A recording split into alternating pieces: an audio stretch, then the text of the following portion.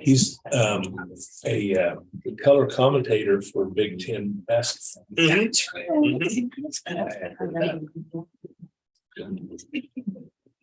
Which I can't imagine. He never completed a sentence. Yeah, I know. Must be on the streaming service or something where everybody just expects that analogy. Well, they all look at it. It seems like, you know, football announcement, they'll make them crazy. Thanks, Corey.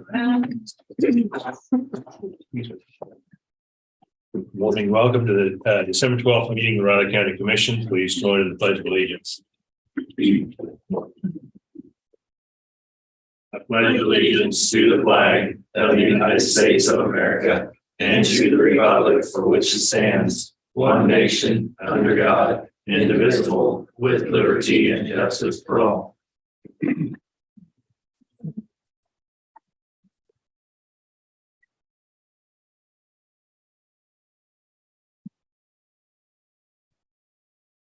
We have public comments.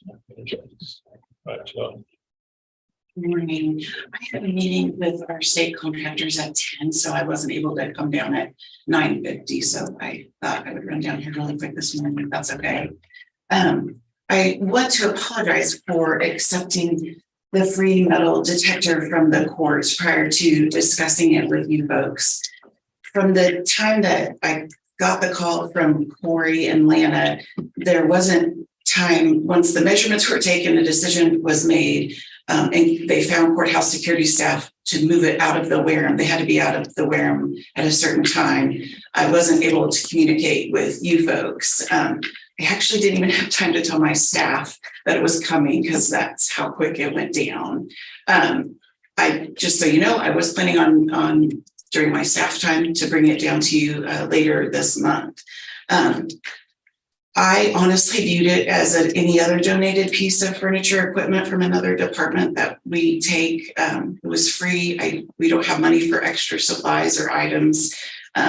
It was purchased, as I understand it, with COVID money meant for this community. And I thought it would be better if we kept it in this community versus whatever the courthouse would do with it. Since the COVID money was for our community. As a member of the safety committee, it was my understanding, and we have 3 pages of ideas and discussions and recommendations and 4 pages, of emails that we have been meeting off and on since August. But we were the last meeting on October 12th that I actually called to make sure we weren't missing anything. Somewhat at an impasse, and I asked the other committee members to come. As we don't have a future meeting scheduled. We didn't schedule one at that time. And so it was kind of stalled, if you will. I don't really know a better way to explain it. With that being said, the metal detector really isn't going to prevent a shooter from coming in the building. I know this firsthand, as I was in the U.S. Capitol when 2 Capitol police officers were shot and killed in '98. It's really just a visual deterrent to mitigate risk. And I really believe the concern necessarily isn't the metal detector, but it's our clients in the building and the safety overall. And it's been an issue since we've lived here 20 years. If we're mainly worried about community corrections clients in the building, I do think that having that upstairs prevents them from bringing it into the second floor, actually makes the entire building safer because they know they're going to have to walk through it before they go back to the interview rooms. It was free. Corey called and asked if I wanted it. Lena called and asked if I wanted it. I wasn't really sure. I didn't want to turn down a free gift. So I apologize. And certainly if it needs to be moved out today, we can move it out. Well, I think from my perspective, I don't know. I don't know what the conversations have been had so far here. So I don't know what's been discussed, what's not been discussed. So I'm not saying give it back or do anything with it just yet. Let's just not do anything with it until we can come up with a plan and a strategy and that we're all going to be on board with. Yeah, because it's all new info Right. to us, so, yeah. Yeah, and it's, metal detector would do, if we decide to keep it in the building for security, would be better off at the door rather than on the second floor. That would prevent people from coming in without being screened, but I know there's issues with that, so, I mean, that, I don't know what good it's gonna do you upstairs or the rest of the building. So. Yeah, we put it in the hallway where the clients have to walk back before they go to the interview rooms. And so any large items, of course, again, a visual deterrent. Hopefully they would not bring those, into the building. The thing about down here is just having staff to man it is the complicated part. So what is your plan if in the interim, you have it hooked up now, right? No, No, it's okay. just sitting there now after we know. Okay, good. Yeah, okay, well, I look forward to hearing what we have coming forward. So would you like for the committee to reconvene and? I wasn't aware that we had a committee. Yeah. I felt far behind up on this. So that's something that we still need to probably discuss and work through at this point in time. I get the security concerns. For sure. We hear a lot of commotion. We hear a lot of things downstairs. I'm not trying to avoid that at all, but do need to remember that ultimately the decisions on the building come down to us. We're responsible for everybody who works here. We're responsible for the people that come in and out of this building, regardless of which department. So I apologize. I didn't know you didn't know that there was. I knew there was a conversation that I did know. But I know about the safety committee. Right. First time I've heard it called the safety committee. Oh, okay. So I was aware of a dialogue and conversation. It's not necessarily new, but I know it's getting a little bit more in depth because of things that have happened outside of your department. And it is partially the clientele, Shelley. I know we've already talked about it. So Yeah, for sure. It's just kind of where we're at in society today. So these situations that are already volatile become more volatile. It's just something that we're going to have to work through and deal with the best we can. So. Yeah, I do have one thing. What is your plan in case, with or without that, if someone comes in with an armed and is threatening you, would you have a panic button? What's your plan? Yeah, absolutely. We have panic buttons under the desk in every interview room. And those have actually probably been there since those three, a long time. They are hooked up to the police department? No, back in the locked area where the rest of us are. She's asking who's notified. Oh, I'm sorry. We are. Just you guys internally? Yes. It's not the same system we have in the other building? No. Okay. No. That We didn't have system to. doesn't have the capability of going from building to building. It's only per building. Mhm. That's you've heard Russell and I talked several times about the addition that we're doing to the phone system that will then give the ability for the press of a button that has expanded communication into who that gets communicated to. That's in the process. Yeah. This impromptu security committee, I believe, and everyone, you were all involved. I wasn't, correct me if I'm wrong, I believe was set up because of a concern of a prior community corrections customer. It was not at the time. And so I believe Russell and Clancy and Shelley began the meetings, and maybe Corey was involved on the discussion. I didn't get involved until late one meeting, and I brought up the concerns. What about the security about all of us? Mm-hmm.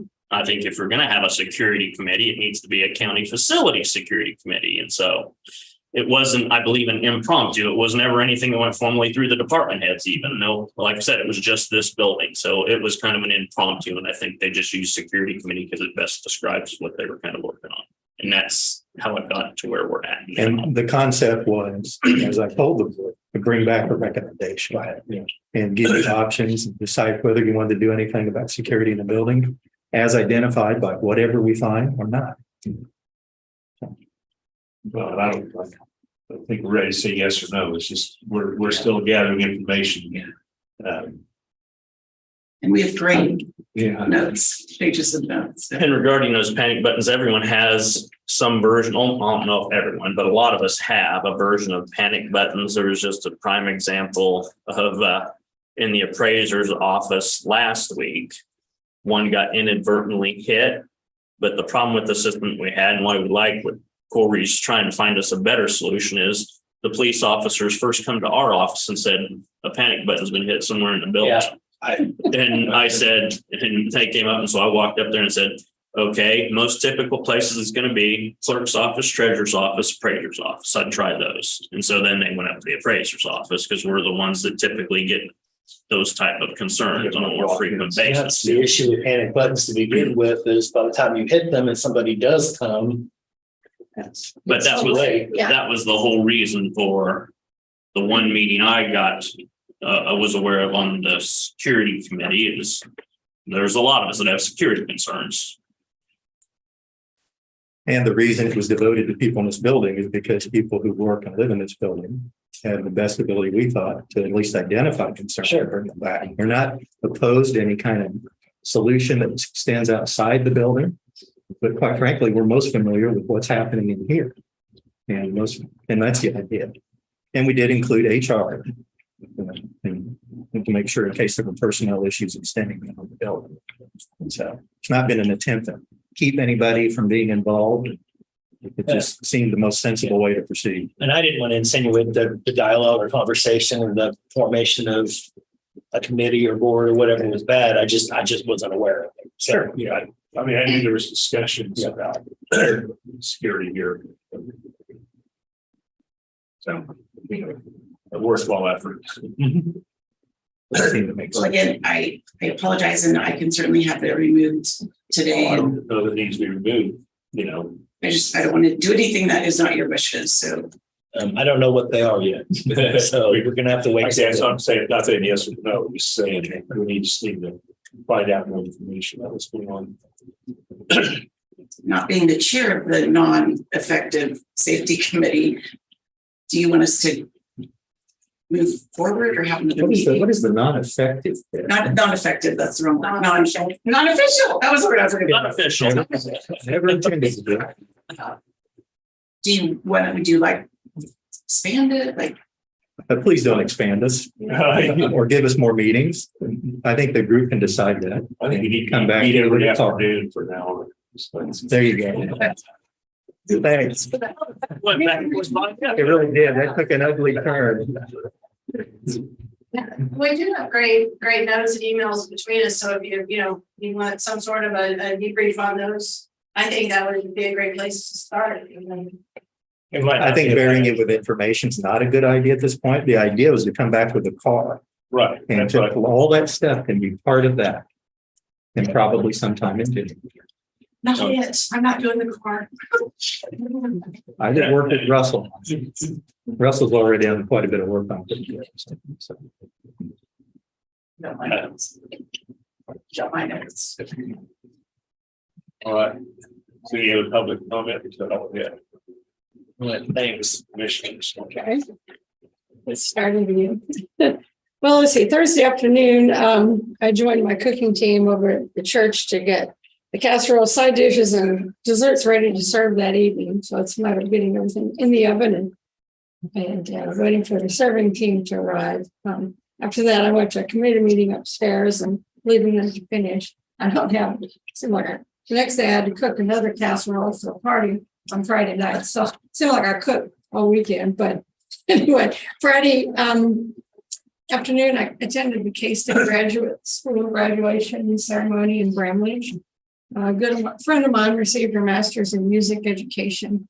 I did during the graduation witness our EMS team at work throughout the ceremony.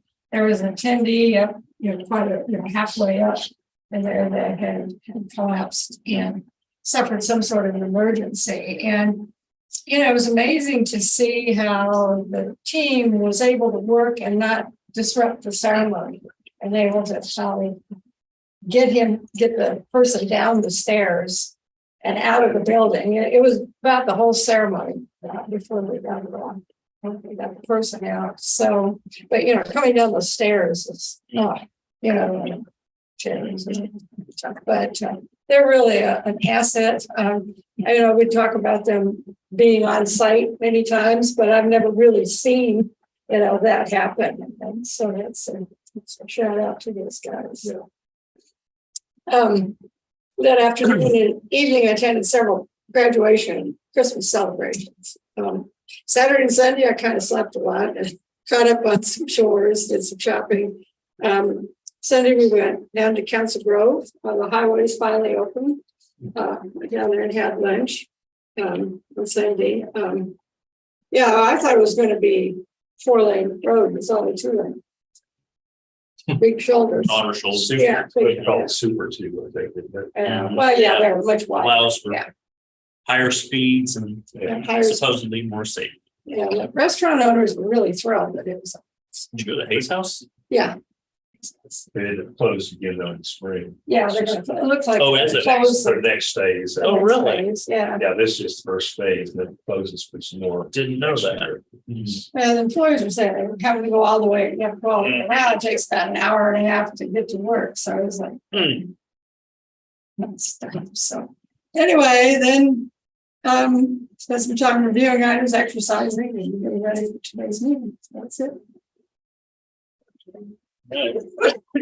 Thursday evening, I attended the K-State Foundation's community engagement event over at the Foundation Center. There's several in attendance from the foundation board, some other elected officials in the city, some other vested community partners from the region.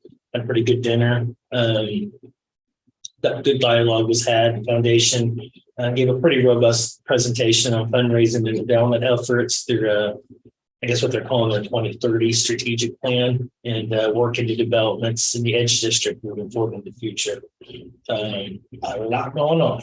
So also Thursday evening, I was invited. So after the foundation event, I attended Christmas party for Habitat for Humanity over at the Sunset Zoo. It's actually good to get to take some time to talk about some area-wide housing challenges and a few other issues in a more relaxed setting.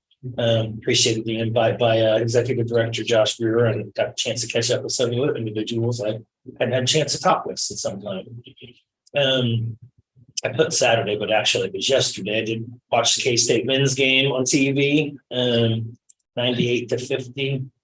Started off kind of sluggish again. Came out at seven players in double figures. Don't remember the last time the Cats were 9-1. Still kind of teeter-tottering on that one at the moment. No first year coach ever has been. No. I know I haven't played that difficult schedule yet, but we'll see. So that's all I've got.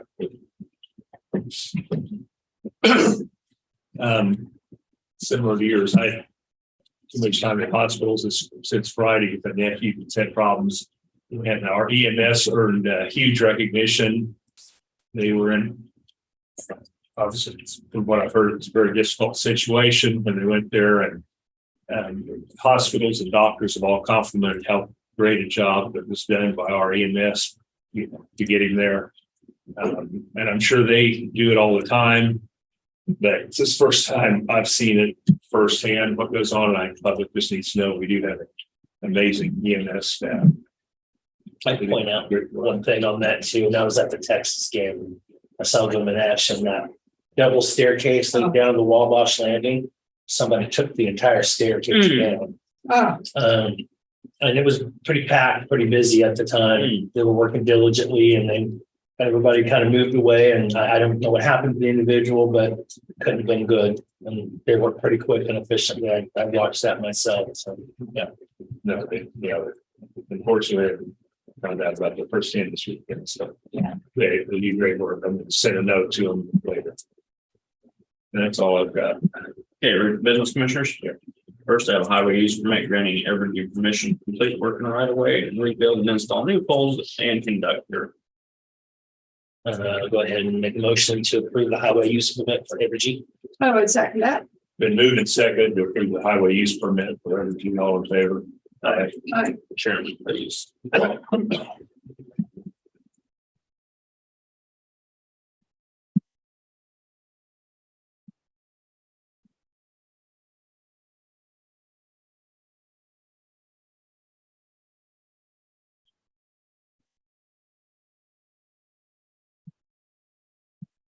Next, I need a motion to appoint Hannah Fair to Park Advisory Board. In resolution. Go ahead and make a motion to appoint Hannah Fair to the Parks Advisory Board and approve the subsequent resolution. I would second that. Been moved and seconded to appoint Hannah Fair to the Park Advisory Board. All in favor? All three signed, please. Not mistaken, we got a whole list of the applicants here, don't we? Stack. So you do an exercise. Yes.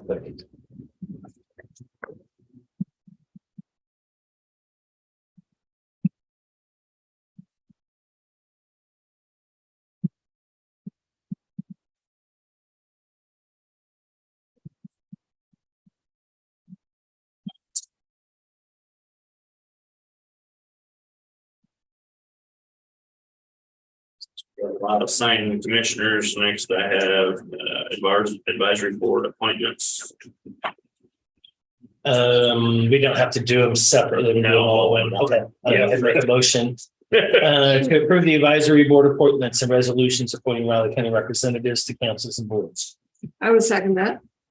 Been moved and seconded to approve the list of advisory board appointments. All in favor? Aye. Commissioners have any changes to the minutes? I didn't see anything that jumped out at me. I'm gonna make a motion to approve the minutes as written from the December 8th meeting of Riley County Commission.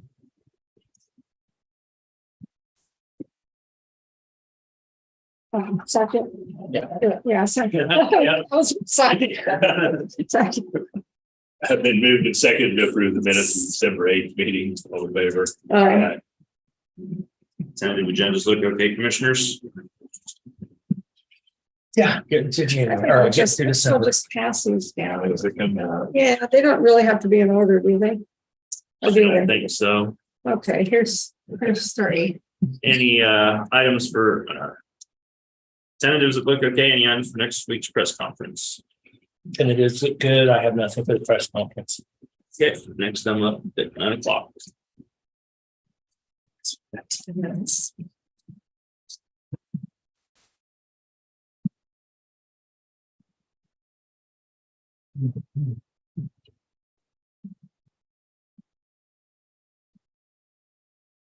Oh, Three more. all right, good. I was expecting 3 apiece on each one of these, so yeah, even better.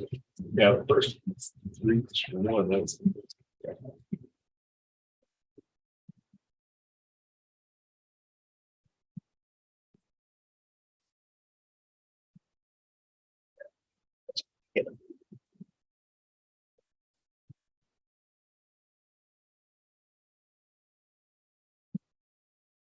Bottom of the stack, but you can still have the spread ones to the signature.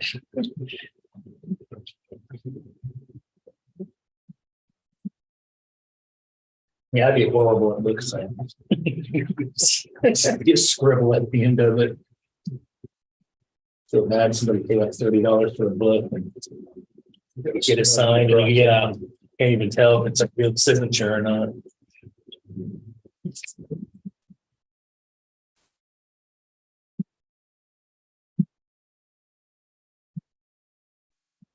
That might be a first. My own board appointment. Yeah. I didn't realize that was a board appointment.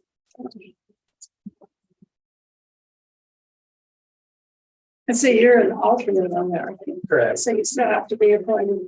Yeah.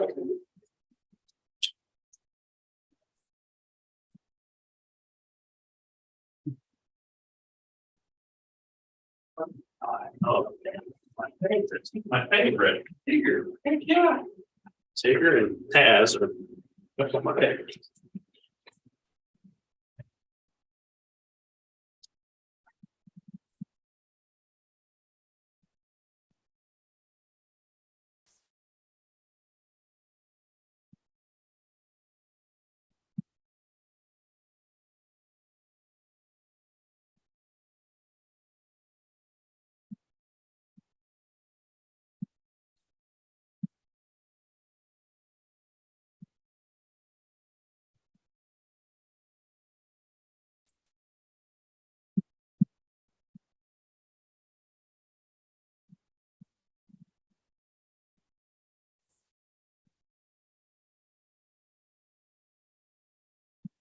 Oh, you'd be interested in this story. I talked to the gentleman from WTC Thursday night. They did get the grant that we all sent support letters for in August. They got it. So, someone's to mention good news. That's good. Yes. Yeah. Yeah, Gary and I have a phone call this week, so that means they letting me know. So yeah, because we move forward with a big staff time, but yeah, we have installs in all three of our locations going on Thursday. So yeah.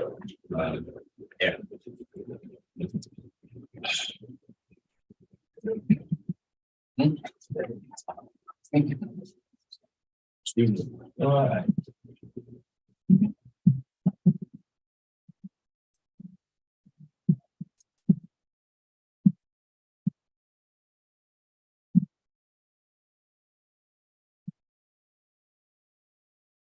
Got them all. Yeah. Condolences on your mom. It is. Earl. It is. Thank you. 96. Yeah. He had a great long night, except for last night. Yeah. I understand how you're feeling for sure.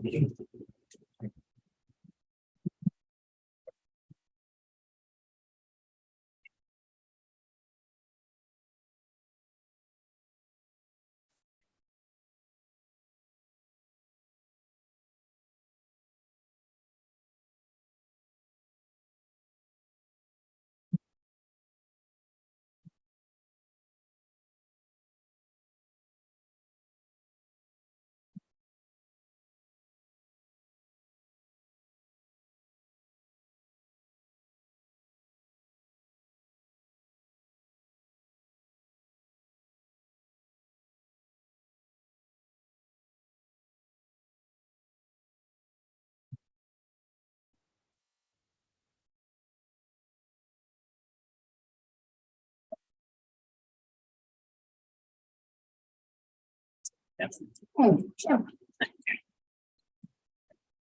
Small photos. That's works. Yeah.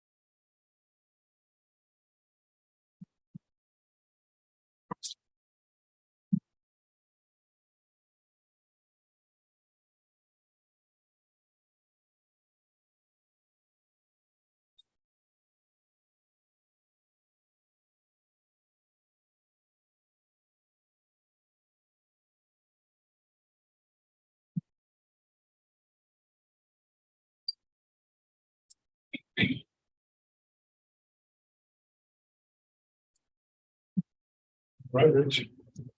Yeah, good morning, commissioners. First report is the 2022 year-to-date wages and overtime compared to budget. You can see in the upper right-hand corner in the light blue, we're at 91.67% point in time of the year. We just use that as a barometer comparatively to see where departments are financially within their budgets. You can see in the far right column, the respective percentage departments have spent in their budgets for regular wages, overtime, total wages within each respective department. Of course, we have highlighted in that middle column, there's overtime, but the one highlighted is in that EMS ambulance at 4.14. Have to remember, due to their 24/7, 365 days a year and schedules, the overwhelming majority of that is budgeted. It's just part of that service. Others are a little bit higher, course selections this year.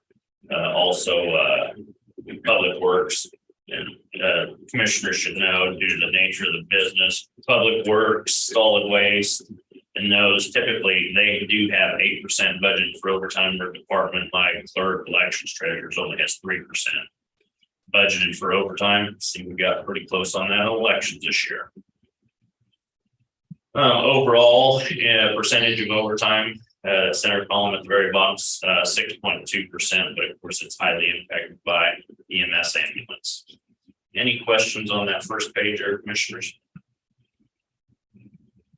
Next pages are all just a little more detailed breakdown per department, regular salaries, seasonal, temporary, and overtime. Any questions on any of those?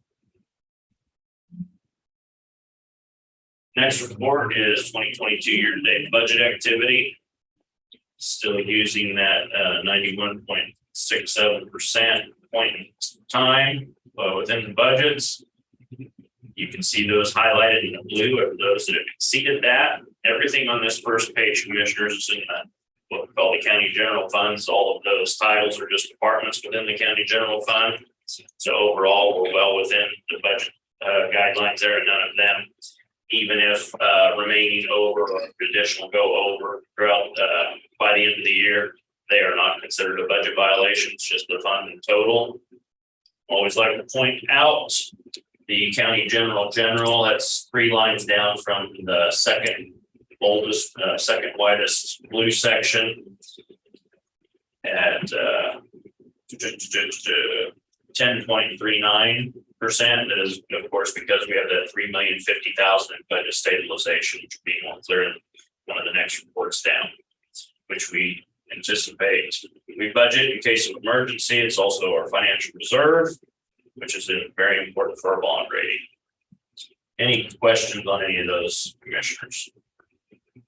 Yeah, I have one. Under community corrections, it shows youth court, which is 0, but there is not the drug court under that. Is that in the district court, or isn't that? I don't know what youth court that's being used. Prior page. Yeah, I was on page Back up. 9B. Oh, up here. Youth court, community corrections. What about it? Isn't the drug court, wouldn't that be under corrections, or is that under the district court? That's grant funded. Yeah, that is. It's grant funded. Yeah, but shouldn't it show up somewhere?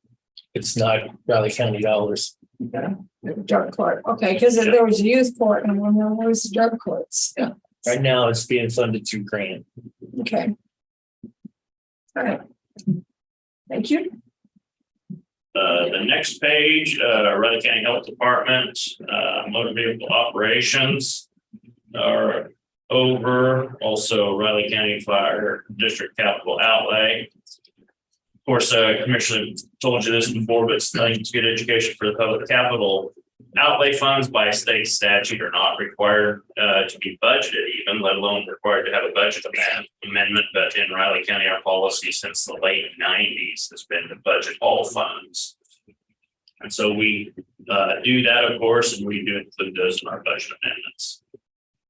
Those will all be included in the budget amendments, which will have the public hearing Thursday. Any questions on that page, commissioners?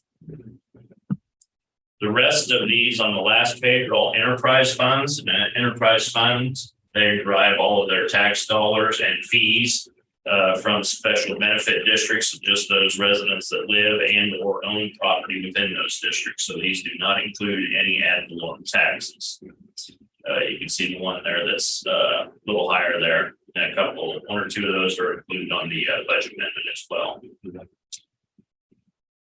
Any questions on this last page? This report here, this page here is just a little bit more detailed breakdown of that general line item I showed you in the county general fund. You can see the miscellaneous budget stabilization at $3,050,000 I was referring to earlier.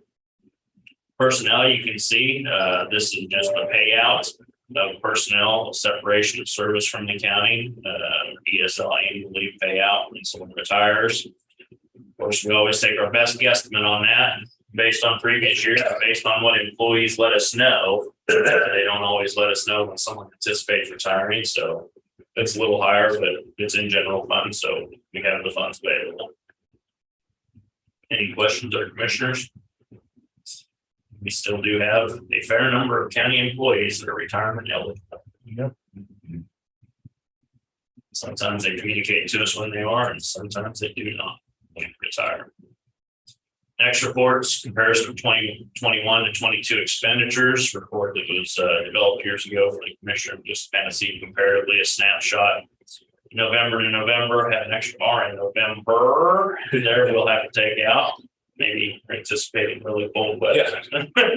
I don't know. But Or as an error. that way, maybe more accurate. So it's a good snapshot, not always an apples to apples comparison because expenses and things that happen year to year aren't always identical, but it's a good little snapshot. And if you ever want to know why a difference from one year to the next, we'd be glad to do more research for you on to get you more detail. Any questions on any of those pages, commissioners? Next, strip that down a little bit. RCP expenses paid by Riley County. Once again, Commissioner, you've heard me say this over and over again, but all of these expenditures, other than the budget appropriation, the last one, are fully funded by Riley County. No other public entity contributes any funding for anything related to inmate medical, building purchases, building construction, or building maintenance, or law enforcement facilities. So all of those are items that Riley County budgets for and pays for. I actually like this next page a little bit better, a snapshot comparison from year to year, from 2016 to 2022, to kind of give us an idea of where we are compared to previous years. Once again, this is the high year for inmate medical on the physician. That's one that I always look at real closely monthly. Building maintenance has been one I watched from closely for years because there were years that it was very high, and it's been much more reasonable, much more consistent the last several years. Any questions on any of those, commissioners? RCPD offsite inmate medical expenses paid by Advanced Correctional Healthcare, who is our third-party vendor that provides that service for the inmates. And as you can see, we've exceeded our full amount by $12,721. So those are expenditures once again. We are the only entity that pays for these costs. So the ADP for the populations of 106, we have had high average daily population for quite a while now in LEC. Any questions there, commissioners? And that's it. We need to take time and go through those reports more, and have any questions that you come across, let us know. We'll be glad to get you more information. Thanks, commissioners. You have Board Meyer at 9:15.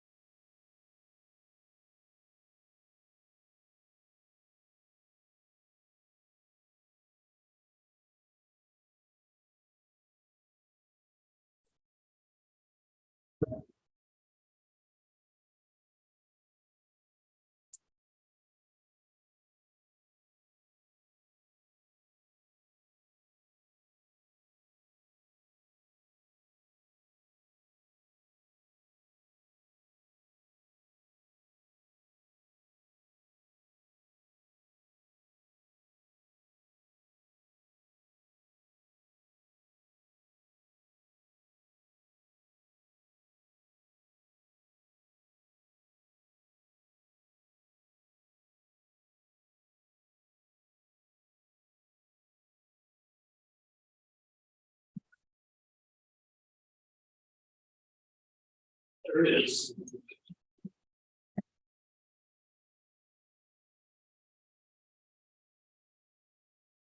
Good, all right. Good.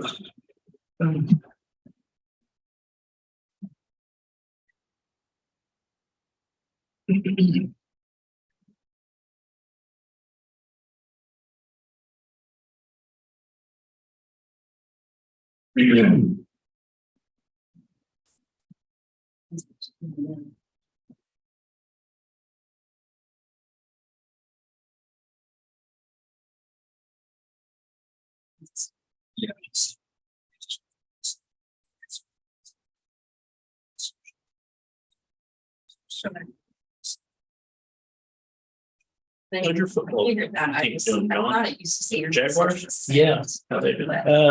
They won yesterday. Beat Tennessee pretty good. Had won there in 9 years. Chiefs didn't look overly good yesterday. The offense scored enough. The Giants saw this email was last week. Jesus, they let Denver kind of go on a roll. We got to go out. We got the message. Play down to your opposition. 14 games. The road will beat Denver. Really, I didn't realize that. Your message still I said. think it's 6-10, Mahomes 10-0. Not like So, this with KU, huh? I think they just jumped out ahead of it. I bet you're right. And kind of, because then at the end, oh, we need to do something, bang, bang, bang, kind of like that. A lot of times you'll see teams play. Some teams just have that in their nature that they play down to their competition when they lie. you know, professional sports, NFL in particular, you know, difference between talent and the difference between, yeah, it really isn't that big. I mean, even though a team might be 1-9 and playing a 9-1 team, but I mean, athleticism is still athleticism. Most of the problems in the NFL with teams are the way they're ran.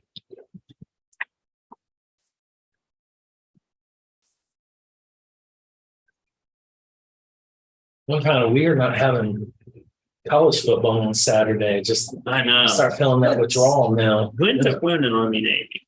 Army did. Army did overtime. I saw a little bit of it. Yeah, but I had a graduation reception. Yeah, they let him go right after the game. Isn't that horrible? The Navy coach. Yeah. First time in their 123 meetings, they've gone to overtime. Yeah. Which seems unlikely with two full-on running teams, which would be low scoring. You think maybe there might be, but no. Their uniforms were pretty spectacular. Yeah, Yeah, like they're getting even more spectacular every year for that game. Army's whole outfit was great, but then the 54 people who had done a spacewalk, their images on all of they were dispersed out across Navy's helmets. So it said NASA on one side, and if you saw it, looked like somebody doing a spacewalk. There was a different person across each one. I Yeah, didn't know that. yeah, it was pretty cool. Yeah.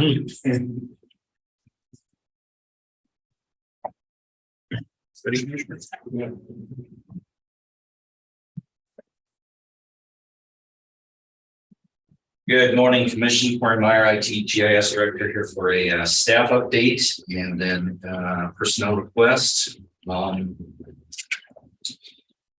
Busy as always with the end of the year for IT. A lot of our contracts, our renewals and so forth, they come up to the end of the year. So our budget takes kind of a slow pace, and then all of a sudden we have a flurry of renewals and things that we get in. So we get right down to the end. We spend a lot of time working the budget and making sure that all of our contracts or renewals, our quotes that we're getting are met by the vendors. That's how we go about setting the budget, obviously, as quotes, but then they're doing that 18 months ahead of. And so we hope that the inflation and various things that they don't actually turn around and pass along to us doesn't get us off budget, but we've done well. And we're doing real well coming down to the end of the budget. But some of the normal things we've been working with, obviously support Zoom We've been wrapping up with district court. We're no longer going to be setting up in the Wareham. They have completed the last jury trial use over there. So more 6:30 in the morning setups that we've been doing for them on jury selection days. I would say though that we're grateful for that contract that got worked out with the Wareham to keep courts moving forward. That was very nice. Transfer station internet, we've wrapped that up completely now. That was a success in transitioning them from the old T1 that was giving us a lot of issues, failing. Chris Schneider, our new network system administrator, had working knowledge of a different solution to go a cellular option, which we put in, and we actually have not had that service go down for 3 months, knock on wood. So that was quite successful. That also takes us from a $600 a month service to $40 a month service. So that works out quite well for the budget there. In addition, then the internet here at Riley County campus, we're now going to expand that out to 3 different internet connections at the 3 campuses, as we refer to them. The downtown county office building, then the EMS health department, museum location, and then public works. And in negotiating fees and negotiated contract, we're actually going to put in redundant internet through both WTC and Cox, both of those locations. And we will be putting that in for right around $3,000 versus what we're paying now, which is $5,800 per month. So we will bring down about a $2,500 to $2,800 savings per month as well, but build in the ability for redundancy that if one service goes down, we would still maintain service. This is more and more crucial now when so many applications are moving to web-based. I mean, we've moved to Office 365 now. The new application for attorney's office is web-based, and there'll be more that will continue to go that direction. New public safety building that will be going up out there, they will be highly dependent on a continuous internet, and especially during any kind of an outage or an issue that they run into where they need to build up staff there, outside entities that would come into the new building.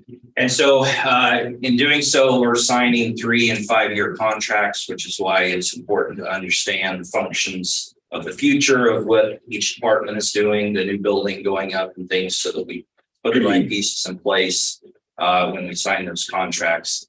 We're doing really well at getting good pricing, extending out on some 3- and 5- and even 7-year pricing on things we're doing, which is helping offset some of the increases that we see in other areas. Businesses are recognizing that they too need to establish a long service of work where, customer base, and so longer contracts helps them as well. We finished up the PC rotation at health department. We'll begin, public works will begin the health department's PC rotation here in the month of January. We got some good year-end pricing, so we went ahead and made a purchase on half the PCs we'll be replacing out there. District court, we're still finishing up some courtroom work for Judge Bannister and the screens and the remodel that was done for COVID. Looking at an application there so that benefit the outside attorneys when they come in more, because they need to share their information on some of the screens. So we're looking at an application there. We'll be going to either Geary County or even possibly the state to take a look at an application they'd like us to review. They would start using. Budget I spoke on, but budget looks good coming down to the end. Tight, but doing well coming down to the end. We anticipated well on what we thought would be increases, as I said, and we did hold vendors to their quotes they gave us.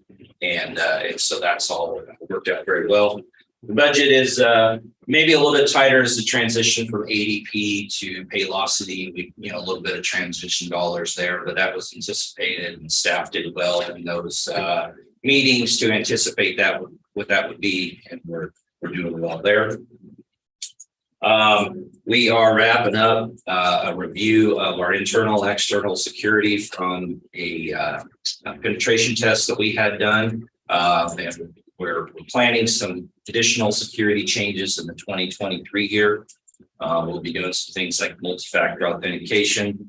which means that not only your password, but maybe a secondary PIN, maybe even a secondary password when getting into some of our things like email and so forth, because that now being so web-based, we want to make sure we're protecting ourselves there.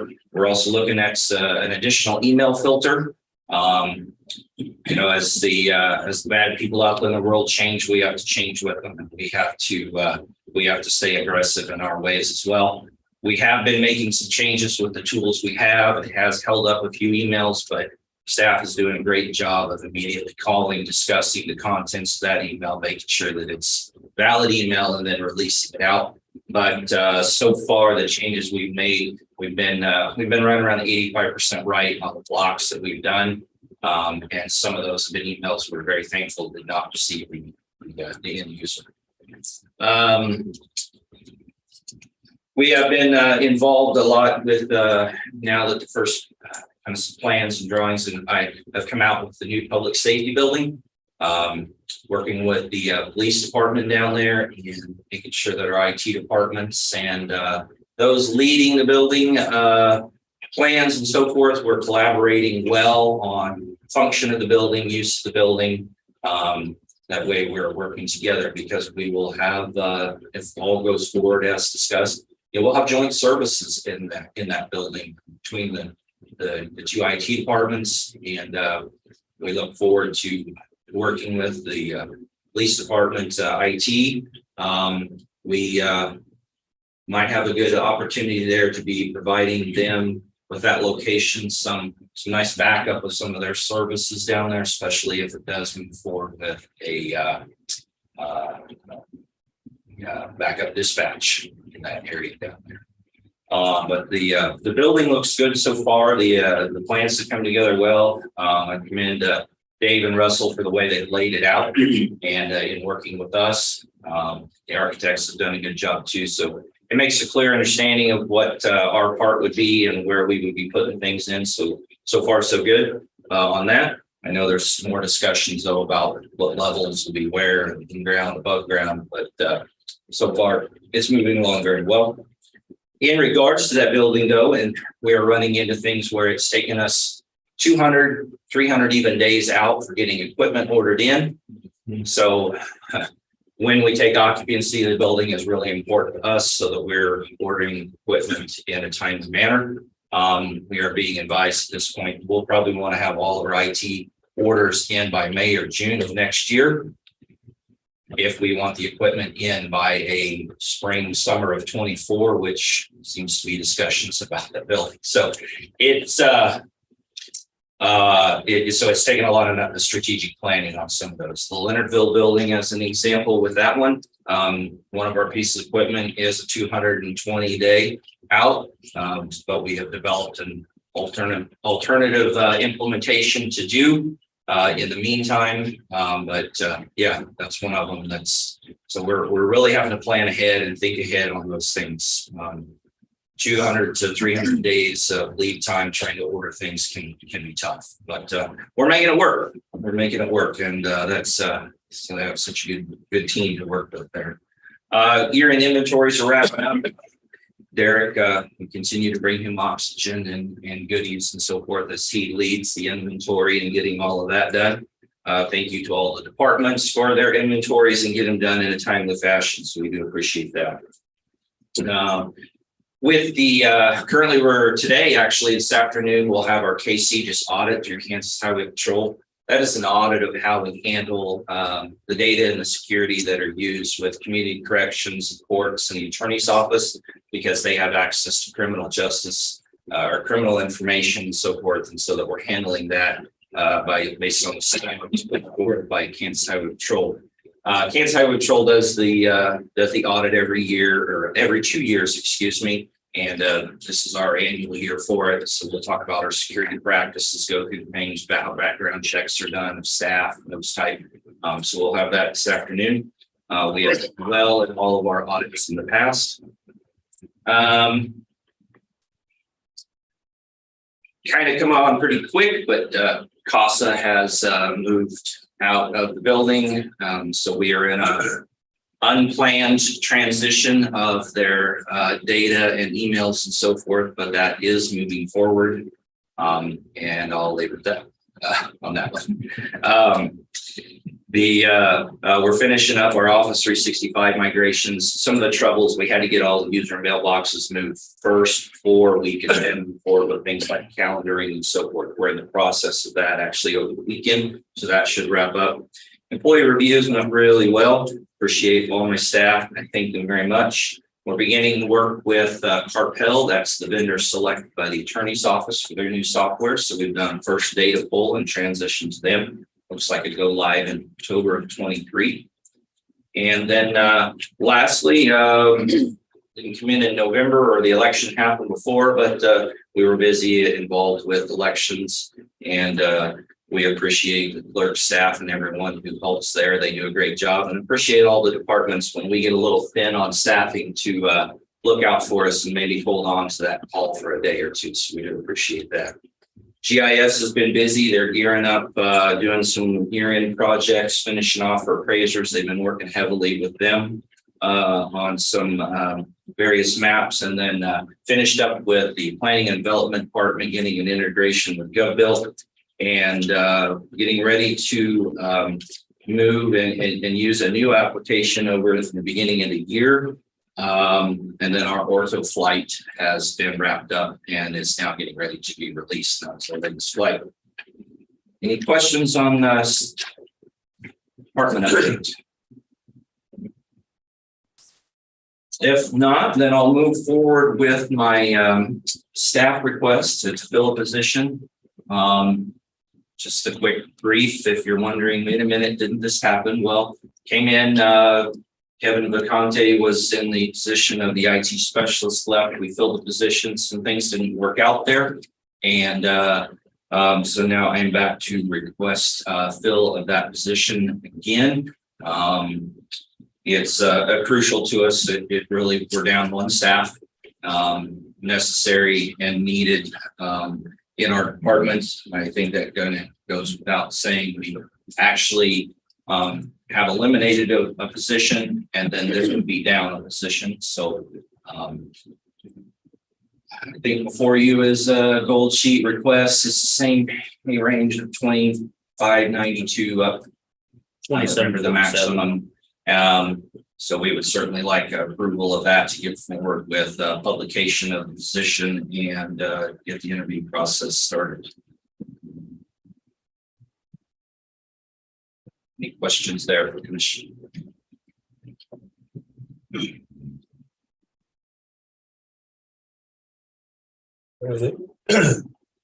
a motion, Commissioners? Kind of hard to read sideways. I know.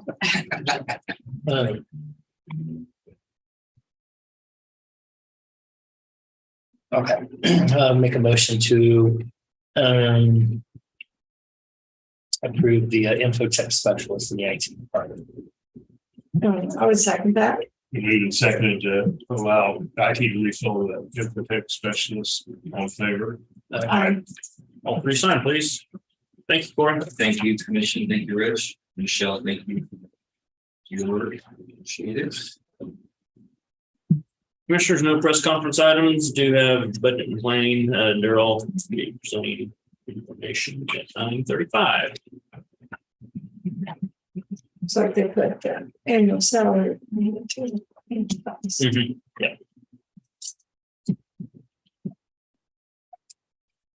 That's good. Estimated based on where they end up hiring at. Yeah, that's good to have that on this.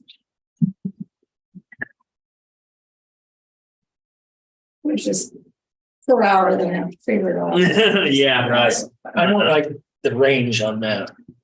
I want to actually know what they're being paid an hour.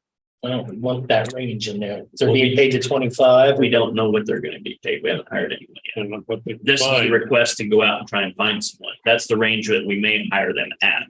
Okay. So there's no way to get you an exact number. Yeah, all. We don't know what we're going to hire someone. Every position has a range. Right. So you'll have that on the green sheet when you hire. Okay. On the green sheet when you hire them, we'll know exactly what the individual's getting. And the total amount is the top. Yeah, it's tough to keep The all the top different part. forms and information. Understand what you're saying, Commissioner? Is that a total amount over there? Is that based on the top or is that average? That I would have to ask. Because it's Oh, I can't ask them to see.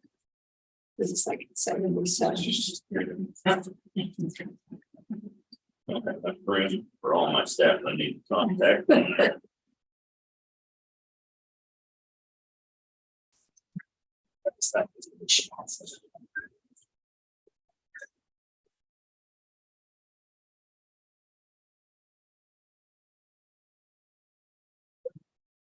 Right, I got the wrong Michelle.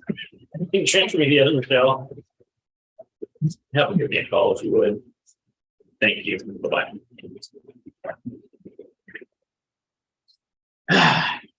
We have a requirement, you have to have a different name to get hired in our office. So what? Gonna be a requirement, no same names within the office. They have different spellings. I've had a history of doing that. I've had multiple. Of several. Didn't you have 3 Cindy's at one time? Three Cindy, Yeah. multiple Julie, Yeah. yeah. Actually, that form would have, the total amount, the range, from this to this rather than the, because while you got us, I said, what's that for? That's Is that, top. is that the top or is that Yeah. the middle or? That's what you can actually hire. There's Best several things on this sheet. I just have nothing like. So yeah, it had a range on hours, but not a range on the total amount. Yeah, you total, you have a range of dollars per hour, but. This Also, form, it equates to some, I mean, you should have both of those places, your bottom total wage and your top. yeah, because on the total amount for the year, it's not a Yeah. range. It's I see what you're saying. yeah. I'm saying. And, you know, maybe even something they can adjust on the main sheets. Yeah, well, we asked to have the amount, total amount for them, but when you have a range, I know we thought about that. The bottom and the top. My guess is that's gonna be the middle average. Well,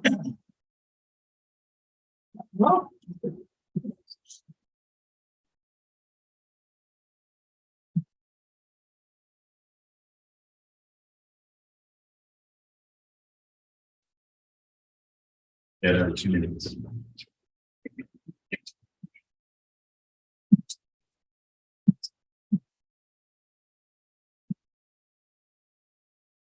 yeah, that's true. Correct, yeah. No, I understood it.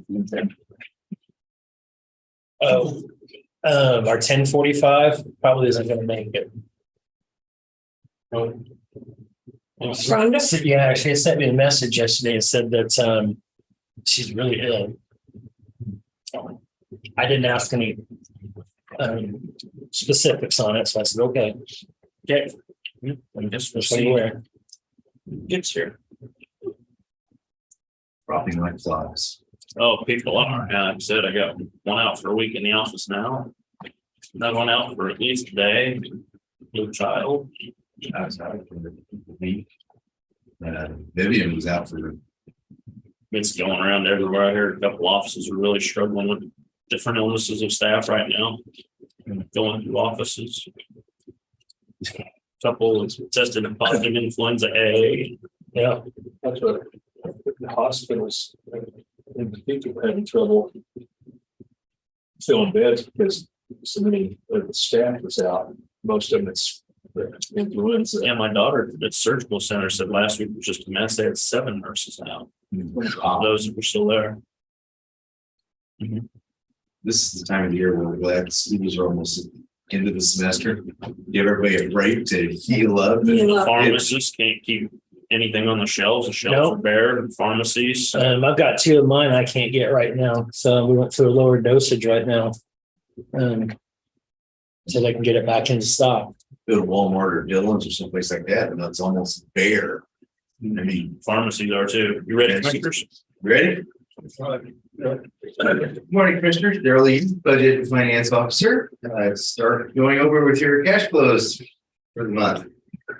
I might note that on this cash flow, it doesn't reflect the ones you have just approved because that's not final until Thursday, and that's gonna be an additional 1.3, if I remember right. Yeah, a little over 1.3. Total revenue so far for the year is $2,700,743.64. That includes the transfer in and interest and a few other things that come into that, and some reimbursements from DDOT and others. So far for the year, we have expensed out $1,489,970.65. We had budgeted originally $7,554,156, and that's with your expenditures means we've only spent 19.72% of a 91.7% budget year. We've got a little bit more revenue that's come in.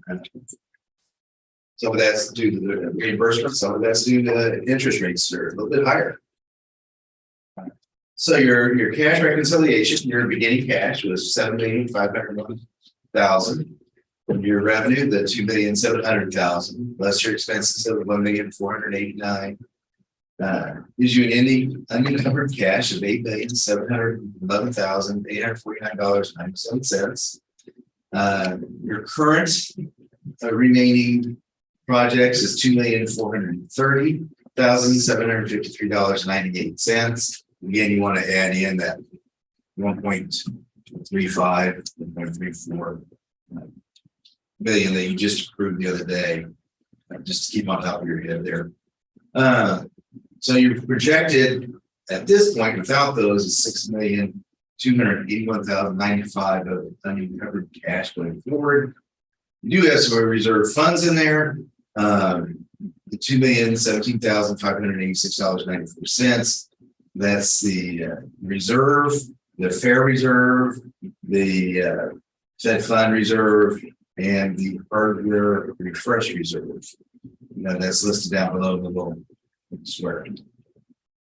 So your projected 2022 cash without reserves, $4,263,509.05 as of November 30th. And listed down below is some of the projects that have been completed. Some are still in process. That's what ends up with that $1,400,000 or $2,430,000 going on. And details by month. That. You have any questions on the CIP itself? Okay. You have the building cash flow. Projects, you have revenue of $391,000. You have reimbursements of $4,964.93, and you get a monthly $33.50. So far we got $368.50 on that. So total revenue is $396, $396,340.83. You've only expensed so far $260,913.97. You started with a beginning unencumbered cash of $110,269.11, and in your revenue of $396,242.83, less your expenditures thus far of $260,913.97 gives you an ending unencumbered cash as of 9/30, $245,697.97. And if you look over to the right, you've expended 66.39% of your 91% of the year. So we're doing well there so far. Hopefully no risks or anything falling in. Your economic development cash flow, we still have some disbursements throughout. Your revenue, the $185,500. Your expenditures so far of $113,901.69. You had a cash reconciliation, cash beginning balance, $102,042.10. And in your revenue, $185,500, less your expenditures, $113,901. You have an ending unencumbered cash of $181,640.41. You still have the projected cash balance. Some of that's just your what if you want to do, 132,850, and the projected unencumbered cash 48,790. So far, you only spent 36.86% of the 91.7% of the year. And there you see the Riley County General Economic Development, 132,850. There's tons left there. Good spending on our half-cent sales tax. We still have a ways to go on some of our projects. So far, revenue of 1,609,721. Your expenditures are 75,052.40. And if you look over your cash reconciliation, we had a beginning cash 4,197,903.50. Your revenue of 1,609,721. Your expenditures the 75,052, and your unencumbered cash thus far 5,732,662. We have some remaining projects, and we also have less estimated project balance. The 350 we talked about earlier. We did earlier. It gives you a projected unencumbered cash 5,382,662. You've only spent 1%, then you're 91% of the year. Tells me we got a lot of projects being worked on, so waiting things come in. And these are the ones that we have to spend all of this before we really start on your next sales tax issue. No, there's going to be a gap in between there, so that's good. Yeah. Yeah. Allows the There'll be the new fund to build up before we Right. start spending out. Exactly. Exactly. And we can get some materials in. Yeah. Just as Corey was saying earlier, it's getting difficult to get stuff in. Any more questions or concerns about stuff coming up? You will see that added one coming in January for the new CIP. the new sales tax. 0.2. Your 0.2 sales tax. It's always a hard one to say this way it's done. Okay, hearing none. I guess Clancy's up next. Yep, Clancy's up next, commercials at 9:50.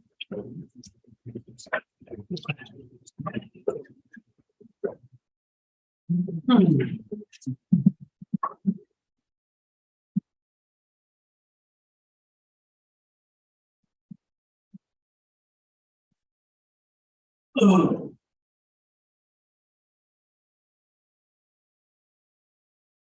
I said we were going to bring some lunch in Yeah, well, we're supposed to have lunch with the. with the legislative units. I think it needs to happen. I think that's what we do. I don't think, yeah, we don't have pizza. Usually. Yeah. Table out there. Yeah. And I didn't know, so I brought a protein thing in case they just I couldn't remember.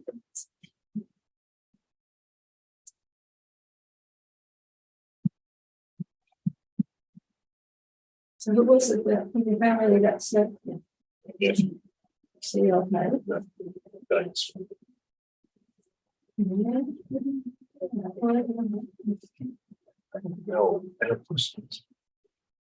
so I'm not. They'll be on, yeah, he was by himself. Now, still. I go for a while, final call. Yes.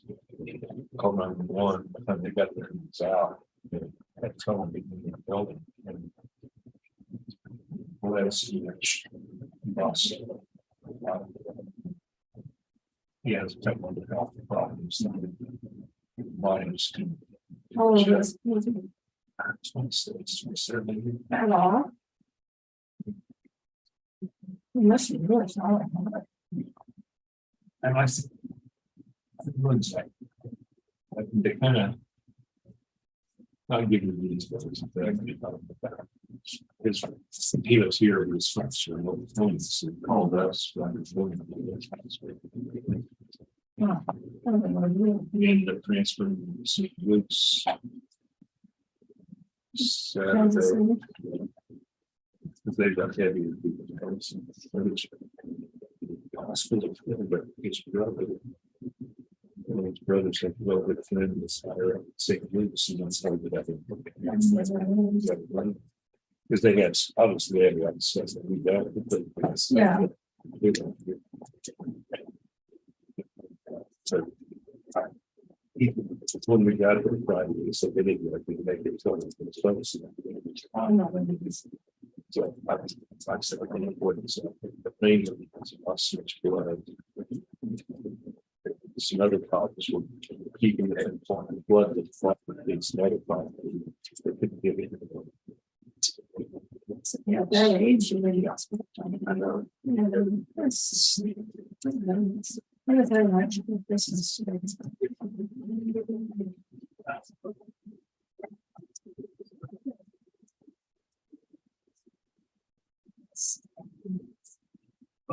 No.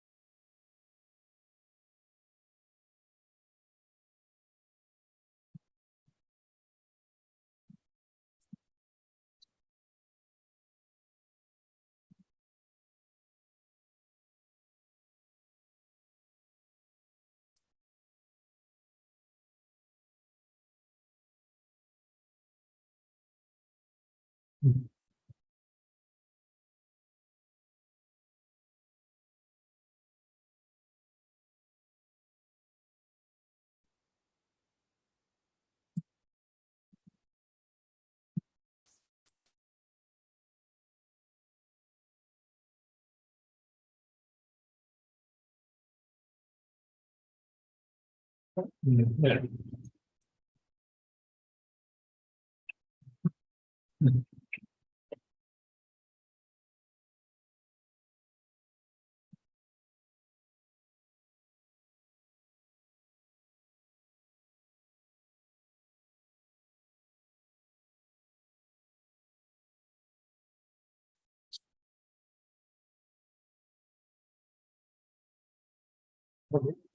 Hospital.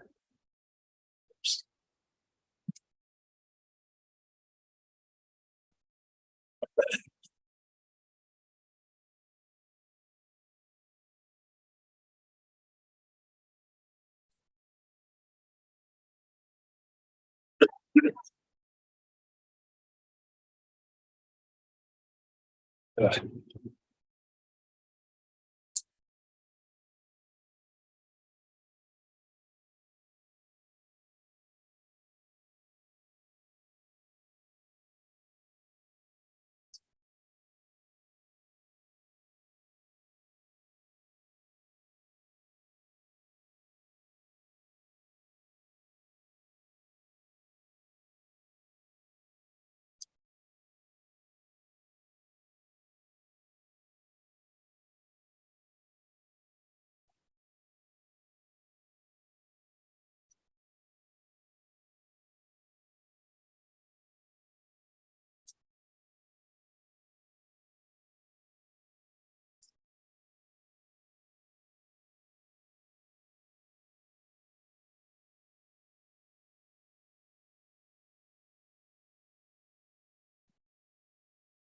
Sorry, I had a phone call. Yeah, no problem. I hate for you to miss any. I hate for you to miss any of this fascinating information.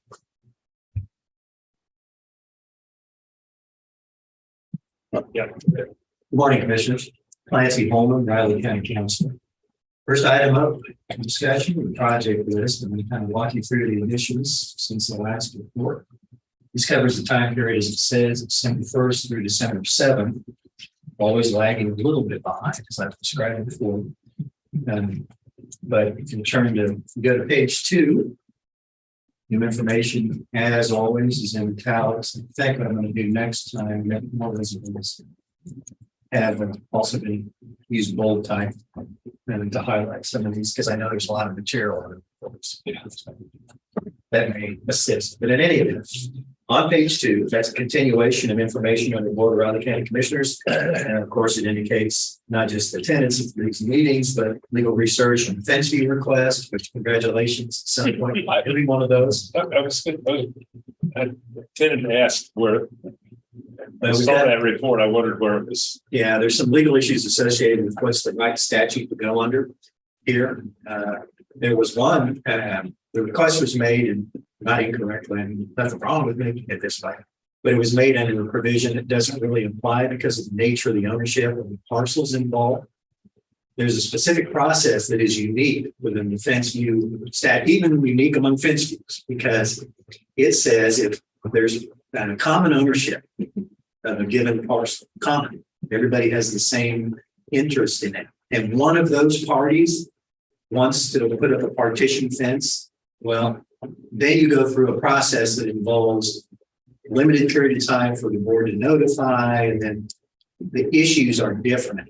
When you go out and you check and see whether or not a fence view will result in how are you going to divide it, maintenance responsibility, that kind of thing, because you might have 8 people owning one piece of property.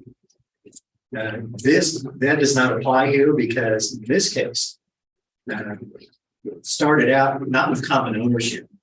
That there was a deed that took away a piece of the parent parcel, the larger acreage, and then the new owner of that is requesting a fence view. They've had discussions, the parties have not come to an agreement about even putting up a fence. But I'm going to send out, I've talked with the attorney for the applicant, and we both come to the conclusion this is the right way to go. I'm going to send out a letter both to the new owners of that smaller piece of the parent parcel and the owner of the larger parcel and say, here's the deal. Here's what's going to happen. It's a good idea if the parties try and work this out themselves, because then you can actually file an order. You can always do this in a fence view, traditional fence view. If the parties agree to maintenance responsibility and payment for putting up the fence, then they simply put it in written form and it gets filed with registered deeds, and that's just as if the viewers done. And it's enforceable from them.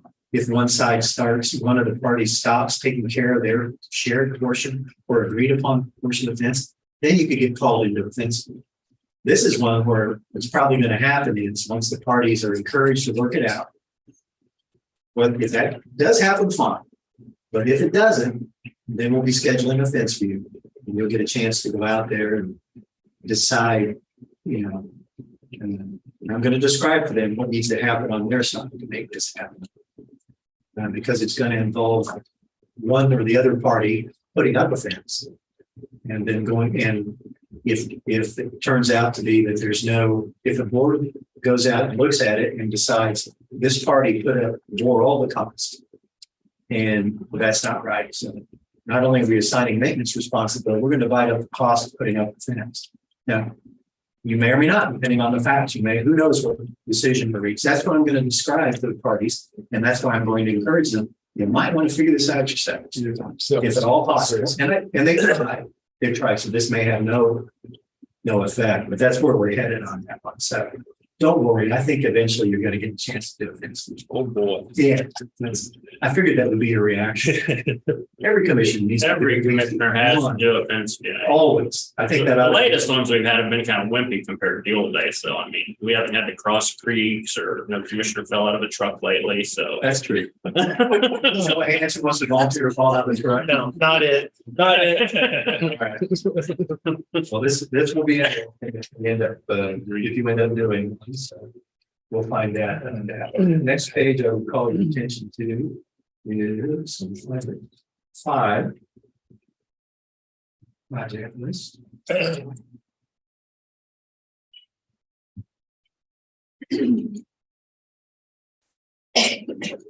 This is under the heading of legislation. It simply notes that invitations went out to the state delegation for today's annual legislative conference and copies of the agenda. And of course, previously, this date was selected because it seemed to meet the needs of the entire delegation or the majority of the delegation. So that'll be happening in noon, and we go on to page 6.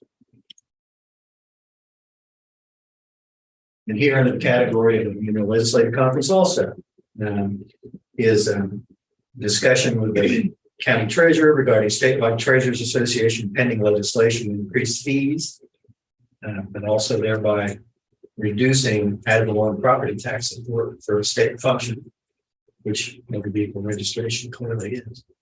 Also a discussion of the county register of deeds, schedule a meeting that following week about viewing documentation of long-term revenue loss to Riley County. You've seen this information before. It's been updated as of, I think it goes through, I think it is until through early December.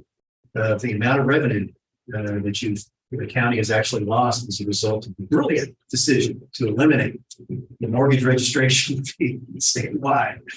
And you might sense a little sarcasm there in the voice, but it's just I didn't catch that. yeah. I highlight that for You're you. so subtle. My name is subtle. Yes, I've never been accused of being particularly subtle. But that is something that's going to be. As part of my time here, I'm going to go through the packet with you, so you won't be seeing it for the first time, and kind of tell you how I intend to process today's legislative conference. Then move on to page 7. Just riveting back to you. At least I've heard Rich call it. Wait, that was me. And here under the category of county appraiser's office, there was some assistance on a legal issue, discussion with the appraiser on a different legal issue, and assist the department head with preparing for an executive session, and also a discussion at the legislative conference. Because there is some information that's going to be provided, you'll see here in just a few minutes, as you might expect, on dark score and the potential impact on Riley County and those taxing entities to which you make distributions several times there. Down on that same page, under the heading of Riley County Court, need some assistance in the form of reviewing the license application and making sure it conforms with the statute at their request. Resolve that. And moving on to page 8.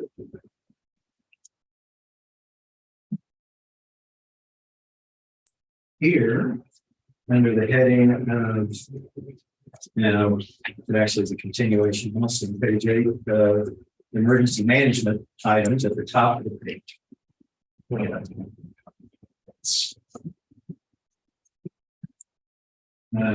This was an issue involving, it was interesting, involved a complaint about 911 service on the landline. It was actually being routed, as far as I know, it continues to be routed, even though it's a Raleigh County resident, to Marshall County EMS. And then that medical service would have to contact our medical service.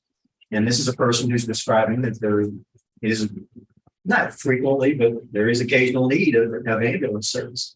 Staff of the county had already done a lot of work on this before I ever heard about it. I got brought in the side of it. It's been on since last summer. Yeah, it was last summer. Absolutely. And they've done a really a yeoman's job. They've done really great work in trying to find a solution. They were able to identify the problem because it's a landlocked. We don't really have any control over what happens. It's within AT&T, as I understand, from the county's perspective. And it's because they're in an exchange or whatever. Blue Rapids. It sends it, it sends it up to Marshall County. They've brought that to the attention of AT&T. I'm sure they're working on it, but that hasn't been resolved yet. And so they've also now, in their words, elevated it. 911 elevated it to the state regulatory authority. You want to follow the right thing. The state coordinating council That's gotta be, that may not be the full title, but it's a coordinating council that can address or at least try to solve 911 issues like this. So they put that in play, and they had been recontacted by that coordinating council. And they said that they thought they would get an answer as to whether they could work out something or convince AT&T to make some kind of change that would allow the landline calls to go for that Riley County resident to Riley County MS. They did a great interim solution. They provided a phone number that the party can call. I worked with him just a little bit because resident thought that number made him go through the voicemail of RCPD. And I don't know if it was difficult to call him one time or what happened. Who knows with the magic of landlines. But I tested it and went directly. That number goes directly to 911. It's picked up just like a 911 call. And I think he was on an interim basis. He was satisfied with that. He understood that the county was doing what it could to try and provide some kind of temporary solution at least. So they have the ability to reach 911 directly. They do have to dial if they don't have that landline routing on the exchange to go to Marshall County. They can call this 1785 something or other number that gets them to 911 directly. And he tested it. I tested it. It worked.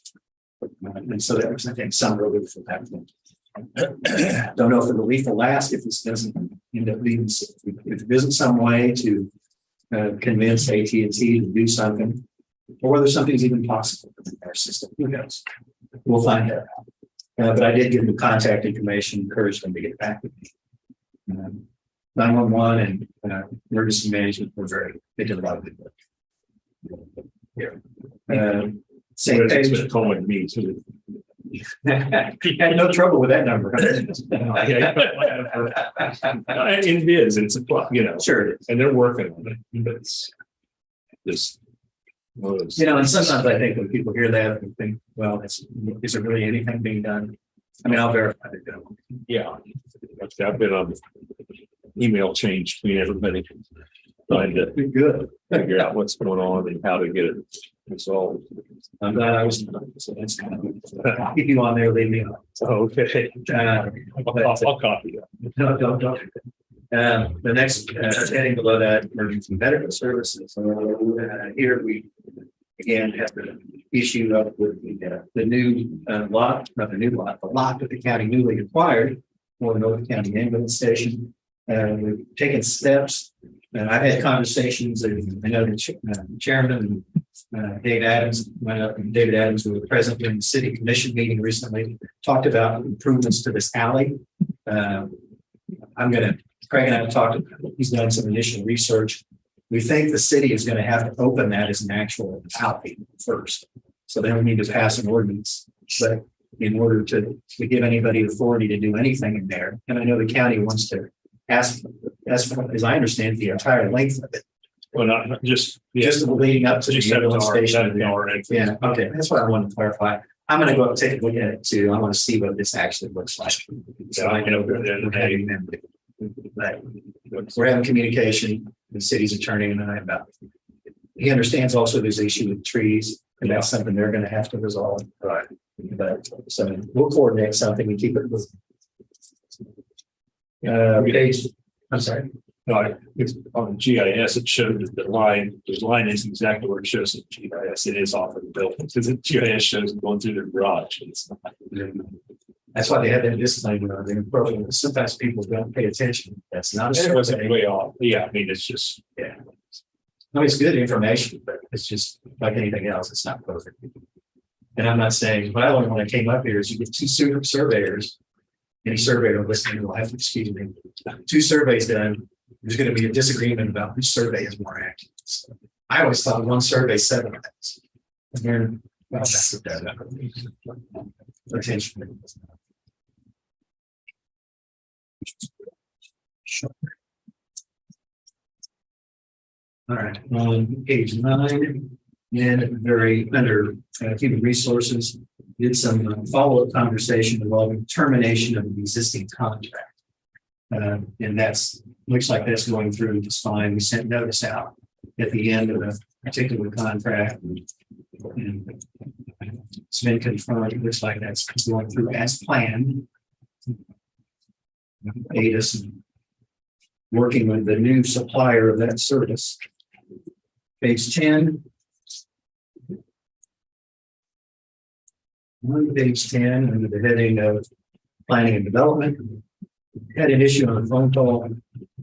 After the phone call from the county sanitarian about a particular property, where there needed to be a new septic system installed, but unfortunately, installation of that new septic system could not be done too close to an existing water well. But the water well also is unused and needs to be capped for a few $100s apparently. At least that's the estimate. The alternative would be to move the septic tank, the new septic tank, to a location that actually is too close under state regulations to the property line. And so you would need a variance from the state. So they've got a request in, planning and development staff has requested that the state consider a variance. And they were told when they called me like this, well, we got to talk to our legal department. It's just going to take a long time. So I'm sure anyone relate to that? I don't know what I don't know who answered the phone. It wasn't somebody in their legal, as much I can tell you.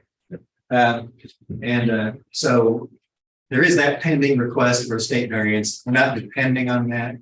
What the sanitarian is doing, we talked about, we had a discussion with the department head. I had a discussion with the department head and with sanitarian about the way to approach this.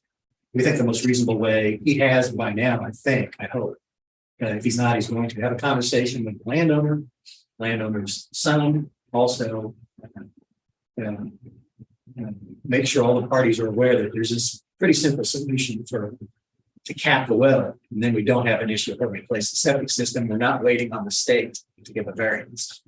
And we can go ahead and complete the installation of the new septic system. And eventually I will forgive Craig for being gone for a few days, but dragging me into the septic system issue by his absence. It's not really. I did tell him that I hadn't managed to muck that. At least as far as I'm willing to admit. Next, under the same, this is on page 11. This. Yeah, under public works, there is a lease of county lease of parking space for a parking lot near the park. There was a question about updating that lease. I provided the new owner of the property with my contact information. We'll work with them if they want the lease updated in some way, because it's a pretty old lease in place. It doesn't really reflect reality properly. But we'll see where that goes. Next page, 12. Several images in there. And then beginning with the top one, which is registered deeds. That just indicates, had a conversation with the department head about the information for today's legislative conference. And seeing under administrative matters in the next part of the page, just finishing off performance reviews and had a great fun associated with uploading them to PLOS. And now I can't even remember how that happens. So I have to start from scratch next time that's done. Sorry. It's always an adventure. And then also registered for an upcoming free webinar. Practical law updates in the department head committee. Attended the department head committee meeting. I did talk with the department heads about today's legislative conference. And I told them, what I'll be talking about here in just a minute, I'm going to emphasize something I think sometimes gets lost in these conversations with our delegation. They shouldn't just consider us there to ask for things, but when they need information, they need to use us as a resource, both the board and your department. And with your permission, I will continue this after John's time, while we're drifting into his time. If I could get back on here at some point, I'll kind of walk through the packet with you so you're not seeing it for the first time at noon. As the commissioners thought, I think we may have a gap at 10:45. We do. Yeah, because one of the applicants is ill, we believe. Whatever the board wants to do. Okay. You didn't escape, no. I've been through 3 of these. I figured you're gonna do it the same way you've done it each of the last 3 years. A little bit, maybe a little bit different. We're gonna try. New folks coming in. Yeah. Give you new information to at least a couple of them. I guess.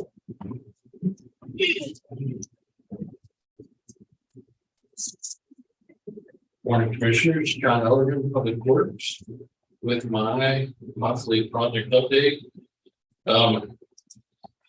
Pretty much a lot of this is still moving. Lakeside Heights, of course, we canceled the project, looking at more global solutions on how that can happen. It was a day or two after that meeting, Leon called or came by and told me the history of from his side, how that all started. So you have a different, some, I don't know, I had a little more perspective on what and that happened, but let's see, the bridges, West 32nd Avenue down to Nashville, it is now complete and opened up to traffic. That was done late last week, I believe, right before Thanksgiving. I think they finished everything up. Final pay estimate should be coming through here soon if it hasn't. And moving on to the next one. And as soon as we can get some right of ways and easements all set up, hopefully we'll have another bridge or two here to open up for bids soon.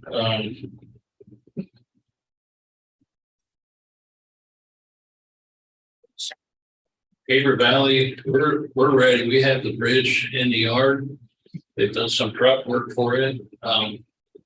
Just waiting on final couple pieces of property for easement to run a shoe fly around.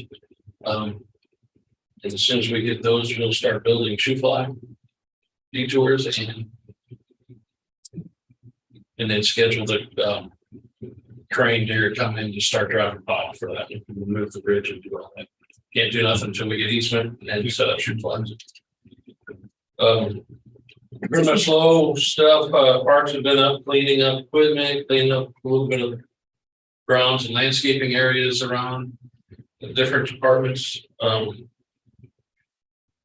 Some tree trimming or planning on tree trimming and which trees they want to remove from different places in road parks and properties. Same with the landscaping projects. Get prepared to do those next spring for the museum and Public Works. We're in front of Public Works where the power line company or so that transmission line took out all those evergreens or cedar trees up in front along the highway.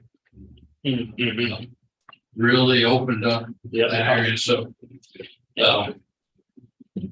trying to figure out what we want to do there. I think David just wants to plant grass, set up and redo that little trail that was around there too. Clean up the mess that everybody's left us when they took trees out and cleaned up our lands. Operations crew, they were trimming trees, cleaning ditches, small structure inspections, gravel road maintenance, they're putting together a metal culvert bid.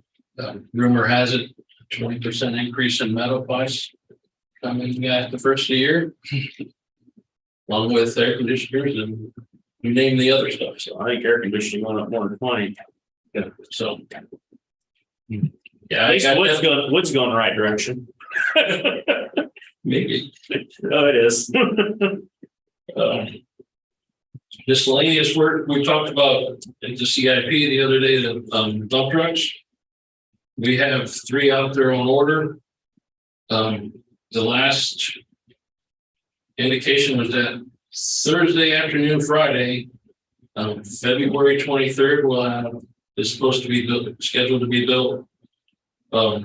March 23, the next one, and April 23. They're scheduled to be built. Once they're built, then it takes about another month or so to go and get the boxes and the salt piles. So we might see them by summer next year. And those are the ones we ordered year and a half ago.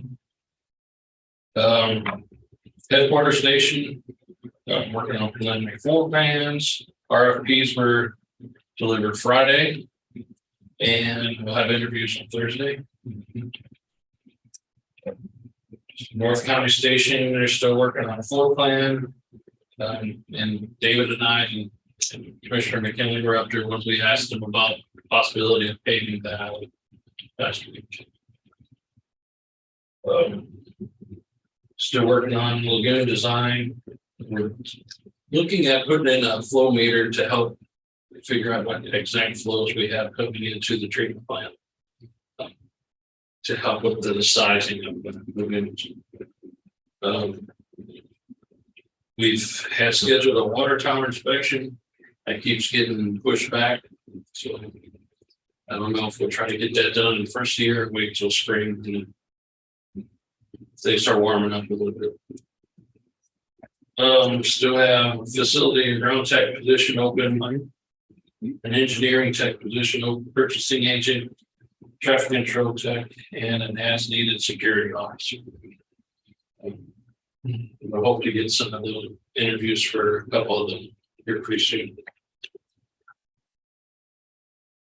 Get them for the next time we organize. There's Julie is working on the courthouse carpeting project for one of the courtrooms. Department started buckling and coming up, so we're going to get that big staying forward project at the FCRC. That was a grant construct. Or Julie got some grant funds to do. That is complete. So that project's all. It looks pretty good. So, any questions for me? And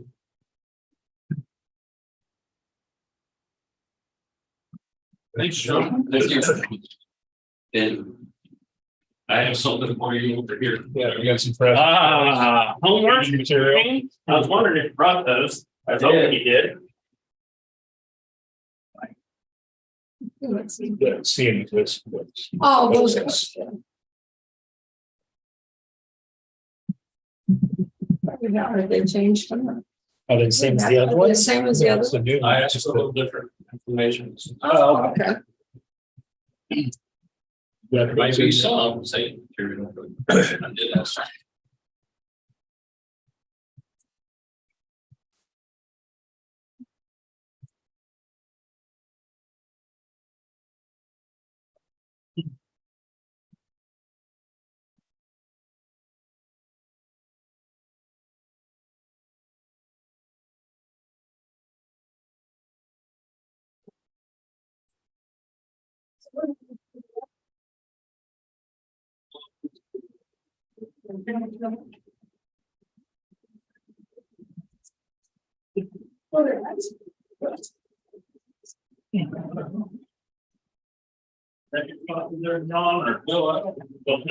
That's mine.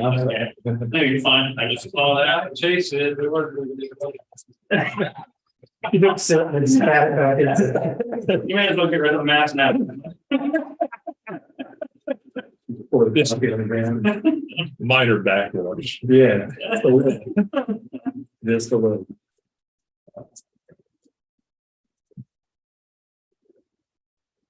Next, Commissioner, the law board member interview with Pat Huggins. And I believe according to Commissioner Rhonda Zellmeyer's not going to be here today, and so he decided they want to handle that one. Yeah, I was gonna say, how did you? We can have Cindy reschedule or whatever you want to do. We're making that decision on Thursday, aren't we? Well, that was the plan. Yeah.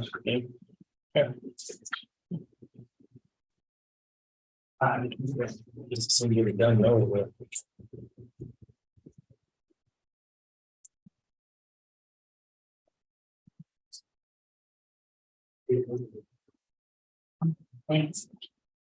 Hi, Pat, how you doing? Yeah, Rich, how are you? Good. Thanks for coming in today. Well, Good, good, good.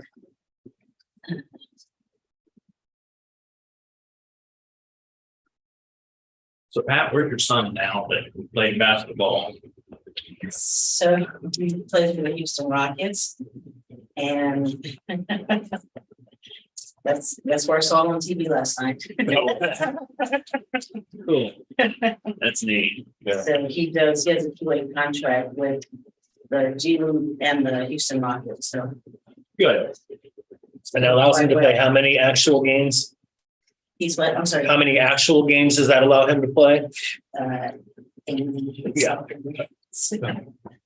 41 and 40 something. Yeah. I'd say about 82 games. Total. Yeah.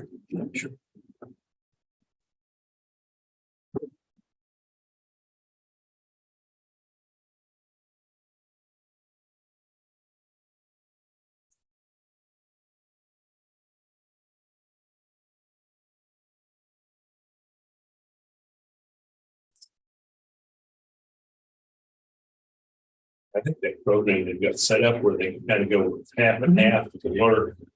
I think it's been a good help for the teams and for the players to learn.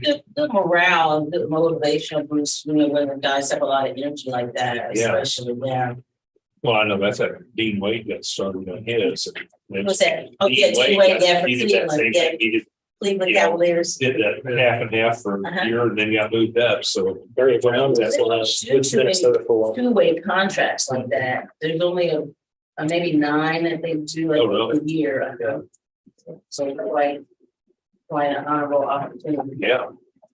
But you're also seeing there's a lot of them kind of realize maybe they won't make the NBA. If they are talented enough, they'd go overseas and play. Well, it gives it a chance Yeah. to see what happens. I mean, I'm sure it's a big step in college. It's a major, it's pretty major. There's such a small percentage that Oh, you yeah. can get to that, to see the floor that way Yes. at that level.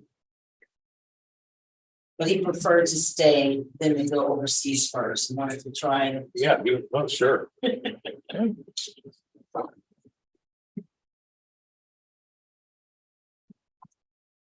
Okay.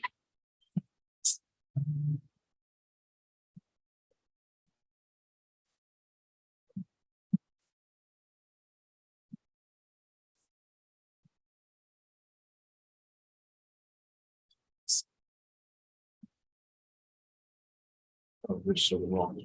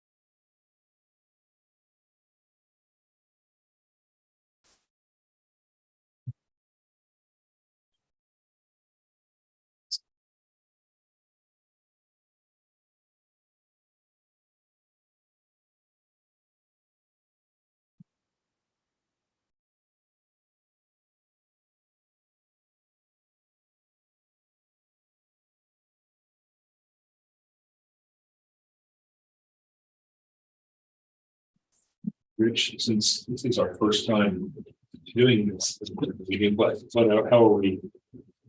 We want her to come up to the podium. Oh, yeah, I think definitely need to go to the podium. I mean, that's it for sure. Oh, you want- I mean, okay. And Well, I, I'm just quickly, like I said, this is new to us too. I'm just wanting to make sure we and have her make a few statements and start. if she would like, and then I thought if commissioners had more in-depth aspects of the questions or other questions to ask any applicant, and that's how you would conduct it. Or clarification on, maybe how she answered some of the other things.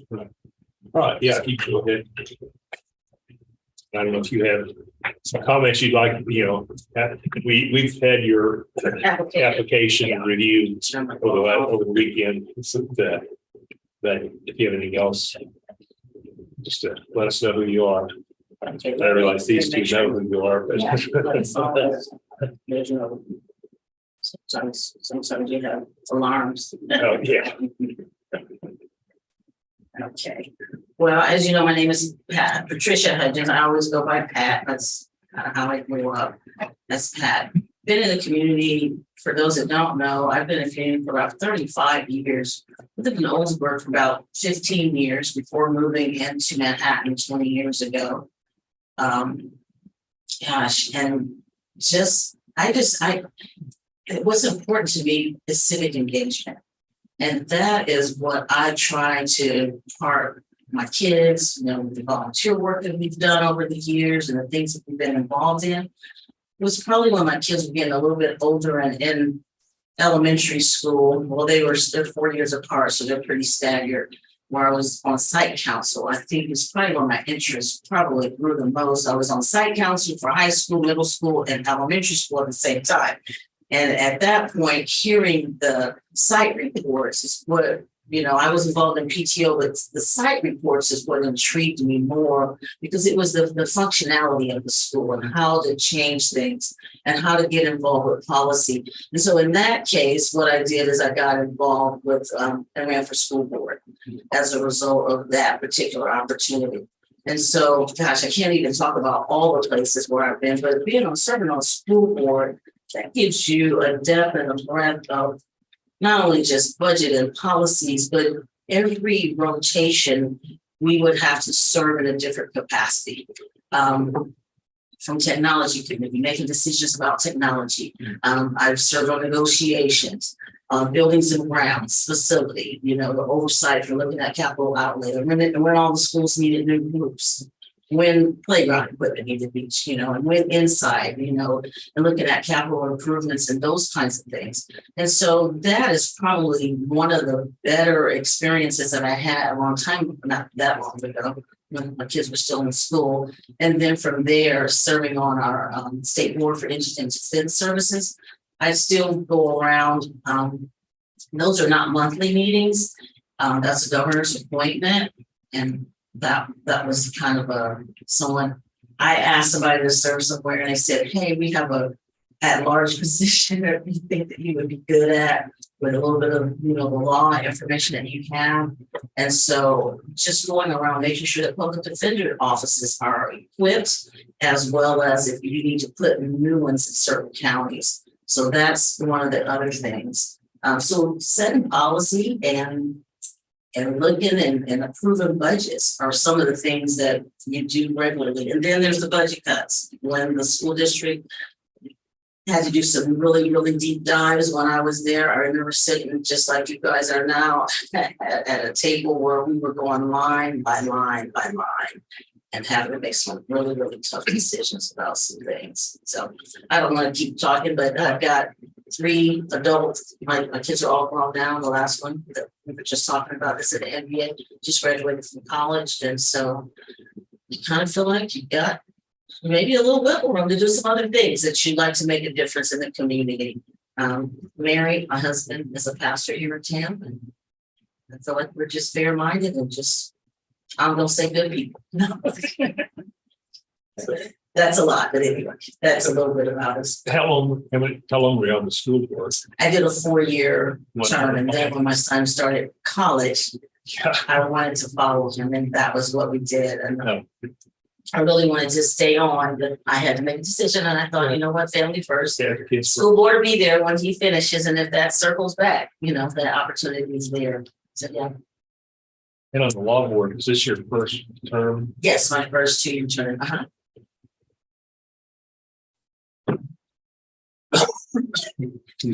Yeah, Pat, you might talk a little bit about the things that you've accomplished on the law board and how you feel about going forward with it. Wow.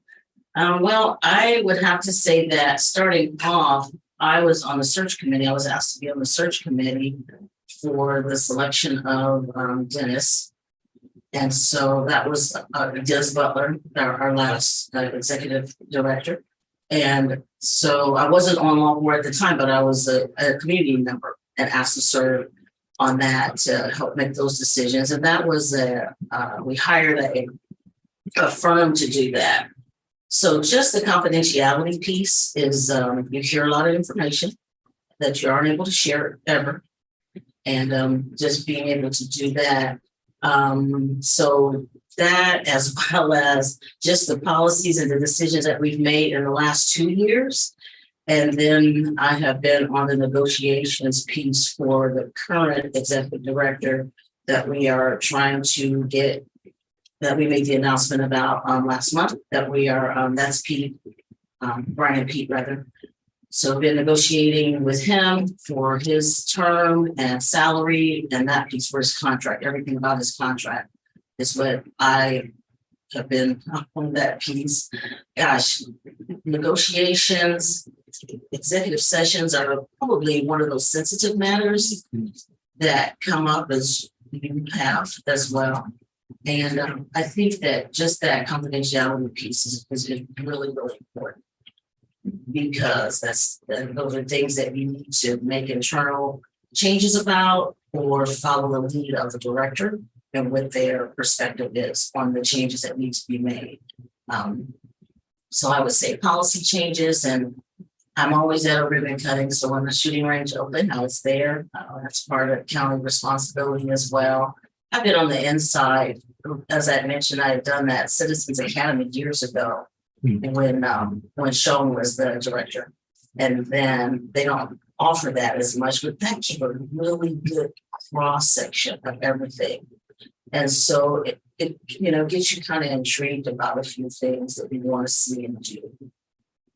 So my other piece was, just being involved with, one of my boys were in scouts. The scouts always like to go to the pods and see the inside and inner workings of the facility, the jail facility and everything. And that was always something that we always did with the Boy Scouts too. I don't know if that was a scare tactic, but we always get your Eagle Scout or elf stuff. And so just that, and then realizing that there's some system upgrades and changes that need to be made right now that need to be looked at. So did that answer your question about something? Well, not to mention school board, every year we, like I mentioned, we had to go and slice and dice new areas where we had to be responsible for. And one of those is we always adopted 2 new schools. And now that we've grown another school here in town, I always like to pick Ogden because people didn't like to drive out there. And so we would go out there for different events to support those principals in the endeavors, and then to meet the parents and that kind of thing too. So just good community involvement like that.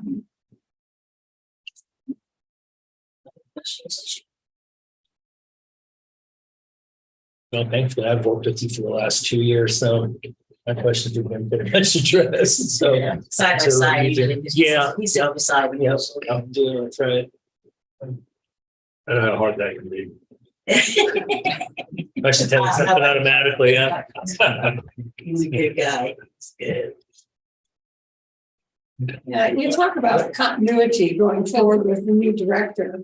I think that's really important. That is one thing that I thought, I guess I didn't realize all how we may need to change how we flip this board because of the way there is no continuity in the sense of the history of policies that have just come about. Then you don't have to start over at square one with some of this stuff. Some of this stuff has taken place in executive sessions where you've talked about some things, and then it helps you be able to get a good overview of what the policies are that affect some of the changes that have happened. I know some of the health changes that we've done for some of the RCPD, just when we voted on the policy of the health club that's closer to them in proximity to get them to be able to be encouraged to utilize it. I know a lot of people, have pros and cons about any policy that comes about. But what behind the scenes, I used to tell people in school board, that's not the stuff that can come out to the public or to the press. But some of those decisions that are made are because you have some other details that the press and the public don't have, as they can, get pushback about things. people don't know all those kind of interests. And so I think the continuity of having at least probably a person that can stick around for that sake would be a good situation as well. And that would be one of the reasons, not one, but one of the many reasons that I would be interested. And it takes you a little bit to kind of get your feet here going once you get through a couple board packets and then you understand all the pieces and the questions that you ask about some of the budget pieces that you see over and over again, that you want to be fiscal responsible about, moving forward because of, well, in the community that we, those are taxpayer dollars.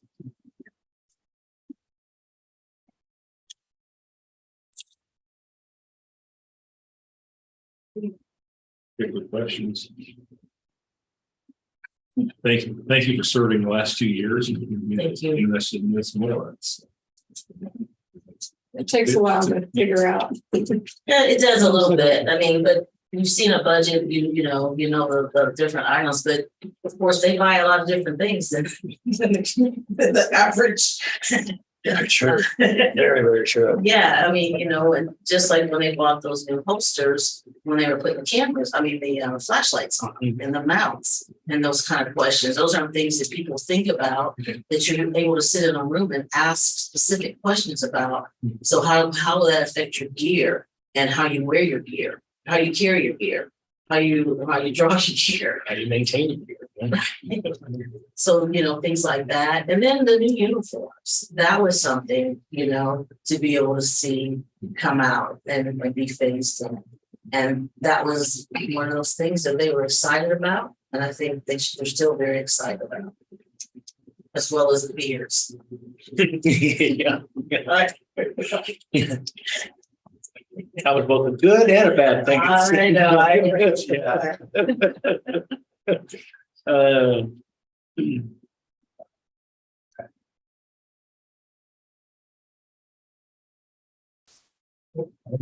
Questions? Good. Thank you. Okay, thank you.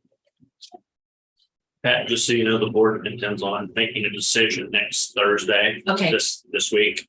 So This Thursday. it's on the agenda this Oh, Thursday. this yeah. Thursday, it's just hard to hear with that little fan going. Yeah, I was noticing that when I was up there, how Yeah. noisy those little fans are.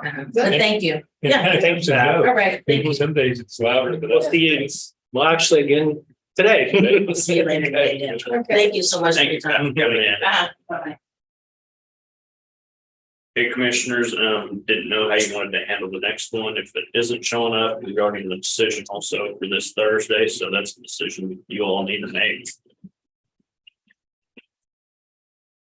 I was looking there, but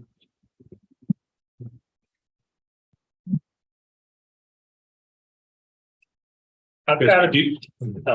I was just gonna be honest about this. I know the other applicant's background's pretty strong, but I have one rather big concern. I'm not sure if it's a conflict of interest of sorts with her being professionally employed by a media outlet Yeah. and how that works with executive sessions and a couple of those other things. I'm not real comfortable with that. So I just wanted to throw it out there. And then I was kind of, that concerned me too, and also, the fact that she's been involved in a lot of things, but not really here in the county. The Pat has been here for a long time and been involved in a lot of local communities. The only other thing is just that our schedule isn't. We only got till 10:30. Probably 11, so we would have time if we try, see if it's possible for me to schedule Thursday. We still have time to. Well, better than without. Give an opportunity to go through the process and to put in an application. I'm fine with that. But we need to have it. It's Thursday, yeah, is there a deadline? Well, I'm leaving on, Oh, is that when you're? I'm leaving, I would have Monday, but I'm leaving Tuesday. I need to get it wrapped up. Be nice. I'm sure commissioners, we could work with Shiloh to reschedule her if the board wanted to. Okay. to have it before when your scheduled time is on all board appointments. Well, that's what I mean, that's why I thought we could have a few. Rearrange some of those to Mhm. move law board to the later thing to see. So yeah, we could do that too. To see if, Yeah, if she's feeling well. Rhonda, Come in. they.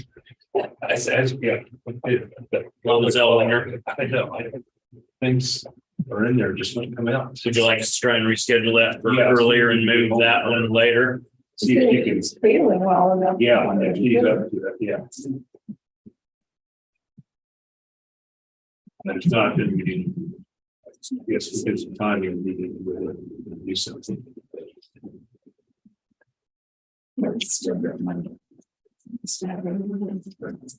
Is 15 minutes enough time for you on Thursday, Clancy? We were trying to schedule on the, executive session, so just let me know how much time you want. Your Sure. executive session's at 10:30. We can go ahead and move that as far as that goes. We can take Well, I that. was just. No. I'm just saying, Schedule, I plan to get rid of that anyway. oh, so you're gonna take it off? Okay, okay, I don't think I need that. okay. Was it for an hour and 15 minutes or something?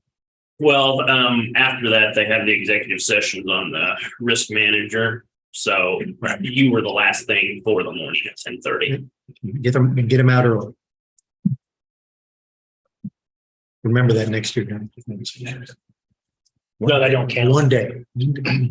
Once we get into 2023, that's, all bets are off. It's a jet. That's a whole new process.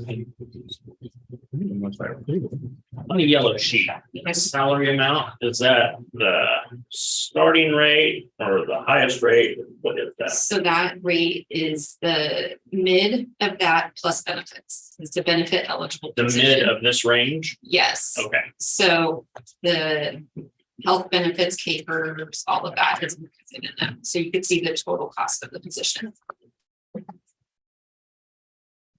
the best guess with all you know.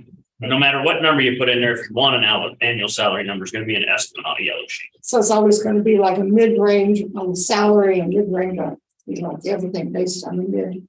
It's a mid based on what's on that yellow sheet here, the 25.92 and the 27.47. Yeah, so the rates are what used to be steps like 1, 2, 3, 4. So it's a mid-range of what the department heads are authorized to hire at. And then they take that plus the benefits, and then Elizabeth just puts the mid-range in case it's high or a low. She goes with the mid. And then if it was a special circumstance where a department head would come in because it's someone who had 20 years of experience and they want a higher rate than that, then you would have probably a more accurate number because they would have the rate that they're looking for, plus the benefits to bring that number. And if you wanted to, on that range that department heads per policy have the hiring authority, we could put the high side too for worst case scenario, except if there was an exception for someone that had more experience. So we can adjust it however we want. I'd probably rather see the high number. Yeah. So if you could tell Elizabeth that on these ranges in the future to have the high number in there of those. So we are the max. Mhm. So we'll do that. Thank you. Thank you.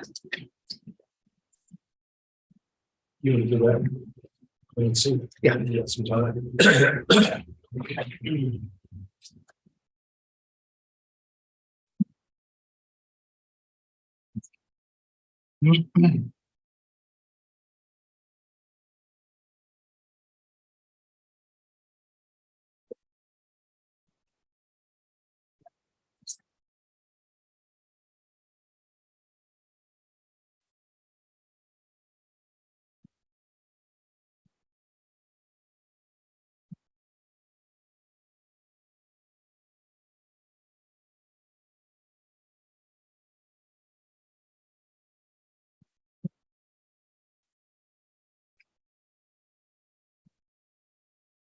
Thank you for this additional time, commissioners. I just want to give you a short form version of the approach I'm going to use today. Nothing dramatically different, but I didn't want you to see this for the first time reading the packet and showing up at today's legislative conference. We're going to begin by identifying, asking them, telling them that in their packets, as much as in yours, there's obviously documents on the left side, documents on the right side. Actually, it's on the left side, begin with the agenda. And I want to just tell them what that represents are 4 separate issues that the county has on its platform for the 2020 session. Those being elimination of dark store. Second, constitutional protection statewide of existing county home. 3, county nuisance abatement in the unincorporated area statewide. And 4, missing demand transfers to county statewide. After those 4 issues, in which there would be time for a description of the problem, potential legislative solution that you have in mind, and a discussion by freewheeling discussion to the extent the board entertains any kind of questions. I mean, I know what you want is input from the delegation, and they need input from you. So that should take up the majority of time with each one if this turns out right, because that's the idea. And then after those 4 issues, then I've got beginning at 140, 2 different items. First, the long-term negative impact on Riley County state legislative, on Riley County past state legislative action. Best example of that being the loss of the mortgage registration fee. And then the second one being the potential long-term positive impact on Riley County. That's some proposed state legislation. This time, the fee statute changes that are being presented by the State Association of County Treasurers, in which you support the most recent version.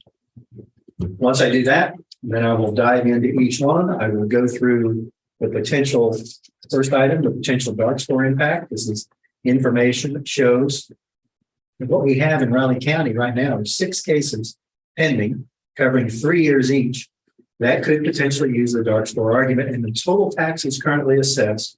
Let me just move on from that. Rather than that, if the board of tax appeals reduces all of those 6 cases on 3 different years, and I'm not saying that'll happen, but if that happens, and the reason 40% is being used is that's routinely when a dark store argument's made. That's usually what the taxpayer or the representative comes in asking for. That's the starting point, a 40% reduction in the appraisal.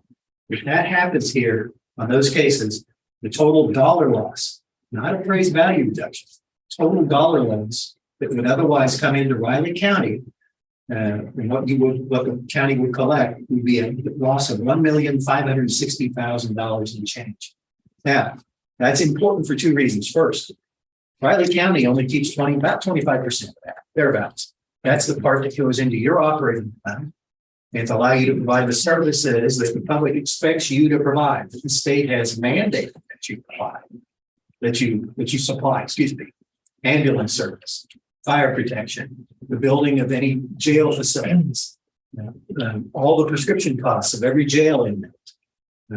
All those costs are buying new ambulances. That's something that you have to do out of that amount of funds that you get. The other 75% or so is distributed. The county does not see that. That goes to the schools, the cities, and the other entities in Raleigh County that survive based on property tax. So this is a big deal, not just to Riley County, but to every one of those entities. And this is just on 6 cases in Riley County. That's not the end of what will happen if dark store continues to spread. What dark store is, what I'm going to make sure, it's maybe the first time we've got some delegation members have heard about it in any level of detail. But the way to think of it is property tax appraisal on the mass appraisal basis is based on the market. You're supposed to determine a value, much like everybody sees on their residential property tax bill. You're supposed to have good comparables. The value should be fixed according to what the market says, similar properties, similar condition, similar location are to compare against your property. That's what it should be. Mass appraisal, you're entitled to look at things like the neighborhood. You could also consider that in residential appraisal. But what you don't use is bad comparables. For example, if they were valuing your house and they were valuing my home, which is maybe $100 and some thousand in appraised value, or anybody else in Riley County, say it's $150,000. Well, you don't establish my value for tax purposes, for ad valorem property tax purposes, by looking at a house that is worth $1.5 million. That would not be right. That's a bad comp. You don't value it based on a property that is in a totally different area that is a declining neighborhood. that is not similar to the neighborhood that my property is. And the same thing applies to commercial valuation, to these kind of properties. You don't use a retail establishment to establish the value of a going concern in a good neighborhood with good traffic patterns, new facility. You don't value that according to the value on a dark, closed, or dilapidated commercial establishment in a totally different neighborhood or different state. And yet that's what happens when dark store is used. That's what's used time and time again. And what that is you're using, instead of the market, you're using a hypothetical value. You're using a hypothetical lease fee. That's why the county has its proposed legislation denying the use of those hypothetical lease fees when those properties are valued. Going down to the next one, the constitutional protection of county home rule. The first thing I want to highlight for our delegation is we already have home rule. This doesn't give counties across the state or Riley County home rule. You've had it since 1974. The problem is that you don't have constitutional protection of that home rule. And the reason home rule matters is it's the county commission's power to legislate and solve local problems locally, to not wait for the state to address something. And I will provide to them information about what the county provided as examples of how you have used home rule recently, last couple of years. Going on to the next one, county nuisance abatement authority.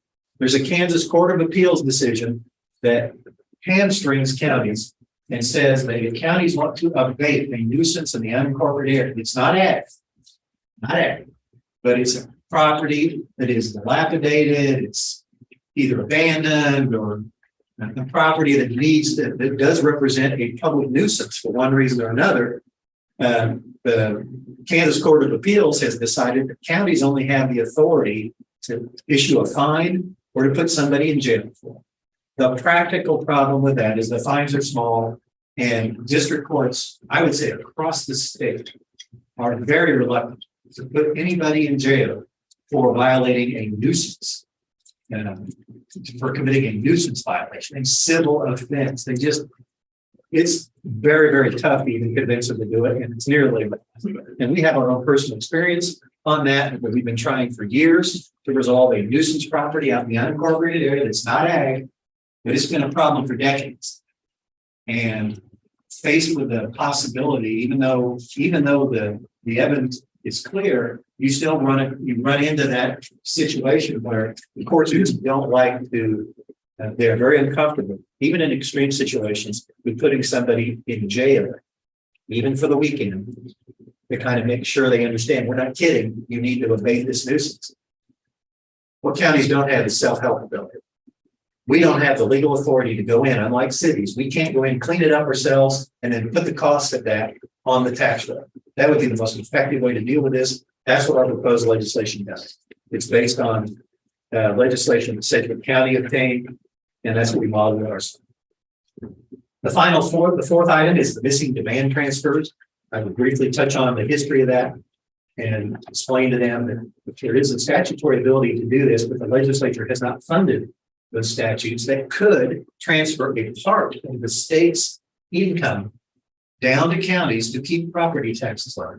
Not to fund counties entirely, but just to send a piece of the money the state gets from income tax in its general fund, send it down to counties. They've had the ability to do this for decades, but the state does not do it. And so our pitch to the legislature this year is it's time to restart that on some level, particularly when so often complaints about local property taxes are being made by legislators at the state level.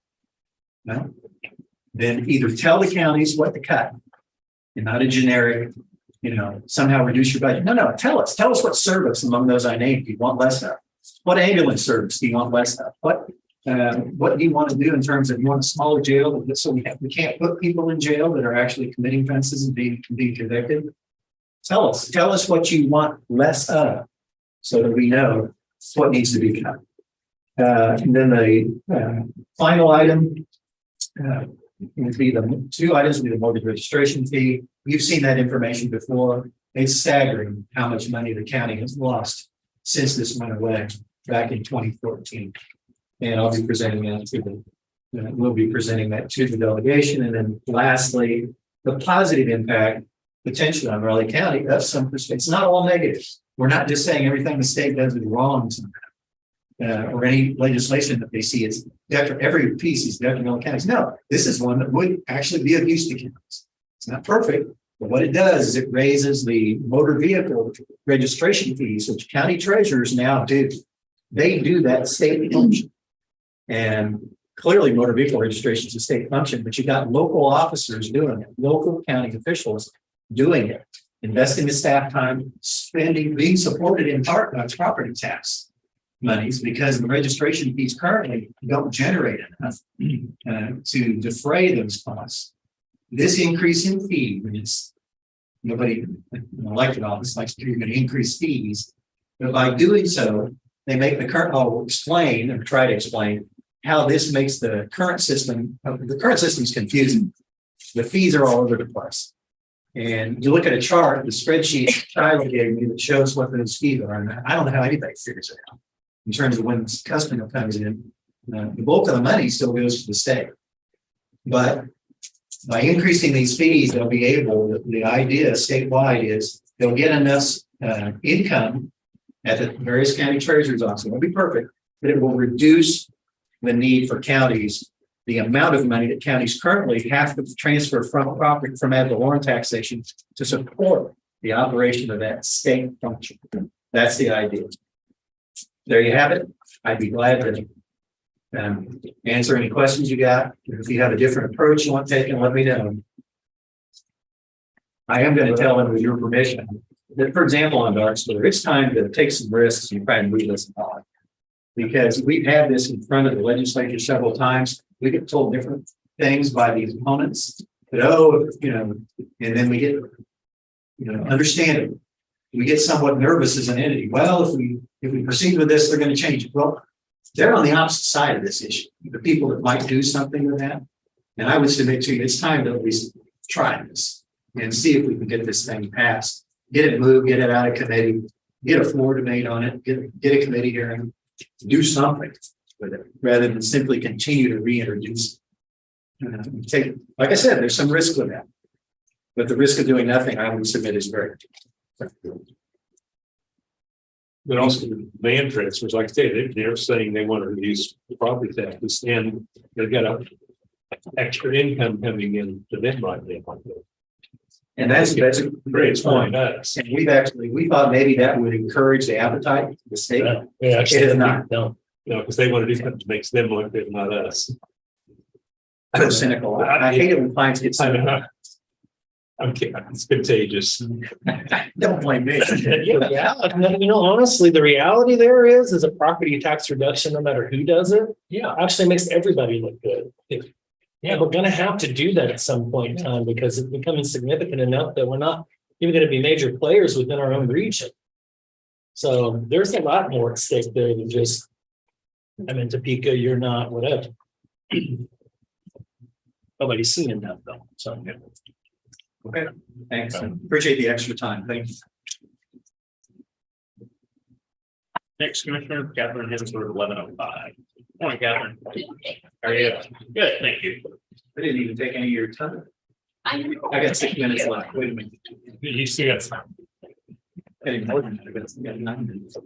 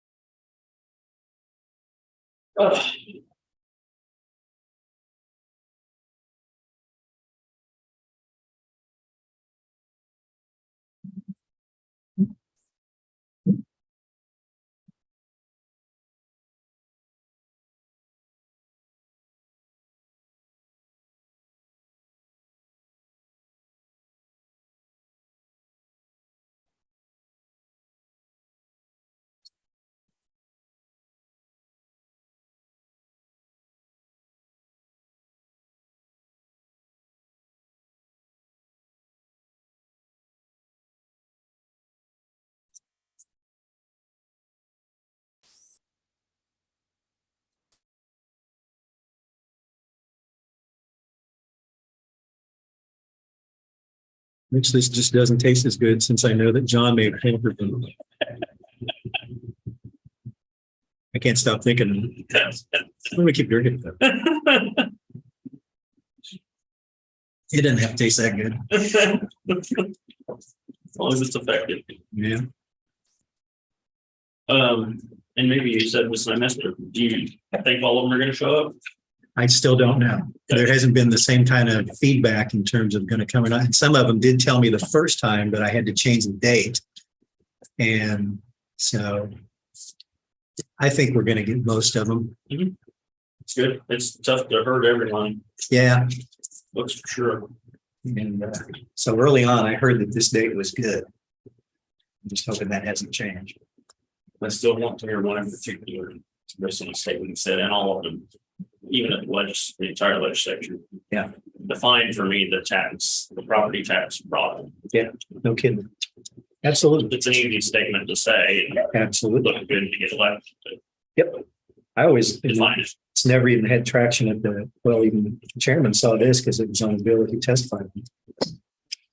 You ask them, why does your own division of property valuation, or the Department of Revenue, which regulates property tax, doesn't show there's bizarre disparity in values that are not tied to the market across the state? You ought to have mounds of information and you don't. Where's the data? It's all political. If it was data driven, we wouldn't be having the conversation.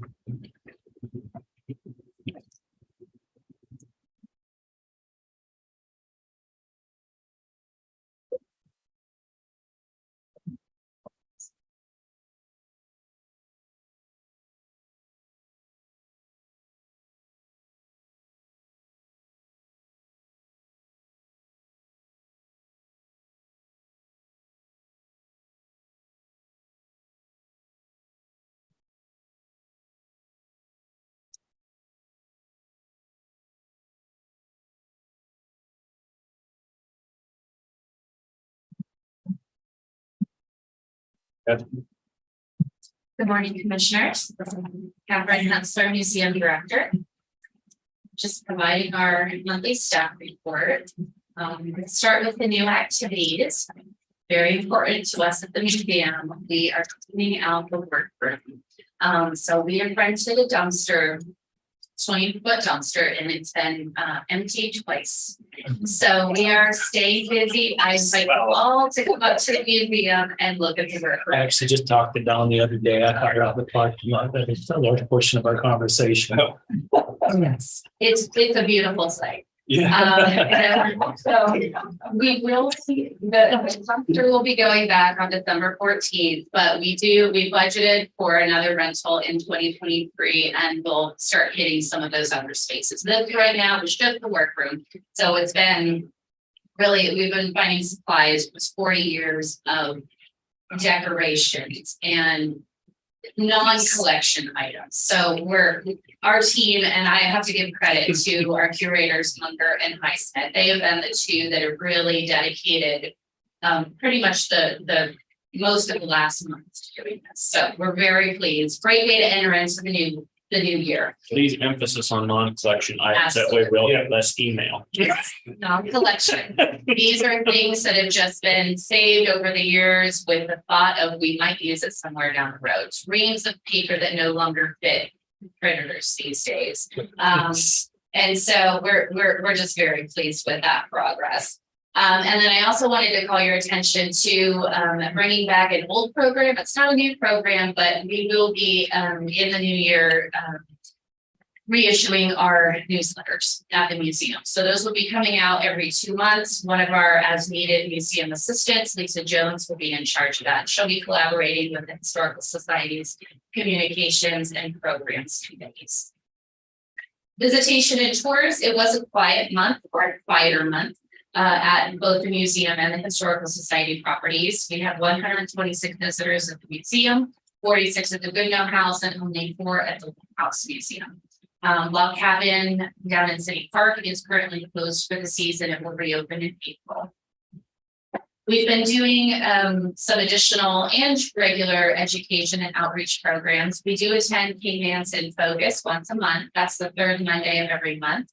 And so on the 21st of November, Melanie Highsmith and I attended to talk about Thanksgiving traditions in Riley County, as well as just in the United States in general. We talked about some very interesting recipes that people introduced into their Thanksgivings in years past, but also just about traditions and how people spent their time. It's fun looking through old newspapers, as old newspapers used to actually know who was having a party and who was in attendance. So just neat things to learn about our community's past. I'm going to skip through some of these things. On December 5th, curators Highsmith and Munger hosted a group of Cub Scouts at the museum. Scouts and their parents did a tour of both the museum and the Goodnow House. And then they followed that with an interactive museum scavenger hunt. One of our new volunteers, Katrina Radmer, assisted with that group when we had 17 guests in attendance. As you know, as I reported last month, we attended and participated in the Historic Preservation Summit that was partnered between our organizations, the Manhattan Riley County Preservation Alliance, and the City of Manhattan's Historic Resources Board. That was hosted on the 15th of November, and there were 50 people in attendance. And then the following evening, our Historical Society had their annual meeting. We also had a presentation by Dr. Lauren Ritterbush on Native Americans who called this area their home. And then we had approximately 50 people in attendance that evening as well. And I invite all of you this upcoming Sunday, December the 18th, the Museum and the Historical Society will be hosting our holiday open house at the Wolf House Museum. And it'll be our regular hours from 2 to 5. We'll have it decorated in holiday period holiday decor, and we won't be running our normal tours. We'll be doing little stations. So guests can come in and go from station to station, learn about the history of the house as well as the community. And then they'll be sent home with a little gift that's also a marketing tool. We want to hopefully encourage people to come out and visit the site, as well as the other sites owned and operated by the society and also the museum. In the month of November, concerning collections, we had 9 new donations come in, and those included 123 individual items. Curator Munger will be reaching out to the collections committee, that's through the society, to set up a meeting. I say before the end of the year when I submitted this report, but it has been decided they're going to be moving it into January. So January 18th right now is the target date for that. And that is a committee that meets quarterly. So what they do is they look at all of the items that have come in, they help make the decisions, what will be kept and what will be sent on to another institution or returned to the donor. And in the past few weeks, Curator Munger has also begun running an inventory reconciliation to the museum's East Gallery. She is having the assistance of one of our as needed museum assistants, Haley Jacobs. John is also working with the Kansas Historical Society to be conducting an inventory of the Goodnow House. This is something that has not been done for the past few years. We do need their assistance because they are the owner of the site and they also are the owner of the contents of that museum. But we are the caretakers. So we'll be supporting that initiative. There's a couple thousand items in the museum, and so that will take a while. As far as archives and library, in the month of November, we saw 71 individual research requests, and those come through in a number of different ways. We have people that just walk in that ask for assistance, but they also come through in the form of email, telephone, and this month, which almost never happens, we got 3 by mail. Snail mail, that is.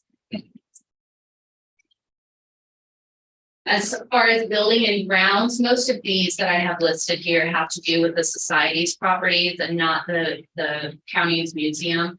But I think it's important to discuss just so you know what's going on day to day. We did have some electrical issues at the Goodnow House that was easily fixed through, we had a contractor come out.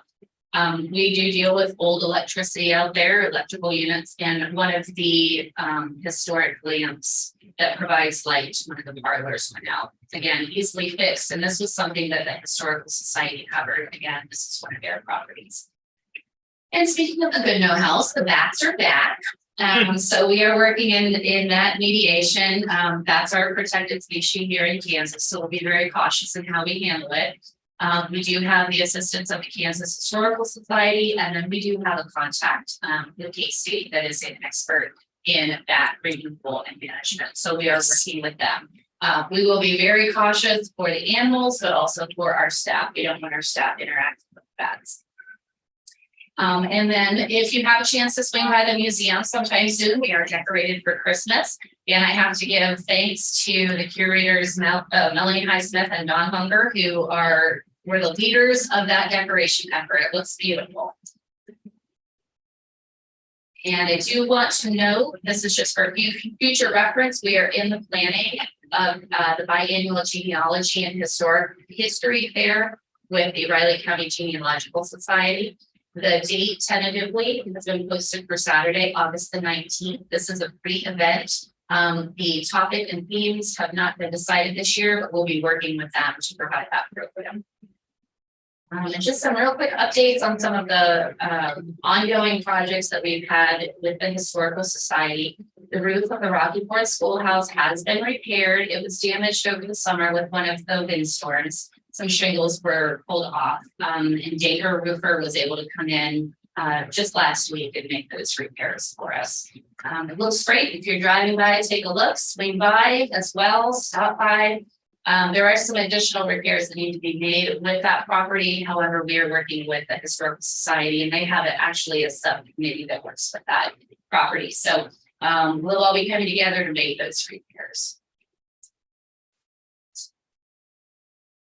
Some great news about the Historical Society's operations. We now have a Stripe account, which means we can start taking online and credit card payments for memberships, donations, and gift store sales. We're still working with getting everything compartmentalized and set up appropriately, but that is a new capacity that will assist the organization in fundraising going forward. And then I've been reporting probably for the last couple of months that we are updating our website. When I say our, I mean the historical societies, not the counties. They have needed a great just modernization and organization, turning the current website into something that's more user-friendly and more informative. So we've hired Ryan Sassine from Outdoor Resources. He works with a lot of organizations in not just our community, but the state of Kansas. He does a great job. And we hope to have a prototype to show to everybody soon. Our county public information officer, Vivian Pichello, has been very helpful in helping us get new updated photos of both the museum, the Goodnow House, the Wolf House, and our other sites. So she's been helping us out with that marketing, and we will be able to utilize some of the photography for the new website. And our membership committee has been very busy in the last few months.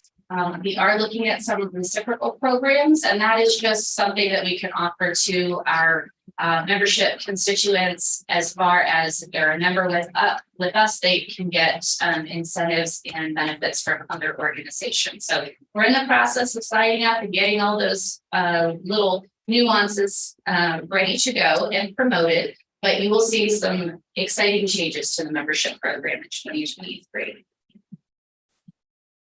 And then I will just lastly leave it with, we are also ramping up volunteer coordinating efforts and opportunities. So you'll see some more marketing coming out with that. The volunteers are the lifespread of an organization like ours, and we want to get as many people involved as possible. So if you see things coming out, that's what we'll be doing. And we'd love to have you swing by sometime. But I'm happy to entertain any questions that you might have. Okay. Thank you very much. Thank you. Have a great afternoon. Next, Commissioner, you have the 12 o'clock legislative conference.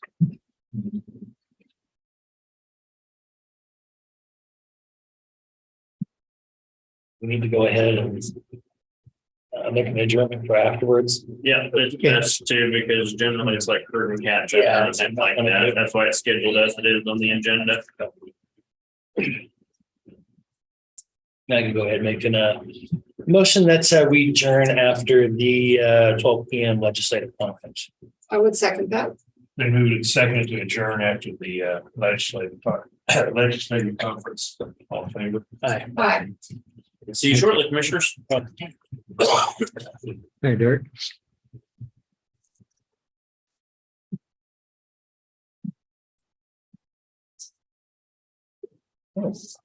Are we live streaming the? Yeah. Oh, Yeah. Just like a regular meeting. Continuation. It's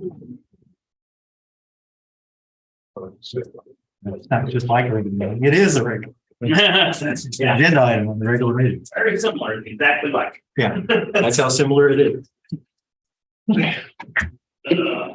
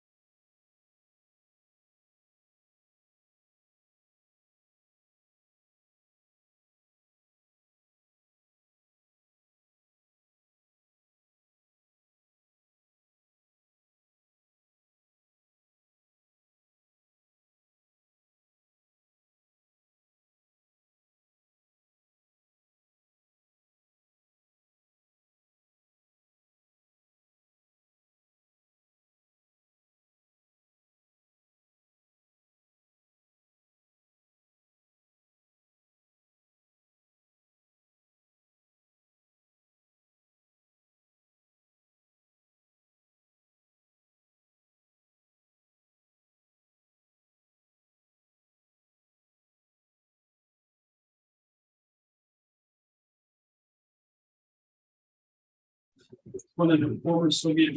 Oh. Simple agent. Max. Max. 3 months, 3.5 months.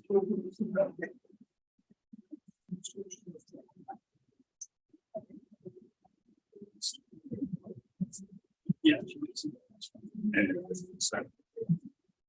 That started. Actually,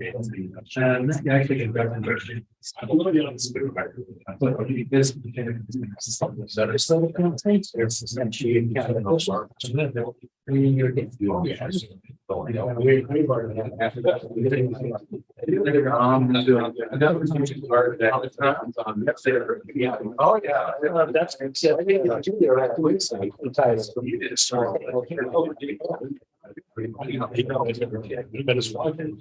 Yes, you have.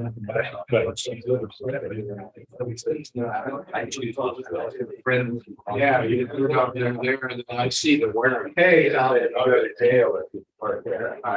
You don't really get very much. Yeah, that's fine. Good, how are you? Good. No, sure. No.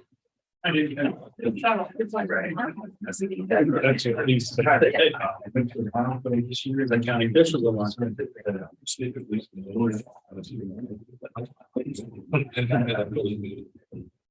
So I messed up.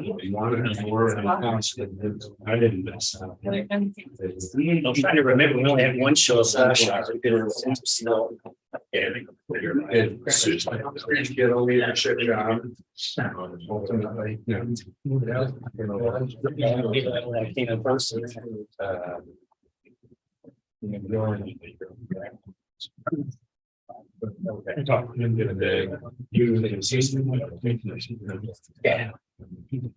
He's got a lot of.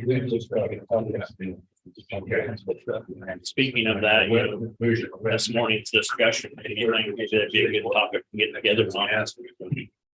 Security, county officials on security and building and space, and just in general. Haven't had one in a while. I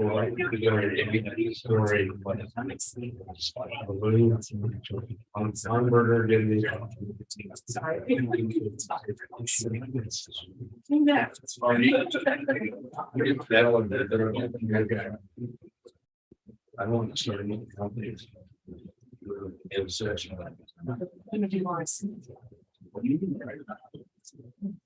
Seems like they're living out. I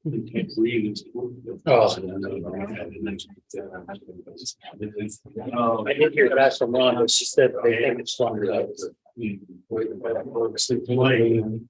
That's why I won't make it on Thursday. Ron.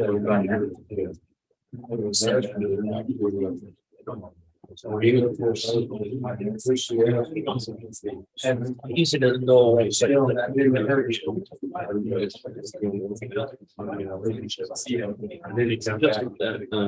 there's a real for maybe.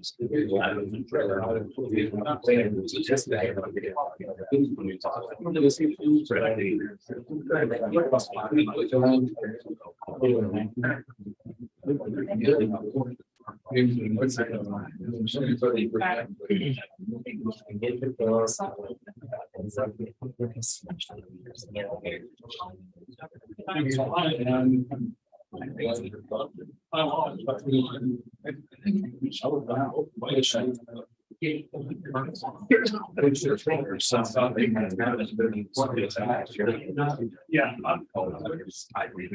Overall, but they have some civilian issue that they want to address. The system. That's my understanding. Oh, you read that, you read it. Yeah. Nothing about it. I said, Nick. I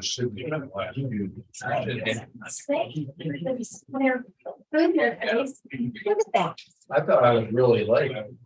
Well, it happened at 12. Been here 5 minutes.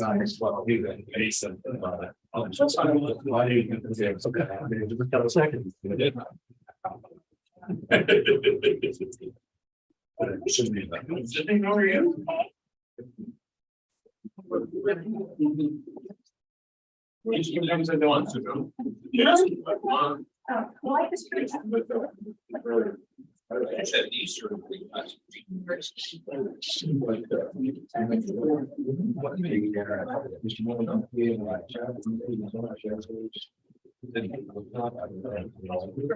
They bombard you too. You know what?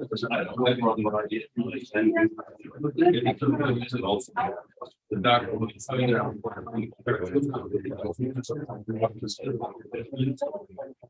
You know what? I have. Talk mainly about the STED program. Did we get a pilot sheet? Go by. Not you, Don, I won't give you one. Oh, I didn't. No, I just remember we had to sign a bunch of them. I just don't remember what. I don't know if you did or not, I can get to us. I remember that. You know, choked up Commissioner McKinley. That's on you. No, sorry.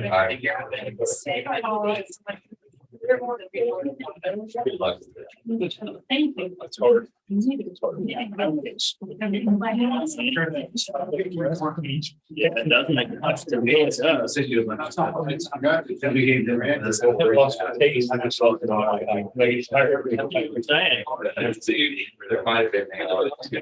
Either, but it did lose that sense of smell, and yeah, I tell you, my microwave smells like nuclear holocaust.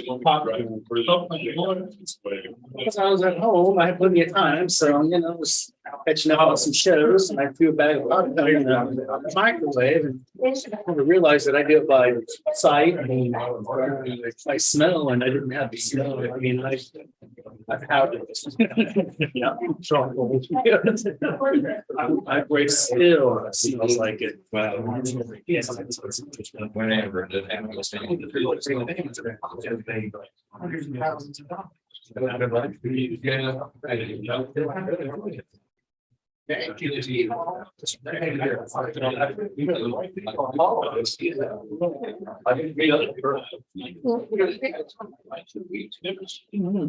do you put my phone in there? I figured you would. I must be, I know. Yeah, I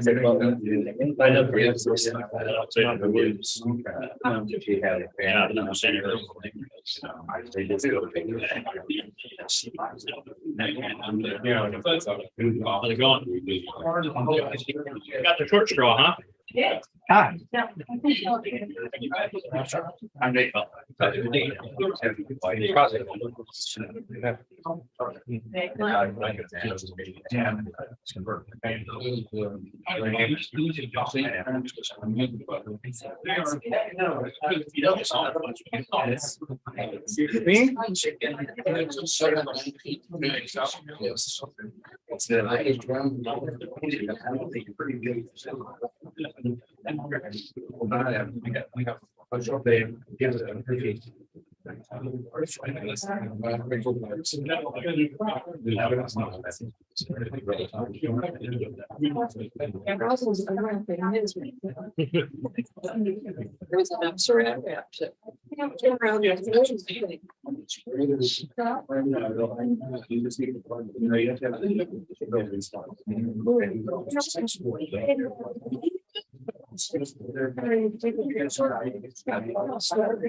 You just sitting there on water.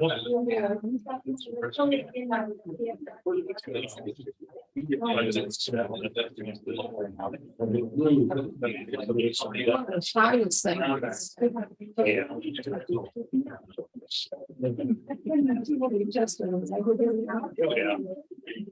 Good.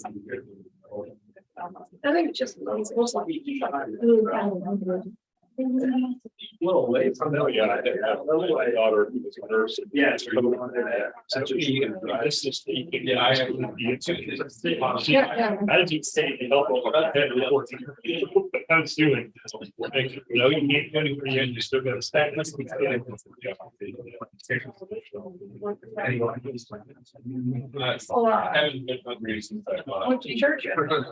hungry since I haven't been hungry. Good job, was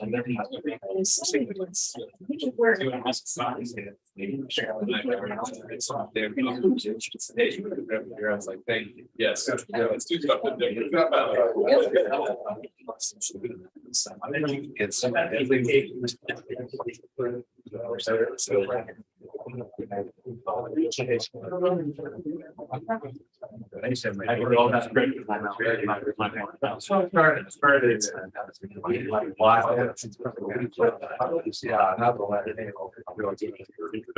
Sure. No, I think that's a great idea. Well, it takes a lot. Yeah,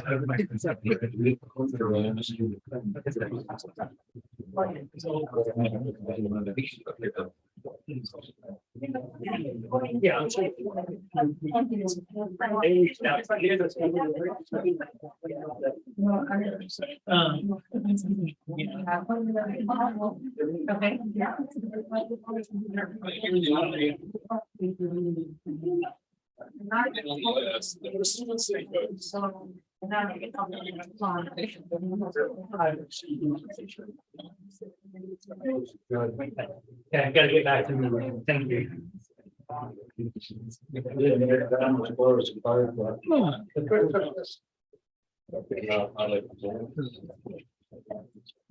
The audience is grown for that.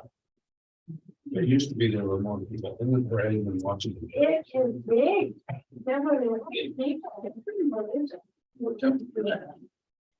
I used to everybody out there and I'm the story. My favorite one. It's 20 degrees and I have a belly dancer. I haven't seen her do this. And then I found out they had extra motivation. They had a vehicle in front of them. And about every block, they would open the back and then get this strange bottle out of there. Well, I didn't. The injury identity. Authentic belly dancer. And then by the end of it, I was hoping they would invite me. To join their group. It was so cold. The county doesn't have a parade. Which one? In July. Oh, that's why I know it's nice and cool. Some ways, right?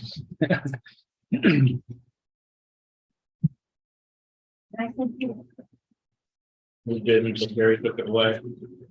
That's what I get one for now. Can you work on that? Privately, I can do. Yeah. Which one of you guys, sorry, not about that, you missed that, sorry, which one of you guys were regular? Was that the White County car? Yeah. My apologies. I really wanted that spot, but I didn't want to go. You look like you knew where you were going. I wanted to brake check me on this, trying to figure out, you know, worse than 3 minutes or not. Not really. I do not want to be a well-known politician at RCPD. Some of the rest of us don't either. Got a stuff though. I've been watching these YouTube videos on dangerous driving where people ask me for and cut them off and then brake check.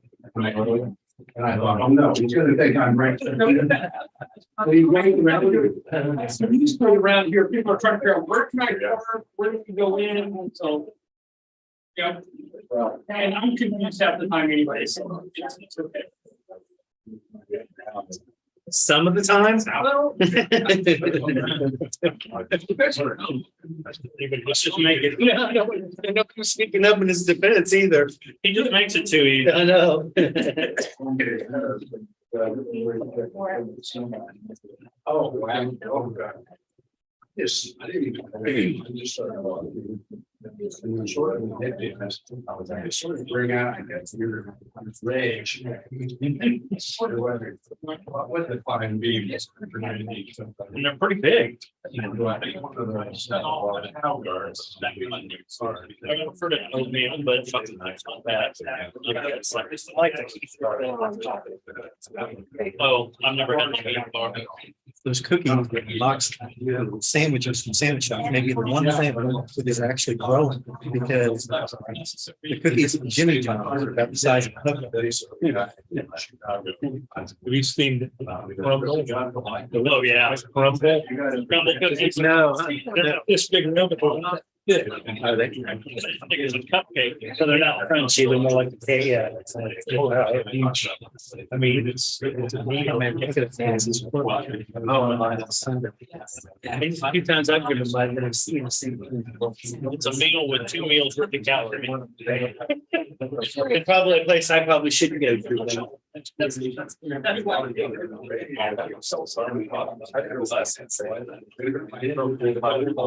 didn't really grow up with a sweet tooth, and now I've gotten older, I actually have. It's too bad it wasn't the other way. It's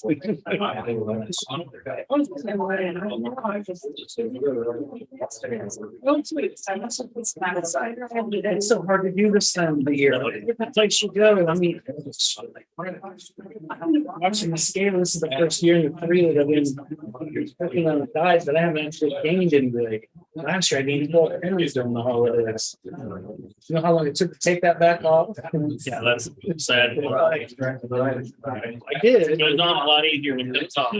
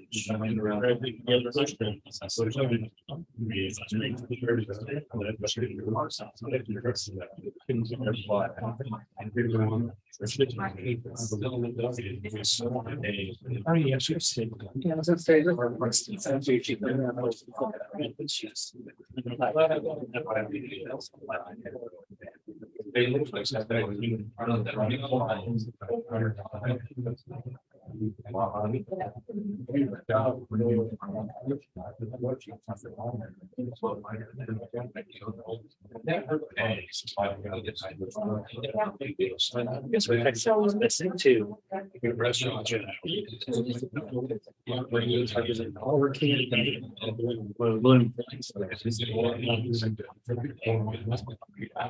Yes.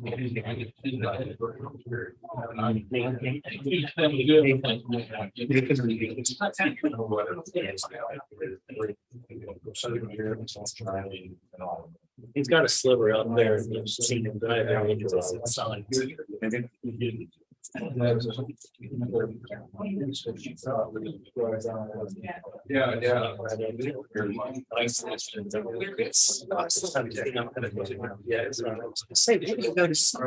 Well, looks like they're still working on Corey's update this morning. They said they're working on trying to get to those. Some of the candidates are not knowing where they need to get.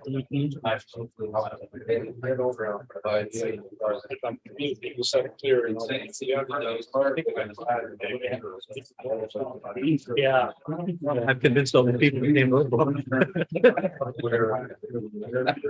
One way of looking at it, reserves. At least they can't vote.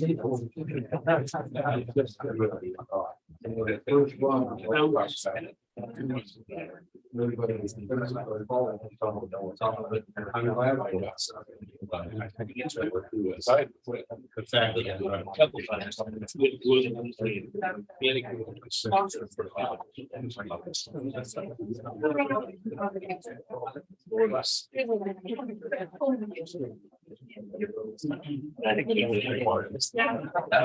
Perspective, I think.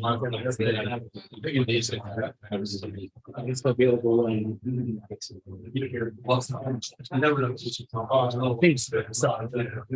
Yeah. And now Susie, well,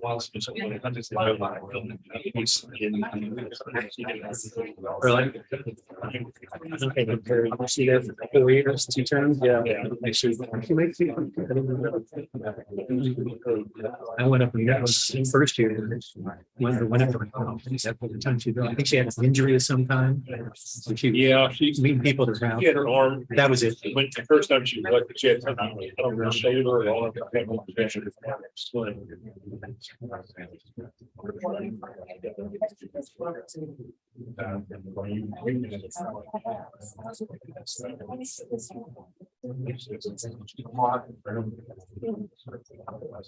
love the strip. They have a lot. Oh, I think. I'm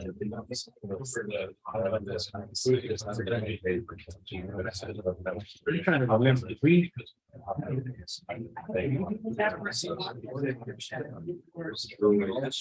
honestly can't remember. We'd have to go back and see if I did an agenda. If we did one, it would have been virtual. It was.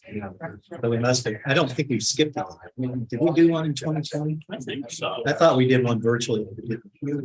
So. I think it was just. Yeah. I don't think it was particularly well attended. And I'm actually thinking maybe it was very early 2021. Okay. It might have been. I'd have to go back. They'll kind of blend it.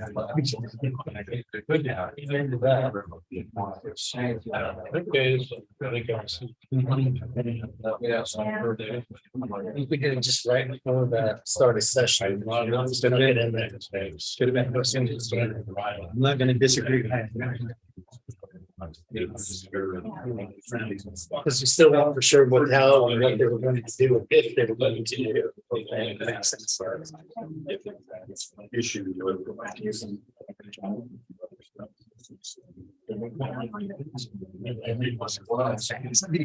Usually conversations kind of. I hate to get going without 2 of them here.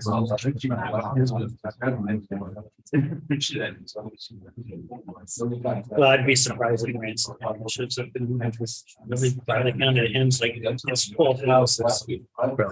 Over there by the lakeside. Were you? I was at the one. So he was the only one that come to the news. Was already certain. Yeah. I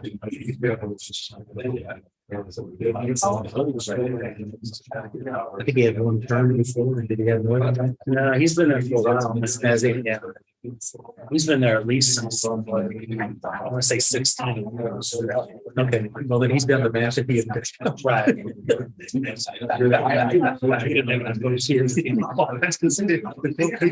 Right. So I guess I mean in terms of how they did that, it doesn't even have sense.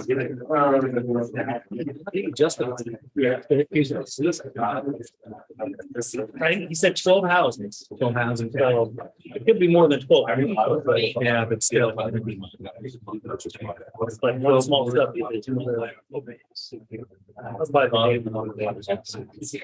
I'm not sure that's interesting. Yeah. I'm sure it made perfect sense to whoever finalized. What a great. I don't think Greg can argue with that. You probably get 2 votes. For now, you'll probably get 3.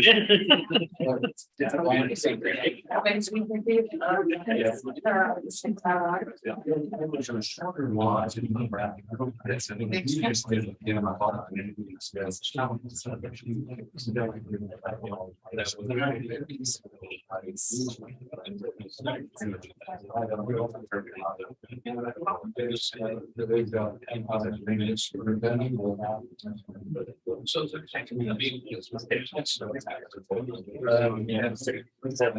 Still got one. We got one of the first. We're missing two.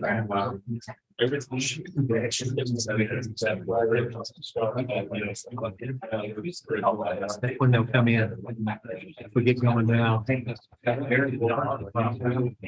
don't mind them blaming you. What time you tell me to be here? Well, the agenda says we don't start until 12:30.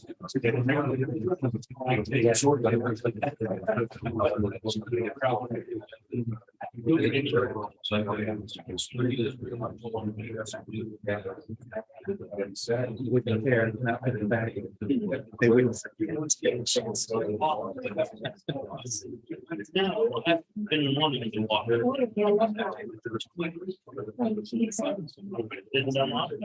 Yeah, I know.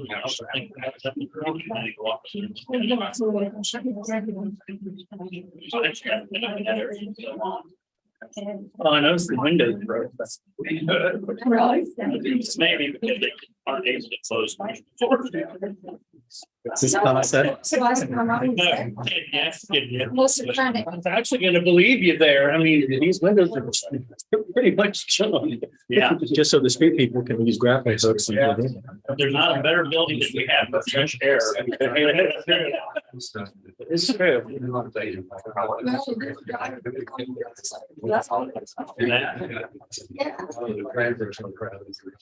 might not be a big deal right now, but the windows being open here next week might be a big deal. This week. Yeah.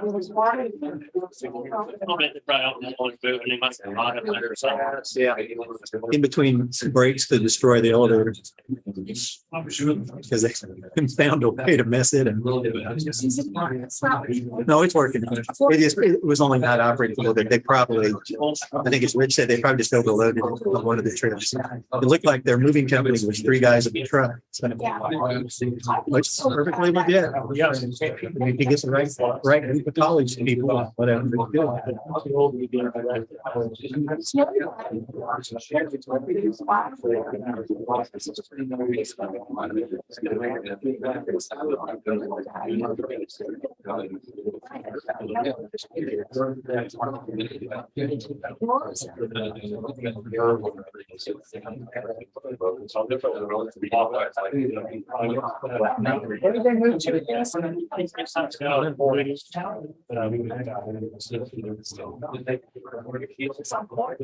We've had contact with them because the county website originally still had this, and we had people showing up, going up there, and there was nothing in it.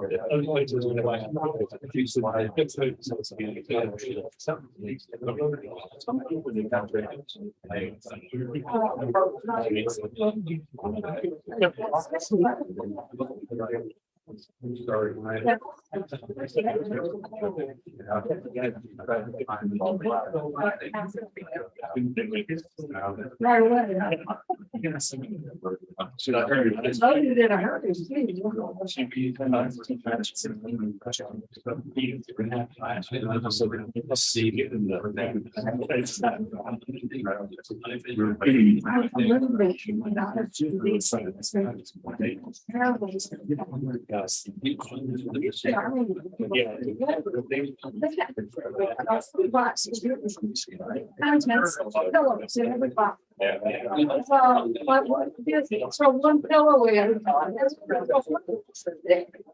And then it's. Suspect total inventory sheet, they use stickers, so each item has that little thumb sticker, or whatever you want to call it. Really nice. I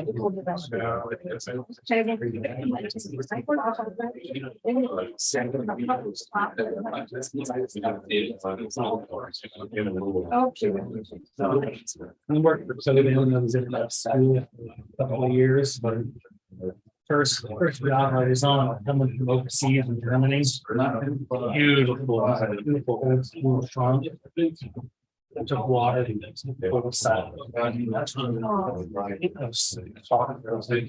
the old marble insert there. Yeah, where you could put dry ice. So, I mean, that's how old it was. And, magic ice. Insurance.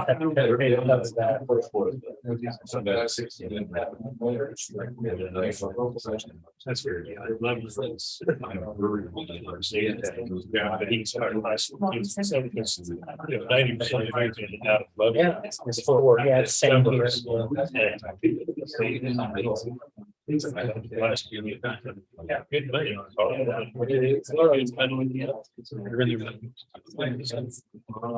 It's going up and down.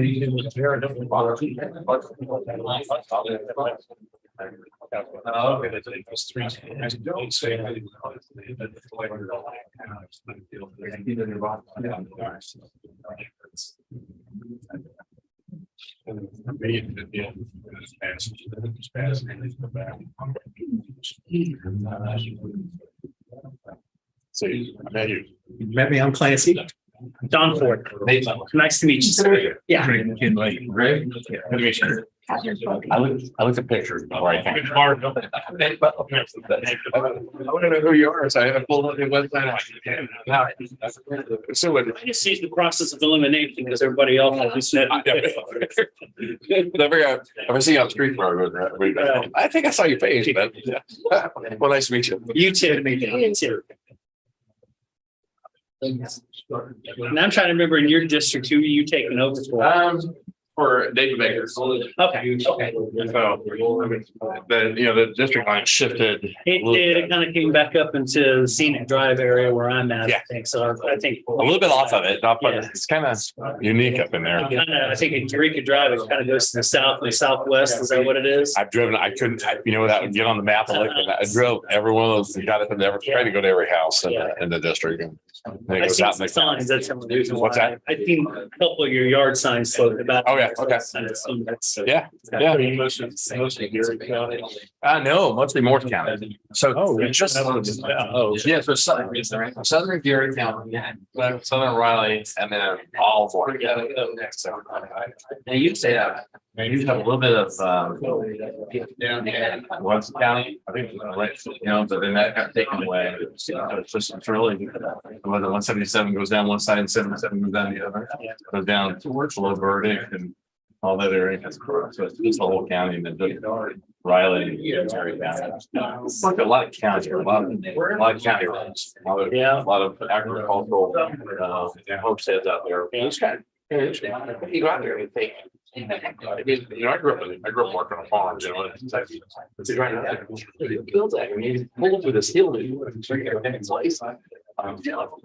You say Kentucky? I grew up in Kentucky. Where at? I saw you're a UK fan. Yeah. I'm not. Oh, okay. You're a Louisville fan then? No, I grew up outside Eastern Kentucky University at Richmond. Oh, okay, yeah. We played them in football team. Were you out there for a while? I think I saw. No, I grew up in Grayson County for a while and then Hardin County. Okay. Right off of Fort Knox. Okay. Yeah. So I grew up. My dad was we lived in Appalachian Mountains most of my life. Okay. And my dad was a mountain preacher. So I've been out there a few times when I was young. Couldn't tell you too much about it, but I'm kind of more in the center part of the state. My wife started her PhD at Kentucky and then decided, I don't really need a PhD. More work that you want to do, but it was kind of fun. Gotcha. Yeah. Small world. Yeah, it's really. Yeah, I think it'd be good. All right. Good afternoon, everybody. We go ahead and get started. I'll turn it over to the chairman. All right, first thing, just wanted to introduce everyone, start up here and then come around. Rick. Yeah, Rick Vargo, Riley County Clerk. Catherine Folke, Riley County Commissioner. Greg McKinley, Riley County Commissioner. Don Ford, Riley County Commissioner. Clancy Holman, Riley County Counselor. Go ahead, Mike. Mike, you start. Mike Johnson, District 67. Tom Honick, Senate District 22, Riley, and then Clay, and part of the western part of Erie County, Junction City. But in 2 years, it will be just the Riley County. It'll be nice to me and only ask easy questions. Kenny Pattis, District 51, so I have the Zeendale, Deep Creek Road area, And then sort of the Dix Addition south and east of Northview Elementary and in the city of Manhattan, and there's little county space in there as well. And then I've got Highway 24 to Wamego and all over Munson County. Tom Bruno, I help the county commission, their lobbyists and speaking. Also Stu P. Riley, County Director of Forest Management. I'm Andrew Webb, Riley County Planning Director. Daryl Eady, today I'm the budget and finance officer for the president. Maybe Costello, the Public Information Officer for Riley County. Gary Pike, Riley County Extension Director. John Ellerman, Public Works. David Adams, EMS Ambulance Director. Anna Burson, Riley County Operations. I'm Nate Butler, 68th District, for Southern Riley, or Southern Gary. Sydney Carlin, District 66, East Side of Manhattan, the stadium, East, and basically, Old Town, Manhattan, and downtown, and Aggieville, right north view that you guys have, and Blue Hills, and there's some avenue activities. So I've been doing this for many years, and always learn a lot every year. It's been an experience that Ron Highland said it when he gave his departing speech, but every day we learn something we didn't have to learn yet. We felt that's an amazing job. And that's really Sandy. You don't get what skip. Sandy Harvard, meeting direction. I'm with News Radio, KMAN, Kind of welcome. Nancy's going to kind of run this on the legislation we're looking at. Well, welcome, everybody. Thank you all for showing up, particularly the legislators today. I appreciate you taking the time to come down and visit with us. And I do want to tell you, first of all, what your packet contains, legislators. On the left side, Is there another packet? Yeah, I'm sorry. Thank You bet. Thank you. You betcha. Those packets, including those just delivered a packet. On the left side is the agenda for today's meeting. And on the right side are some individual items that I'll hit as we go through this. I want to begin by just saying that what your agenda really represents are 4 items that are Riley County's legislative priorities for the upcoming session. Those are numbered A through 1. First, elimination of statewide of the dark store hypothetical based property tax appraisals. That's always quite a mouthful based on what that is. Secondly, constitutional protection statewide of existing county home rule. Third, county nuisance abatement authority, and that's based on a Kansas Court of Appeals case that this proposed legislation addresses. And fourth, missing demand transfers to counties statewide. And then finally on your agenda, beginning about 1:40, stay on time here, and each one of these has an assigned time. Each one of these items I've broken down into identification of the problem, the proposed legislative solutions, and then a discussion by commissioners and the board. And when we hit that part of each one, I would encourage you to have a good free open dialogue with both the commissioners and those department heads who are present here. I do want to encourage you during the session to not view this as just our Christmas list, if you want, things we want from you.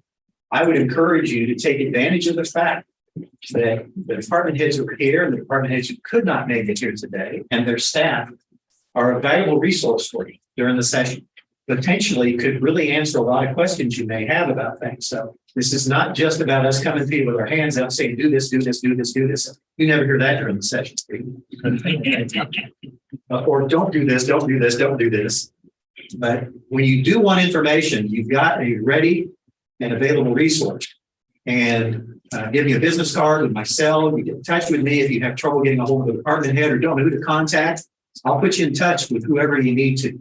And all of our department heads really are pretty active in the statewide association. So they have a perspective not only of what's going on here, maybe some issue that you're facing, but also maybe what's going on across the state. And so it can't hurt to ask, tell you the truth. the bad, or indifferent side. With that brief commercial, encouraging you to do that, we touch base on the first item we've got. And as indicated, that is elimination of the dark store hypothetical based property tax appraisal. What you have on the right side of your packet is this document. It's a single sheet, and it's titled Potential Dark Store Impact. Scroll down to that. For the benefit of those, and I should mention too, this won't be shocking to anyone, I'm sure, but I might as well tell you, this meeting is being live streamed, as all commission meetings are. So please make any criticism you have of me very mild. My mother in Las Vegas could actually watch it. I would be free to hurt her feelings. But the first, this item, what it does is it breaks down the impact in dollars on Riley County of the current potential use of the dark store theory. Here's what dark store theory is. I'll just tell you this. Nobody who's asking for this theory calls it dark store. Right? Those people who want an appraised value of their commercial or residential property, such on that. When they come in asking the appraiser's office, they come in and ask Anna or her staff to reduce the proposed value of their business. And that's when it usually comes up. You'll hear it associated with big box retailers. That's where this kind of started, and it's a nationwide phenomenon.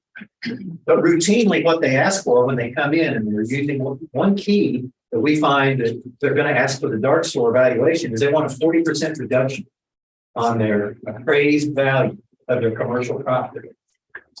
And the reason that's a problem is because much like all our homes are appraised, they're supposed to be appraised according to value, comparable value in the market. That's the idea. That's the larger concept. Okay. And that's where you should start from. If you're trying to argue your value of your home, for example, should be reduced. Well, one way you go in and make that argument based on logic is to say this home is just like mine. It's in a similar neighborhood, similar condition, similar age, and the interior of it's the same. And why is it being valued differently? That isn't what's done in dark store.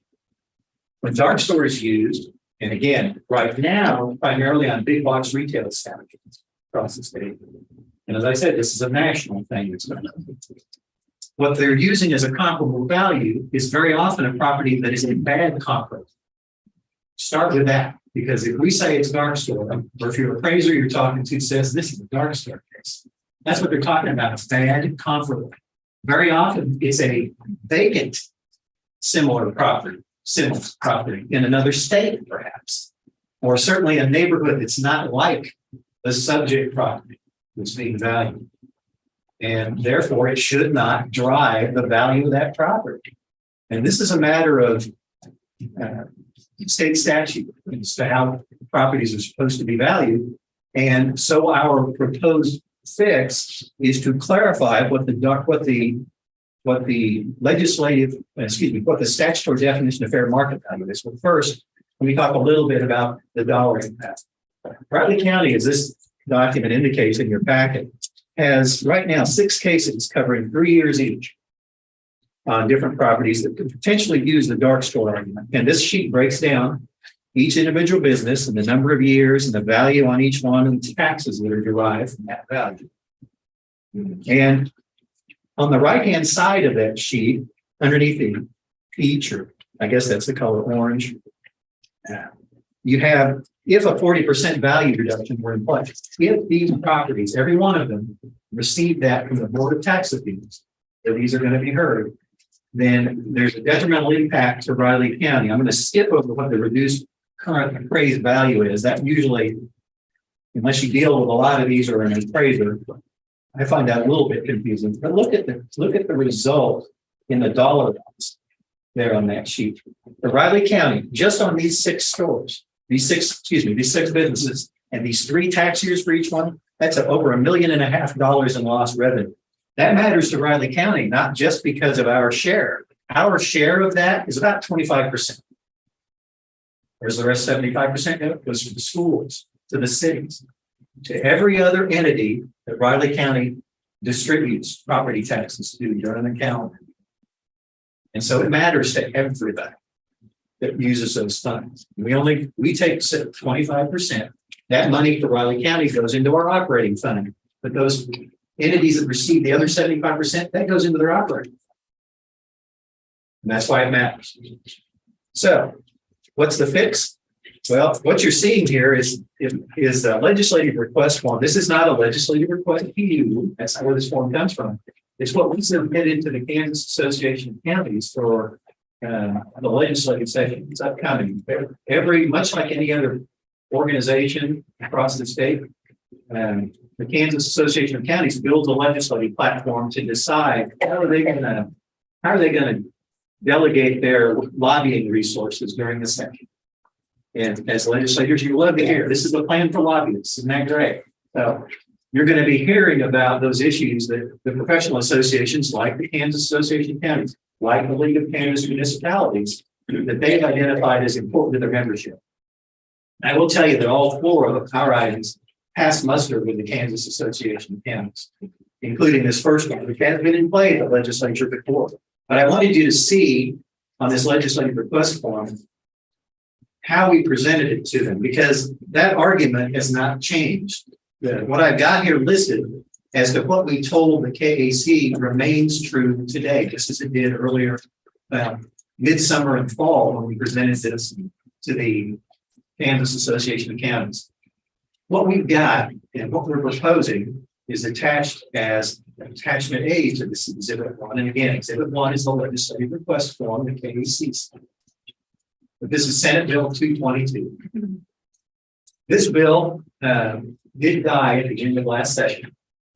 And what it does is it addresses this hypothetical lease fee. You'll see that in italics at line 10 on what's attached to exhibit 1. And what this represents is a clarification of the existing statute on fair market value. It does not change the definition of fair market value other than it excludes this hypothetical lease fee.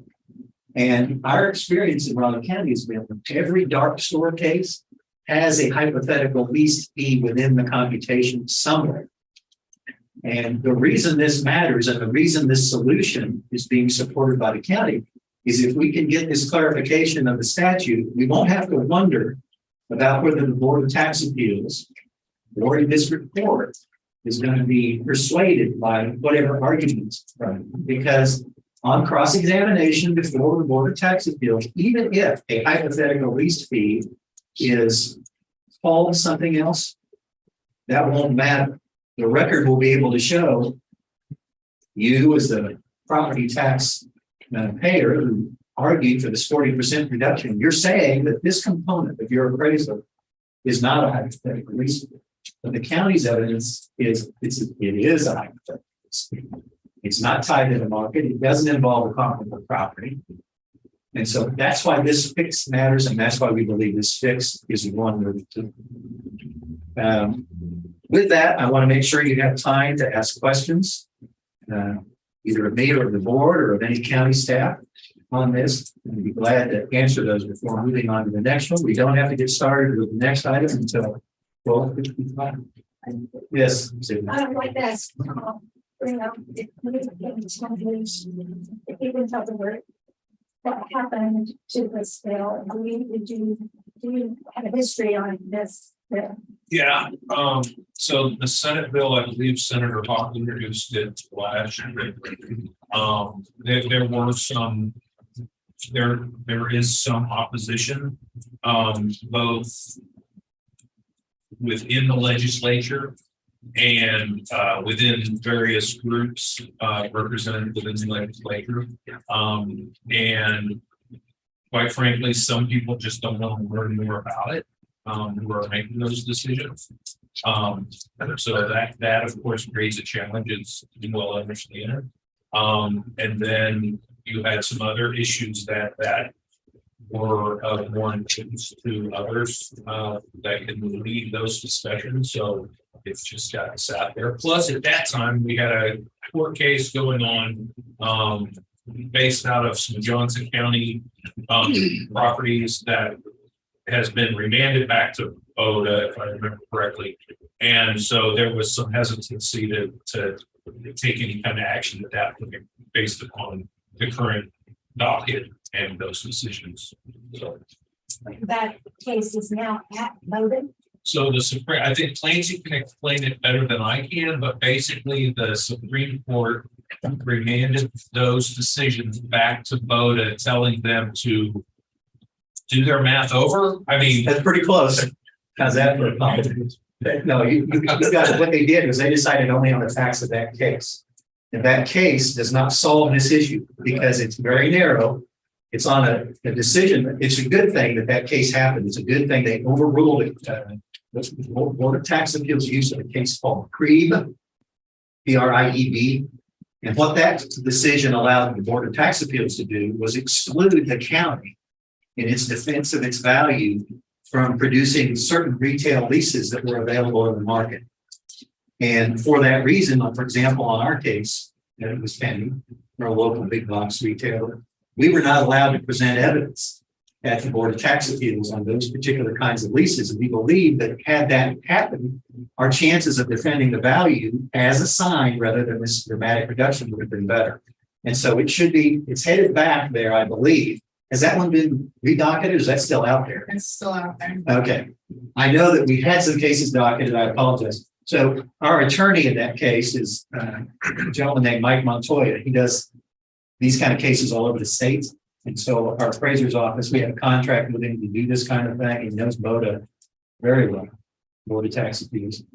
And he's been in touch with the attorney for the taxpayer in this case and tried to encourage them, why not just agree to have this go back to the, because it is eventually going to be decided in line with that Johnson County case. But one thing you were likely to hear during this session, if this thing comes up as well, okay, now that litigation is over, dark store is solved. No, it doesn't. It's limited to the facts of that case. And it's a good thing because it'll help us in that case, but it doesn't accomplish what the proposed amendment to the definition of fair market value does. It doesn't, to that clarification, it won't fix that.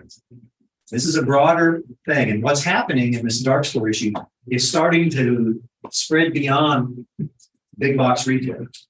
People are already starting to make the argument. We don't have one pending right now, I don't think, on, for example, multi-family housing yet. But we've had people that have talked about that, or maybe residential property. I mean, if the value of my home has declined, I have 3 bedrooms still, but I've got a kid who's now in college and they're not living here. That bedroom is useless. Take that bedroom. My home's value should be reduced. That kind of thing. I like it.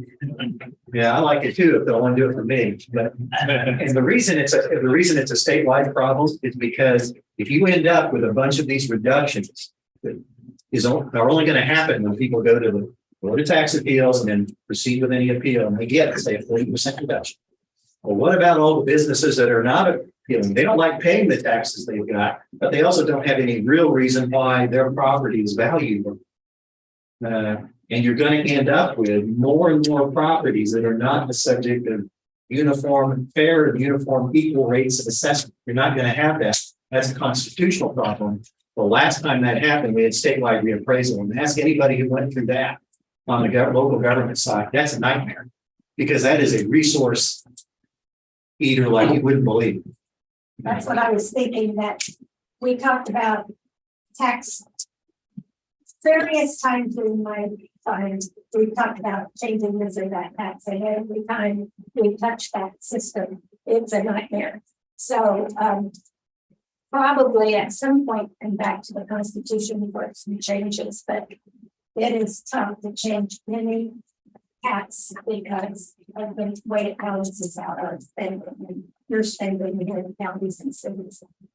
And so I thank you for that. I appreciate that. Just to kind of help everybody see where we are on it.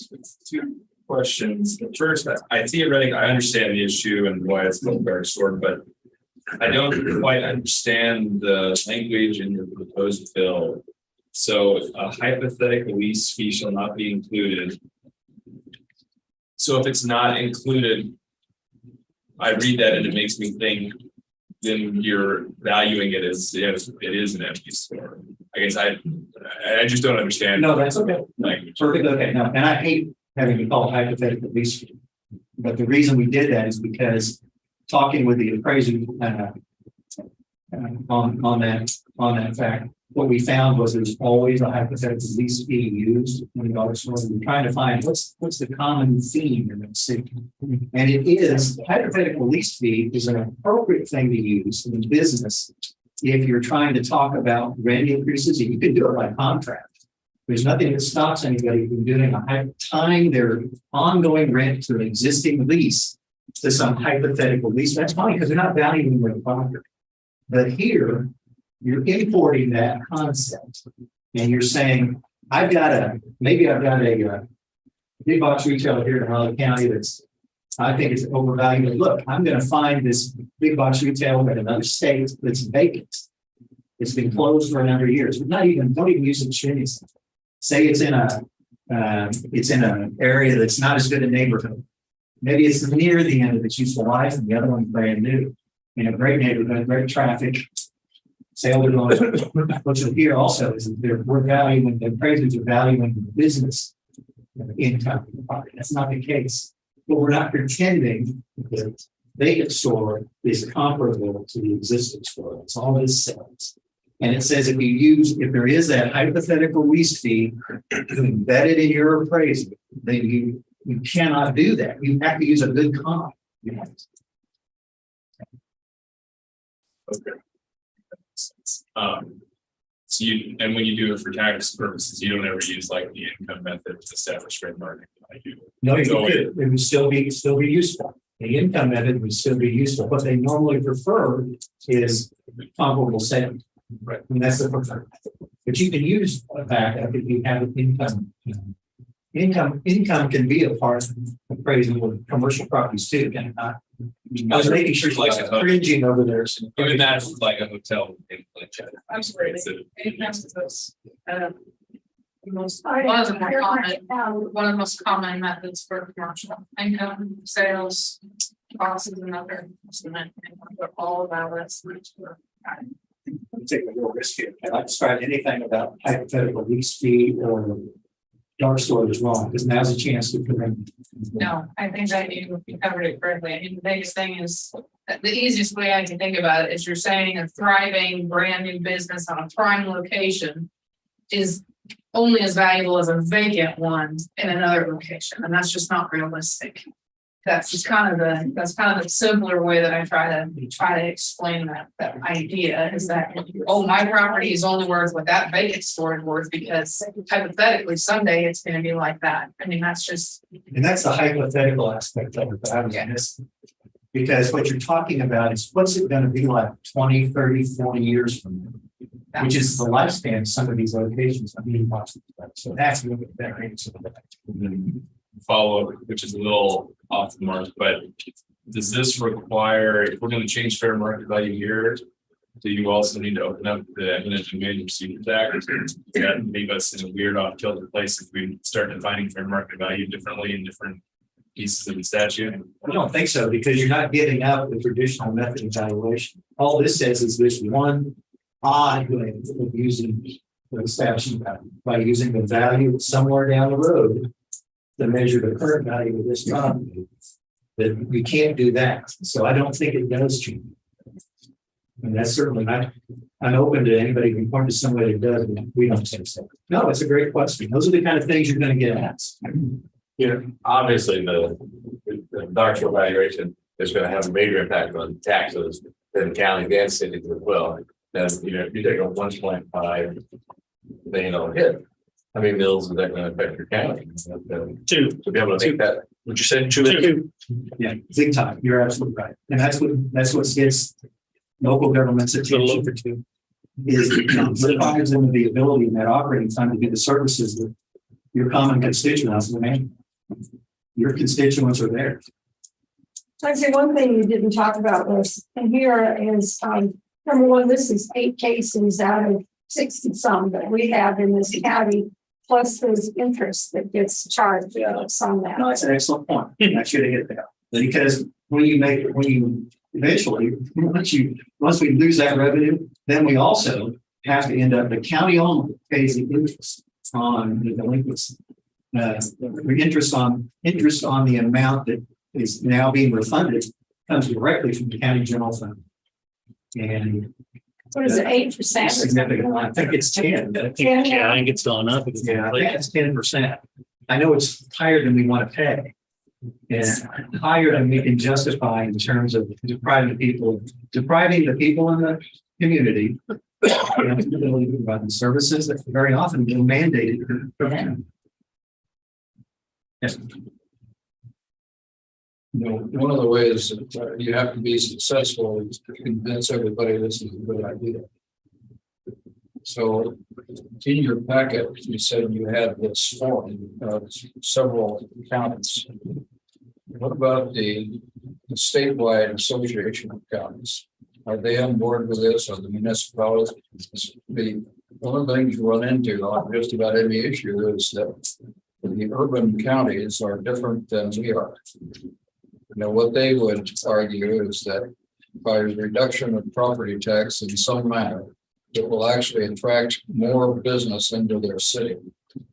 So, you know, if you can get enough to overcome Wichita and Sedgwick, or excuse me, Sedgwick and Johnson, that takes some effort. So I'm just interested in how much on board these associations are. Absolutely. It has got to get behind it. I'm sorry, You've got to get them up there. Oh, absolutely. Absolutely. I think from the beginning. in discussions I've had, I didn't think that the larger counties, it's more of it seems to be the larger 8 or 10 counties that have a lot of these. It's concerned the smaller counties are going, not our problem.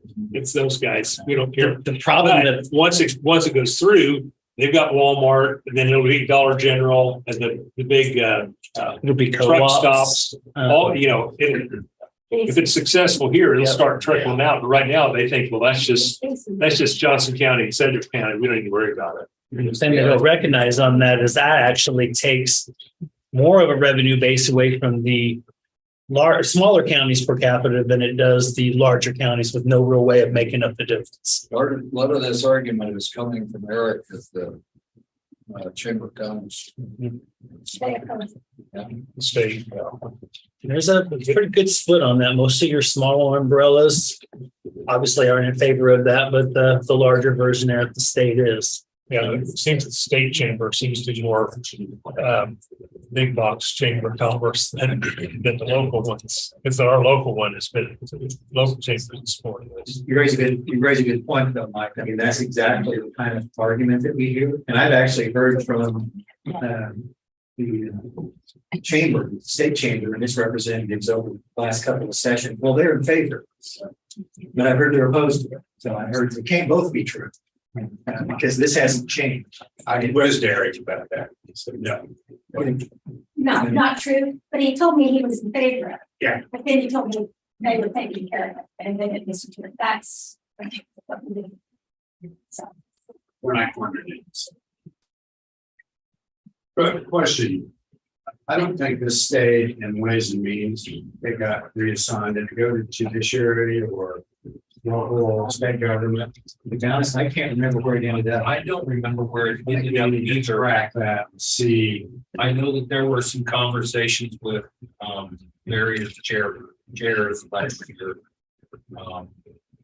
about having a hearing. And We just never had it here. never got a hearing. They never gave us an opportunity. And even one of my Democrat attorney senators at the time, I was introducing this, said the same thing we've said here. This isn't a problem because we hadn't had the court. So It's just an easy way to escape it. We were trying to preempt it for years. We've been trying to preempt that, and then we had the court case, then we had to wait. still waiting. Still waiting. We need to reintroduce it. That would be very helpful. What do you think misplaced amounts of tax in the state? Probably tax makes the most sense because they typically, between the staff and the members on the committee, they have some of that knowledge. The Senate, the Senate has a different Senate taxes, a little bit different staff, but they also have the knowledge of the statutory, how they work and how they fit together. So that makes sense there as well.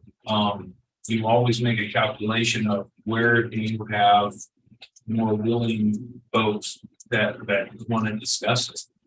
So that can also be, that'll have to be part of our calculation when we make that decision going forward. That tax of both the House and the Senate part make the most sense on the surface. Here's your chair. The tax.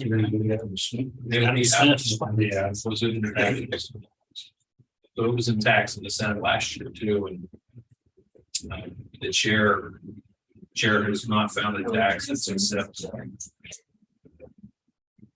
I mean, and there are challenges. I mean, it's a pretty complex issue when you start talking about it, as any property tax issues are, right? I mean, Cindy described it well. It's a balloon. You push here and it bulges somewhere else. I mean, we're not asking for wholesale change. We're asking for a simple clarification. So BOCC and any courts go back to what everyone thought the statute said previously before some of these cases were developed. So it might create questions because nobody's really ever thought about it previously, and then this developed over the course of a couple of years, and it really blew up in Johnson County. It started to blow up in Riley County. Smaller counties, more rural counties haven't seen it yet, but it's going to get there. I mean, there are plenty of chain stores in plenty of rural counties in Kansas. Plenty of implement. Yep. So find this attractive. I mean, as we've seen, I think when we started this 5 years ago, 6 years ago now, however long it's been, at first it was really as give Clancy and the staff for Riley County a lot of credit. They were reaching out to their counterparts across the state. A lot of rural counties, significantly more rural than Riley County, were like, oh, that's not our issue. Well, as they've become educated and as they've gained that experience, shall we say, they've realized, oh, it is, and they are seeing that. And I think we've seen through BOCC some of the cases that have been applied there and how they use this technique to avoid some of those paying their fair share and putting that tax burden back on the homeowners, the farmers, and the local business people. So. And Tom raises a good point, because on that same single sheet in your packet, it ends with a statement that I think is pretty powerful, that this type of loss can be detrimental to an organization and has the potential to shift the tax burden to residential property and other commercial business property. So that's really what's at play here. And that's really what's at stake. So in any event, we'll have to see where it goes, but during the session, please, if this comes up, please call. One other quick question. When Catherine brought up the interest, so the county pays when it goes to BOCC, and it may take however long to get to BOCC. If it's found in favor of the business, the county has to pay 10% on what now is $1.5–2 million. And those businesses have coming as a refund. Does the city, if they benefit from that tax, or the school district? No. The county's stuck with the whole thing. That's got statute. Yep. Well, there's something good about this. No, I think. So when we go to the cities and the school district, we can tell them we definitely protected their interest on this matter. No, that's really not fair. Yeah. For you, I mean, you're just the fiduciary. Well, Really, the county's basically the collecting agent for all those entities. yeah. And But it has been forever. And I would suggest one thing too, that counties, unlike school districts and cities, Most of their budgets are strictly based off of property tax. So there's a larger share of that property tax paying for all those services and all those roads and all those things. Whereas, the cities have a little bit of flexibility. The school districts will have a couple different flexibilities. Counties in Kansas don't. School districts don't have any flexibility. Well, but you have that funding, you have state, you get some other flexibility. State funding. Yeah, But when you're maxed out on all the funding, you're maxed out. true. Well, and then the other thing in terms of the property tax shift, you're not able to make that up for the years in which the ruling may do it. So it's going to be a bigger hit if you maintain the pressure on your services in the next budget year. I'm hearing you could have 3 years that could be actually in consideration. Well, I don't think that the people on the other side don't know exactly the advantage of saving up the arguments so they can combine them. And quite frankly, from my perspective, encourage delays at voter. So that it takes longer and longer, particularly if they believe they're going to win. They have every reason to believe they're going to win so far. And the longer it sits at VOTA, the meter keeps running on that interest. And that makes a big difference in attorney's fees at the end of the case. I think that's a significant piece of the argument that other counties should be thinking about, particularly as Greg mentioned that, the other rural counties think, well, this doesn't really affect us. And yes, it could. And I think John made that mention. It could hurt them even more than it hurts a county like Johnson County or Riley County. Yeah, I was just gonna ask how in the budgeting process, how a possible loss in the future and that interest, I mean, with truth and taxation, the new law, how does that impact? I mean, that just came, I probably shouldn't ask this question in a larger group. But that's a real question that if there's a loss to the county and you have to pay up to 10% interest, whatever it is on that amount, you've already set your budget in August or September. Whatever now. Yeah, but so have all those other entities who were distributed money, and they're being told, okay, now your next distribution is going to be reduced by this much. And what they were counting on, they're not yet. Because you have a statutory obligation to submit that refund within whatever that timeline is with that plus. There are just some challenges there.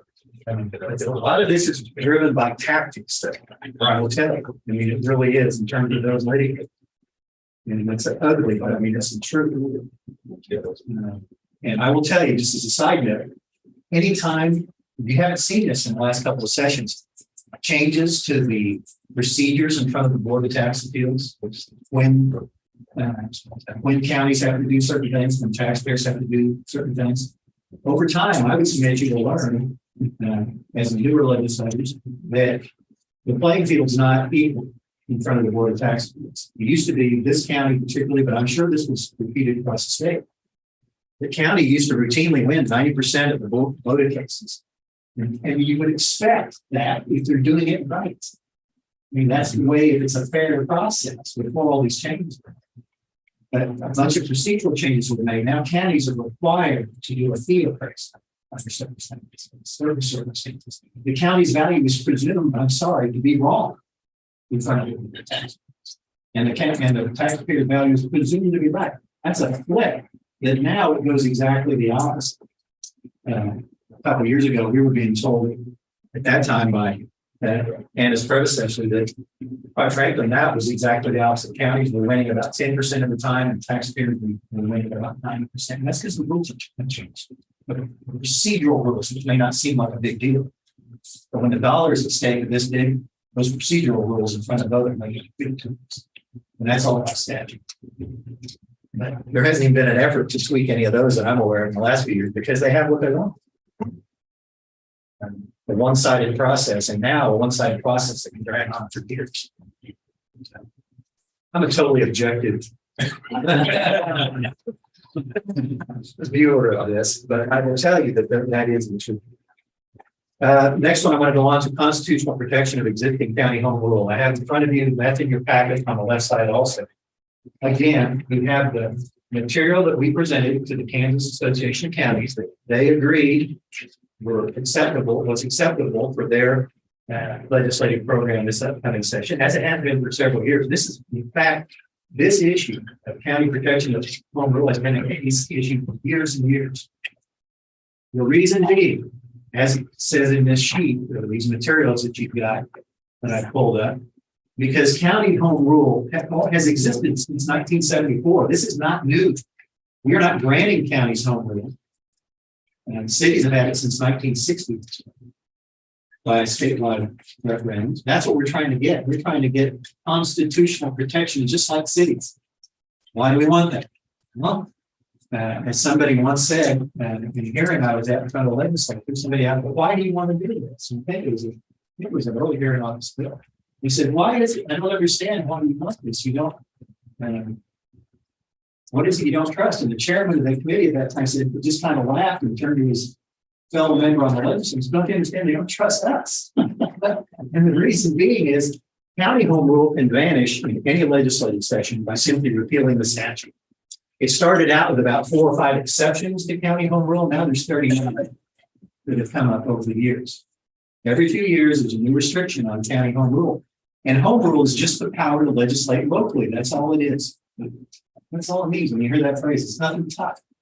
It's not an esoteric concept, unlike hypothetical use. Pretty straightforward. If the county doesn't have home rule, that every time they want to do anything that is specific, that is not specifically authorized by statute, they have to come to you as legislators and ask for a bill that will enable them to do something, enable them to do a road project, enable them to do a construction project. That's the real danger. I would submit maybe from the legislative side is, do you really want 105 counties coming to you every time they have some kind of a project that ought to be dealt with locally? I don't think so. And again, this just means it's protection of existing county home rule. Overall, I would submit that counties across the state have pretty good record with their constituents, not perfect, a reasonable level of confidence. And this does not expand county home rule. This proposal only keeps it right where it is with those 39 exceptions. We'll take it. Just stop it. Stop restricting and let us move forward with the boards of county commissions across the state doing things locally. And any uniform legislation that the legislature passes, even with this change, just like cities, we wouldn't be able to charter out. We couldn't any more than cities can. And cities have enjoyed constitutional protection since 1960. We think it's only fair that counties have the same protection of our existing home rule. That's it. Be glad to answer any questions. Are the 39 things in here on your attachment thing? I don't think so. I don't think I did not attach the statute itself. And I would even try the gunpoint to tell you what all those 39. So how do we keep those exemptions or exceptions if we do this constitutional amendment? We make part of the constitutional amendment that all existing restrictions stay in place. But that's not in this SCR 1606. No. Well, and we've had instructions from legislative committees before to go out and identify, like total revised governments, go out and identify those existing statutes which are uniform and those which are non-uniform. It's not apparently they went out and did it, but I haven't seen the work on it. I don't. Those 38 or 39 items are in addition to existing statewide reviews. And some of them are very small and specific, and I can't name them either. Some of them are very broad, which are already covered under current statutory governance. So some actually, you're duplicating the effort of exempting county. Are there any exceptions or exemptions on city home rule? No, there's no impact. Other than they cannot avoid uniform statewide legislation. And are counties held to this uniform standard? Yes, that would be the intent of this as well. No, but I mean, are they currently? Oh, yes, yeah, we cannot, a uniform statute that applies in 105 counties, we've got to follow. That's not true if you are allowed to have county sales tax. Well, there are specific grants of authority involved in sales tax. You know, you've seen those multiple subsections. There'll be for specific projects, specific jails, specific. You'll get specific authorization for that because by statute, there's limits on what we can do with sales tax. So there's a grant of sales tax authority, for example. We've got one that just is going to become effective January 1 that allows, because we went to the voters, we got it approved. It is a 5-year-long sales tax, local retail and sales tax. We can only use the proceeds for the road and bridge projects. We presented that because the previous countywide retail sales tax that was also authorized by statute because we had it approved on voters was sunsetting at the end of this year. This does not replace all that revenue, but it is in place of that. And the idea was that it would enable the county to not have to raise property taxes to do a certain amount of projects, even though it's a shorter term. So we went by the statutory grant. We had no choice. One of the things counties cannot do under their existing home rule authority that we have right now is we can't simply go out and change the tax laws. We can't do it. So if you had home rule with SCR 1606, could you then levy a sales tax without having to have the legislature approve that? No, it's not designed to expand. Not if we include the 39 that are already in place. There was a statutory change that created the limits. And that was a few years ago. Yeah, and I would say that the sales tax statutes are evenly applied across the state. They apply to all 105 counties.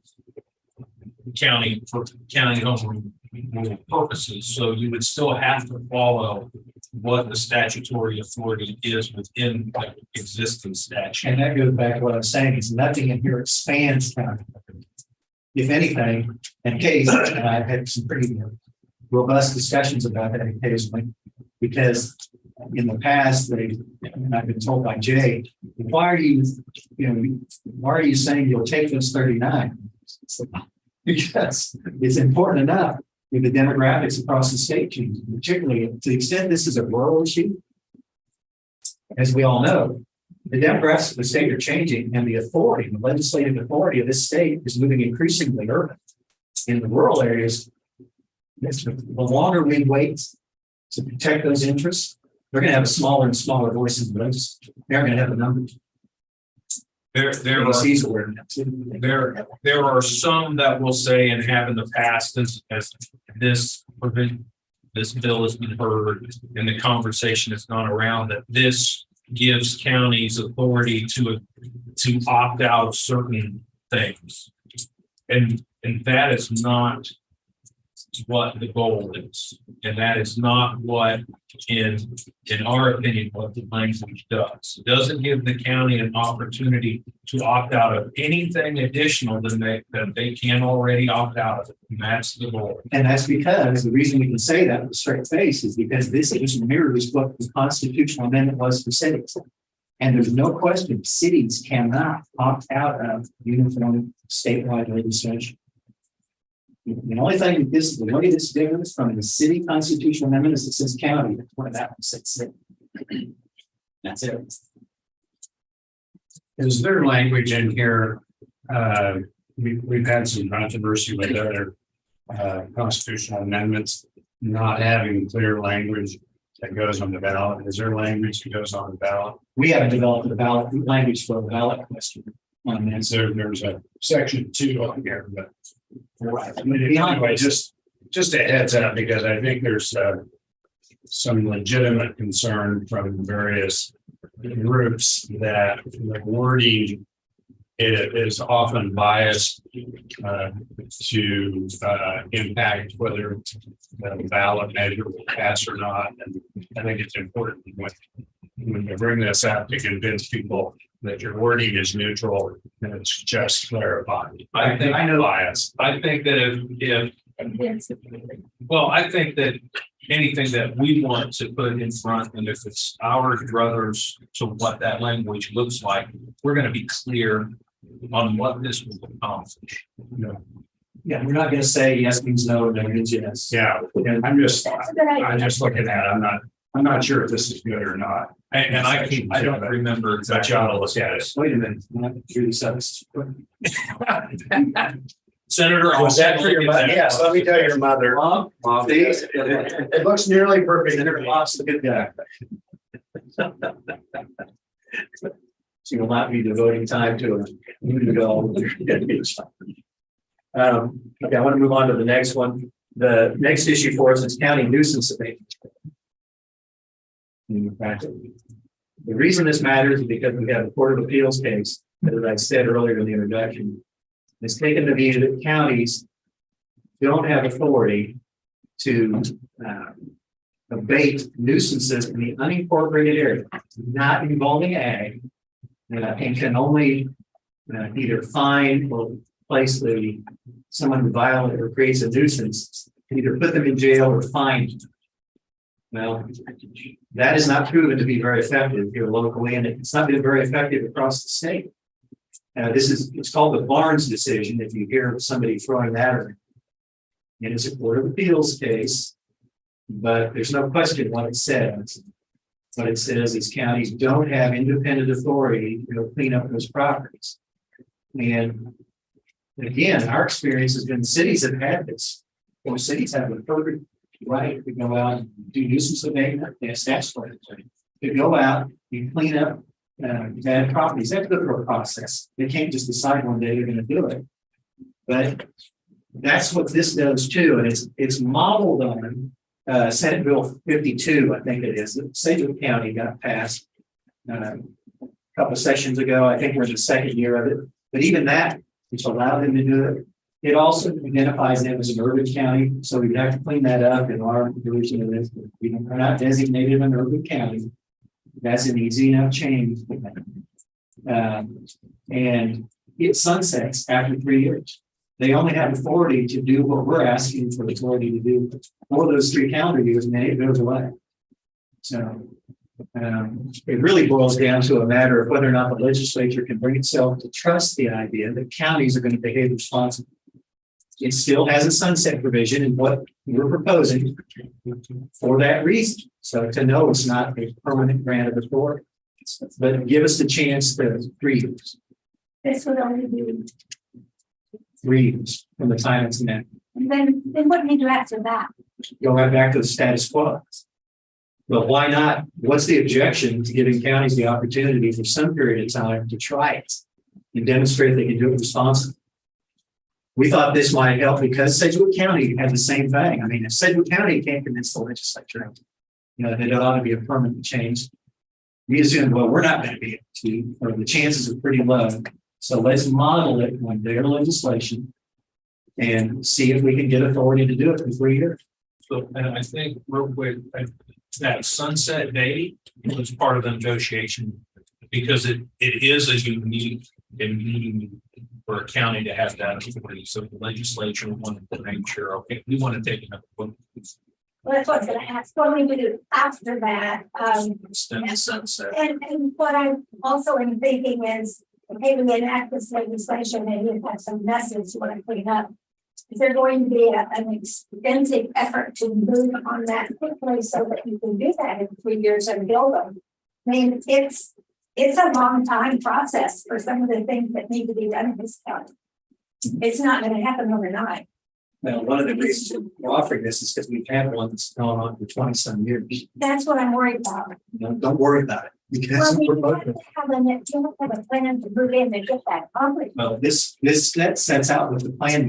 Okay. It tells us exactly what needs to happen. Because it's not unilateral action by planning and development department. Not that that wouldn't be fine, but you still have to go to court, basically, and you have to try to get it resolved in one way, which we can do. And part of that due process was the big issue within the legislature, because it took Sedgwick County a couple, maybe 3 sessions to get this to completion. And that's the big concern, is the due process, to make sure that that property owner has that due process to make sure that everything is done correctly. So, well, the other issue, and that's why the bill, and Clancy, I didn't see the packet, is that pretty much word for word what the same bill that we had introduced last year. So that follows what was approved by the legislature and what Sedgwick County and that, and trying to take care of all those concerns. The other interesting piece of this that Clancy touched on was urban county designation. There's only I think there's 2 in the state of Kansas, Johnson and Sedgwick. And that's done through the legislature. The legislature is allowed to designate what those urban counties are. And when you look back at our previous discussion on the previous issue, that is allowed within the Constitution. It does not affect uniform and equal statutes, because that came up last year. We were talking about this. Well, how does this impact county home rule uniform and equal? It does not. This legislation, I'm sorry, I haven't read it, and I don't like to read and listen at the same time. I can't do that. But so this would only be for my county. So this would be for anyone that the legislature could designate or would designate as a urban county. And right now, I believe it's only 2, Johnson and Sedgwick. No, I mean, what we propose. What we propose would include, basically put us and list us as an urban county. But also we're open to simply making it a uniform statute. Right. And not, because the goal here was not to become designated as urban county. The goal was to present something that would have some traction in the minutes. And that involves just simply not just doing a uniform statute. It still has all these limitations. Other counties open to doing. So how much weight do we have currently in our land stream and that how much authority do we actually have now with our land use plan that community with? Not a lot, unfortunately. So of course we go through the process of sending letters, trying to work with people. Violations resolved that way. And when people don't respond to us, which it's more than July, it goes to court. It's been put to the court to decide if they want to fine or jail time. And fines are very small under the act, but not very tiny fines. Well, that isn't for anybody. I work with cases that ABAG tried to do something about and send letters and so on. They ignored them. So until we made public stories about it. Well, again, that public discussion about it. this really requires, I would submit, more than that. We got to have the ability to clean them up and put the meaning on the property. Right. I agree. I understand what you're doing, but sometimes you can do it with the public pressure, but I think. When we heard this bill for Sedgwick County, this is essentially like if Grand Mirror were in the county of Modern City. So the idea was to give them the authority to act, to do abatement in that. So my take on this is we've got to be very careful to place some significant limits on this, particularly if we're going to deal with the test case. I wrote you guys a note on this. Every farmer in the county, not all counties, so not like this a bit. So my suggestion is that we do this pointed at certain areas, particularly those leading into our cities or where we've already identified problems. And, this will not go very far because the agricultural interests are too heavy. So that's my. That's why you wouldn't want to go with the state line, or why you want to get. Okay, that's a. And that's one reason why the urban county designation is part of that conversation with the Sedgwick County bill originally, because the legislature has to designate those. In that Sedgwick County bill, exempt ag property, it was say something. Yeah, there were some safeguards put in, exactly what the law says now. I don't remember, but there were some safeguards put in for agricultural. This specifically exempts, just like I said, we can't go exempts agriculture. Just harking back, we looked at earlier, I can tell you, we have an exemption under the statute we talked about for dark store and clarifying the definition of fair market value. We added a statement in there that specifically exempts agriculture because the membership of KEC, some of the rural interests were concerned that this might have an impact on how farmland is currently housed. So we just took it out of it. We had no problem plugging that in. So we're trying to be realistic with those things that we propose. And we're simply going to kill off something or make it too difficult to pass. That's why any input you have as we move forward on any of these items is valuable. I think again, you need to agree with mine. Need to talk to Farm Bureau and KLA particularly. And those conversations have occurred, especially with Farm Bureau. Farm Bureau was involved in negotiation for the state and county version. We'll continue those conversations. Because we know what we have. All right, let's move on to the next one. The missing demand transfer. I'm sure current members of the delegation have heard this one before. But we've got a problem with those previously generated transfers from the state. The demand transfers are often made to help local government keep its property taxes low.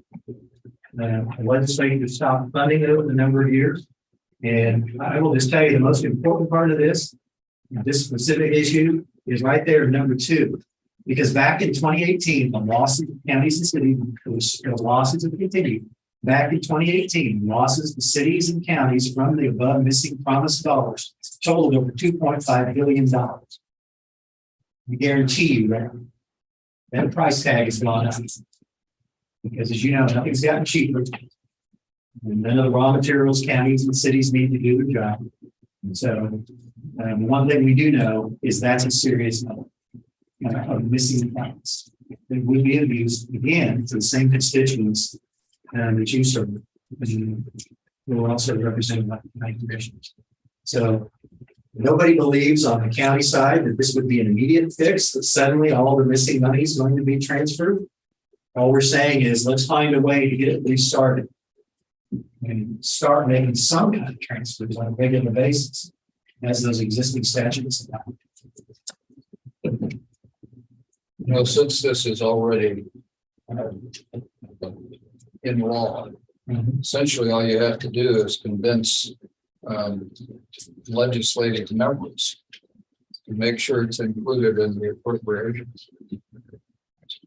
It is on the bill every year, and it gets removed and committed. But when you know better than I, but down there near the bottom of the appropriations bill, about halfway up that page, it always strikes that element out. So, Motion made in committee, and that's the matter of that minority and majority party makes a lot of difference in those things.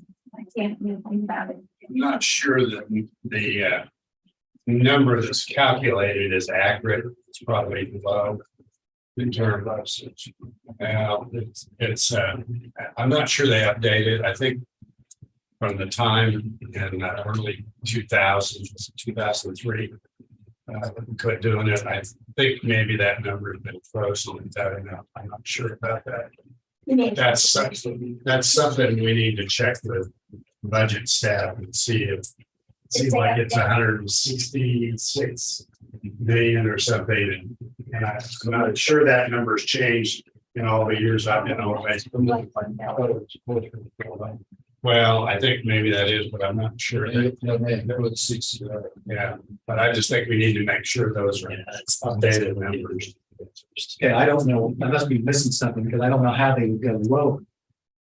Oh, I think they basically frozen it from that last year. When it was paid out, they just roll it over in the budget every year, I think. Instead of going back. Instead, it may be close to 400 million, but I think 20 years ago, it was 166 million or so.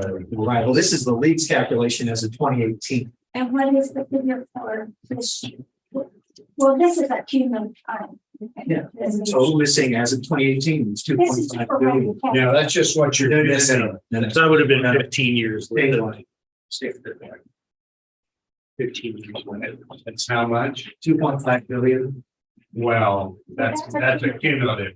Right. I don't think we're gonna give you that. That's why I led with it. We're not asking for our share of 2.5 billion. We're just saying restart it. 1.5 is actual revenue loss. And to Riley County's credit, one of your former commissioners and I met with the governor's staff before the budget, I think back in 18. She did put 50 million in, and that was pulled out by the majority party in, I think, in the House and appropriations. And we probably would have. Both places. Yeah, we agree. on the Senate side. They, us. Motion and it's. Yeah, but at any rate, and I think part of the rationale was that wouldn't really make much of a dent in each individual taxpayer. And when we look at it, I think you guys look at it, this is how much money the county is losing. I think when legislators look at it, they say, well, how much of a property tax refund would each average individual taxpayer get? And when you take that out across the state, so asking for the full amount, I think, is a wiser thing to ask. So heard a lot about this through the session, all the money. It's a topic that's getting talked about in some of the legislators, but the criticism I hear that is, could we expect the commission is committed to decreasing the mill levy proportionate to the funding, or is this something that we pass and it just turns into additional revenue on top? I understand that, but that'll be the strongest argument against it, but we think our county will just add this on top. I don't have I'm not projecting that's what. No, that's exactly what we need to hear. We need to hear what those compensations are, or we can't respond. And I would just tell you, I know from Riley County's point of view, that it would not be no from this commission, but from our commissions, they would say, oh, good, time for spending. Yeah. Because their constituents don't expect that. And I'll ask the city commission the same thing. And they would be They open. bring it up too, I think they would be open to conversation along those lines, but I'm not aware that's ever. And I think it's, again, back to the law that was passed last year and the year before. Just last year, right? Because this is the first year it's wasn't implemented on through the budgeting process for local units, whether it's county, city, or school board. You have to justify anything above what you previously spent. So that additional funding, more than likely, if the legislature ever really wants to do anything about property taxes in the state, that is one of the most effective things that they can ever do to actually lower or slowly increase, depending on where you live, some property taxes. That's why it's created. That is exactly why. And to do this, it'd probably be a proviso that essentially says we're implementing it. But I think there would be wording in the proviso that says it's money that can't be spent. It has to be rebated to the taxpayer, lower the property tax. That's right. But that's every year we have a proviso that keeps us from being in. But Several other. it would just simply be funding current statutory. That's right. I mean, it might need a proviso. I think there'll be a proviso that says you can't do a taxation. That would restrict it, that it not be additional budget or reduction of property tax. Well, we may have to marry this to the net neutral, because I know that there's some chagrin on and what was intended to happen, and what is in fact happening as a result. Most counties, I think all counties, are obligated to have hearings on the budget, which means all of the spending streams are disclosed, all the revenue, all the expenses. So this is a little bit look at it of that original scheme, and it costs a lot of money. So in our county, it's $18,000, which doesn't cover it all. And the state has to refund that to the county. So you got a few problems with that there as well. Maybe Rich, if you take that bill and mark it up to make it maybe more appropriate to the times we're in, and we know kind of what the language ought to be. Is an X through it okay? And I'm serious. I don't joke about that. I mean, I've been in county government 31 years. It served no intended purpose other than the state increased taxes to the taxpayers. That's right. That's the only intended purpose. The calls that we got were to ask, why in the heck did my appraisal go up so much? That's all that mailing generated for Riley County. We had no one attend the hearings. And we had elected officials at our intergovernmental luncheon just say it confused them. Yeah. It did not serve any intended purpose. We already had public budget hearings that were published. All work sessions are open. So I If we don't say that in jest. That's really what needs to happen with If we ARM. can It served sort no that Xed out, if there is language in there that would be helpful, then I'd like to get that too, because when they get something Xed is maybe too big a full this time. Well, and in 03, we were in a recession. And in 03, it made sense that the state had to have some money and that was a way to grab some, but it wasn't intended to go on and on. And I'm glad Sydney brought that up. You know, through all this discussion, I understand that our legislature trusts in what the cities and counties are going to do with the money. Are they going to actually do what LAVTR stands for, local ad valorem tax reduction? But I have never seen the state admit we increased our spending. We're increasing our spending by this amount every year. It's the truth. Yeah, yes. I mean, you smile, but that's what's happening. They're Waiting for Tom to. they're getting the tax dollars. And we do it beyond our revenues too. It's just a good thing we have a good healthy balance. And they say the trust, but all of these individuals are elected to pay the consequences if taxpayers don't like what they're doing, just like all of you are. And at the end of the day, that's what's actually important, no matter where the actual dollars come from. No, we're trying to say property tax for all of Kansas, same Kansas you represent, same Kansas I represent, same Kansas we represent collectively, so on and so forth. And I think we forget that part, that piece of it sometimes when we're battling with ideas or battling with numbers or battling with data or whatever.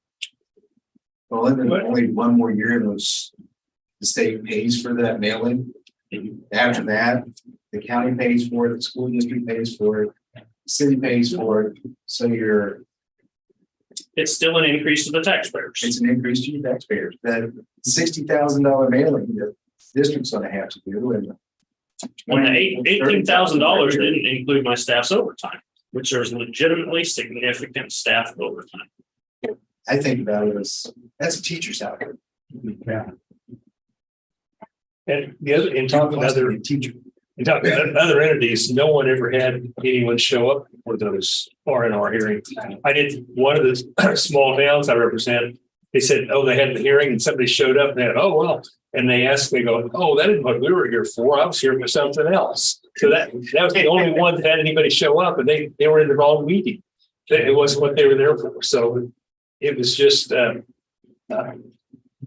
paper shuffle that cost a lot of money. And I've also heard through other entities throughout the state, this didn't happen here because we kind of worked through that process 2 years. So most of the education and information behind it had already gone out, but there's been several counties that sent those out. It was thought of as an extra tax bill. It was thought of as not what it actually was intended to do. And it didn't do anything except create chaos. We probably should have started collectively as a state educating people on this 2 years prior. Some did, some didn't. We did, but there's challenges with that. I mean, there is a dollar that you can attach to all those challenges along the way with it too. I think one of the things you all bring up that I think is important is the trust issue. And I think this was actually done in sort of response to not putting the budget restrictions, a Tabor type tax bill on county. So I sure don't want to go the flip way where we limit your ability to do business and doesn't take into account a county like Riley County, that I still anticipate seeing a lot of growth in our infrastructure. And we want that because of our economics in the whole Twin-Hills region. So I think we have to keep in mind that every tax bill is more politics than it is good policy. It was a response to those people who wanted to limit your budget. And I want to be on guard about that with our delegation, because any kind of Tabor or Tabor light would be even worse than this.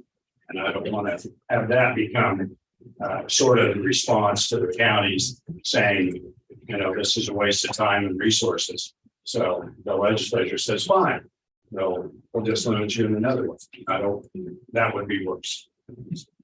I think one of the other issues of this is by the time we have the budget hearing that you're all saying we have to have, the budget is due to the state almost immediately afterwards. So we don't have time to make any real adjustments, no matter which group you're part of. So to really have any impact, you need that person to come 3 months prior to the hearing date that you put out there. And we've had a couple of those people come in. But the thing about that, I'm aware of the school districts in the cities and ours, all of our work sessions are on our agenda, published weekly.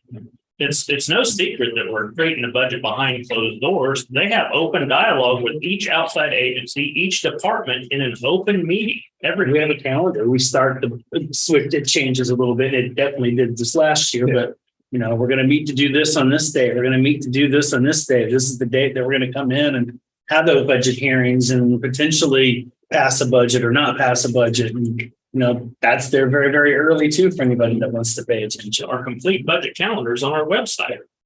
Every aspect of during what time period we're going to accomplish what. I want to jump ahead to the next item. And on your agenda, I'm showing it on the screen there. I don't know how I managed to make it difficult to read, but I did. With the 125 item, missing them. I'm sorry, the 140 item. Long-term negative impact on Riley County state legislative action. This is not to whine, but it's to give you a living example of how a small legislative change can have a dramatic impact over the years to a county. And we've got the data to show it. These aren't estimates that are in this item that's in your packet. This item is headed has a spreadsheet that shows year actual revenue loss, joint mortgage is not included, and potential revenue from joint mortgages. This is information that's been compiled by the Riley County Register of Deeds ever since the mortgage registration fee was repealed back in effective 2014.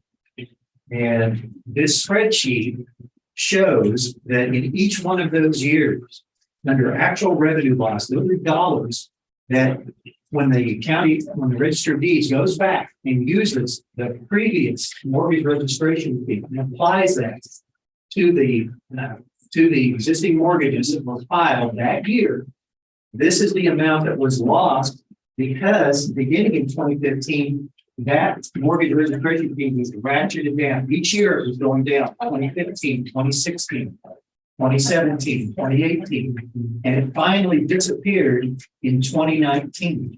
What you'll notice alongside each of those years is that the loss got bigger each year. The revenue that the county could have expected from the mortgage registration fee went from $138,000 to $613,054.65. And those are not cumulative totals. That's a loss in that individual year, each one of those in the table. And then you go to 2020 and after, when there is no mortgage registration fees, a gigantic jump.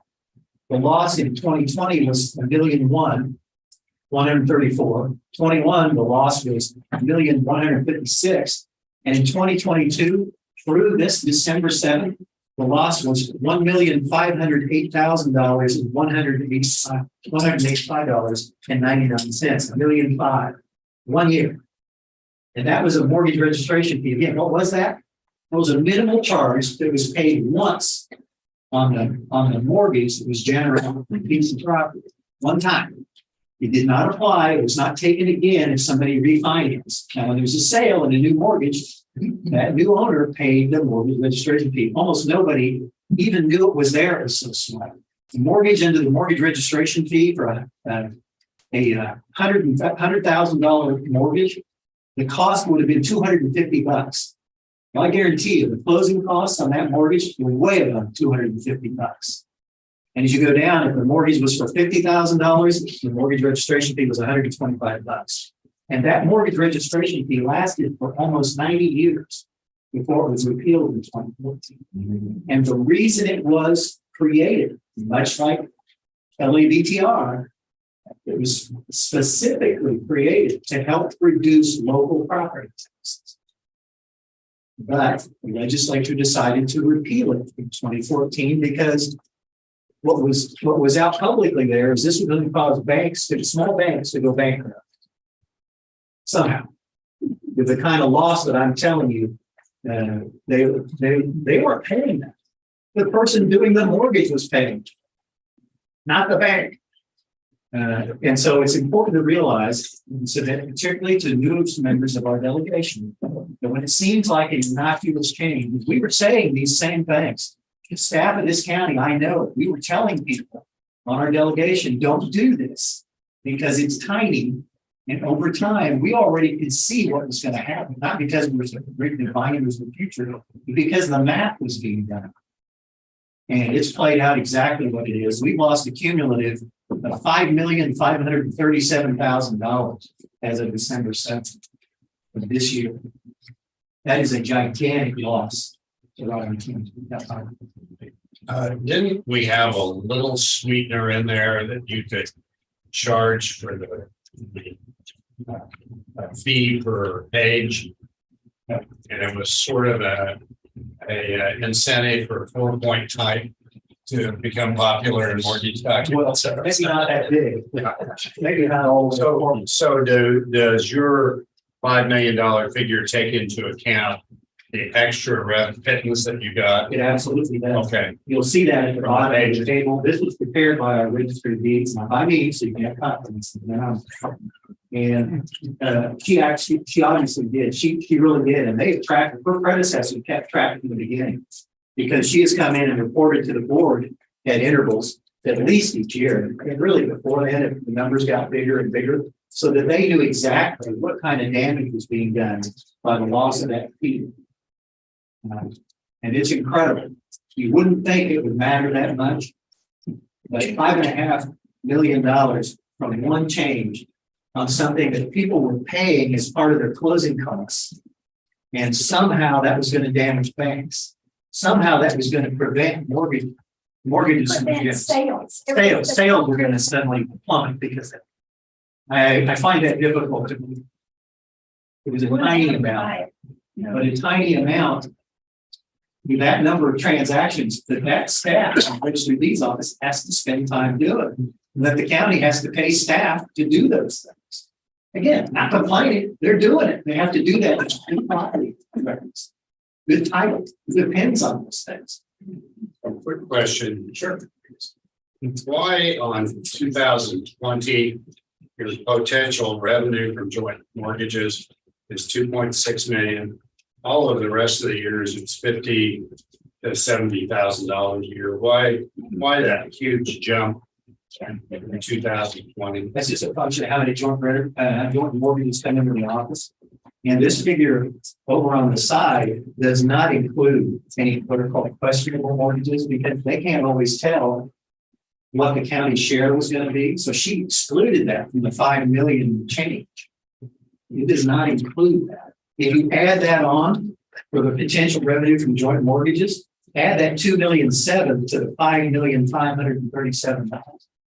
It just seems odd that that's so huge. And It seemed like we asked when she came in with those, I asked about that. And she said the joint mortgage, what it is, it's when there's property that some of it's in Riley County and some of it's in Marshall County. It's on different counties.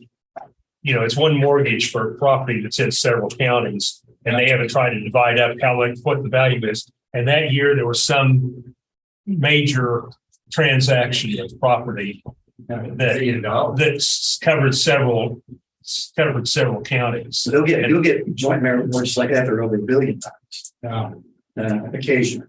And that year there was one, as I recall, she said there was one or two that were unusually large that year. That part of it was Riley County and several counties together. And they didn't try to divide up how much value was in each county. That's what I'm saying. The safe harbor there is just ignore the joint mortgages. I'm looking at 5 million. Yeah. If there's any reluctance. So it's really those really big sales that make a difference, not a home. No, I would say it's cumulative of the homes because most of the transactions are going to be homes, but didn't matter to the banks as much as maybe not selling a huge property. I don't know what was motivating the banks is this one less thing they have to explain in their closing costs. I'm sorry, but what else would it be? Because it didn't increase sales. It didn't increase sales. How could it? $250 charge on a $100,000 mortgage that stops somebody from buying property? Well, then everybody sat down and signed all the documents that he's pushing in front of you to closing. All you want to do is get it over. It fails in comparison to the realty. Yeah. Well, that's what it's already called the bankers and realtors that pushed. Yeah, absolutely. I mean, when I just returned in Manhattan, I remember the argument was coming from realtors, not from banks. And title companies. We were here for various quarters, and it was absolutely essential. And there, if you'll remember, there was an amazing television ad campaign. It was incredible. About how important it was to pass that beat radio and TV. Counties couldn't compete against it. We couldn't get the word out. A lot of good news out of that. Just remember who gave you had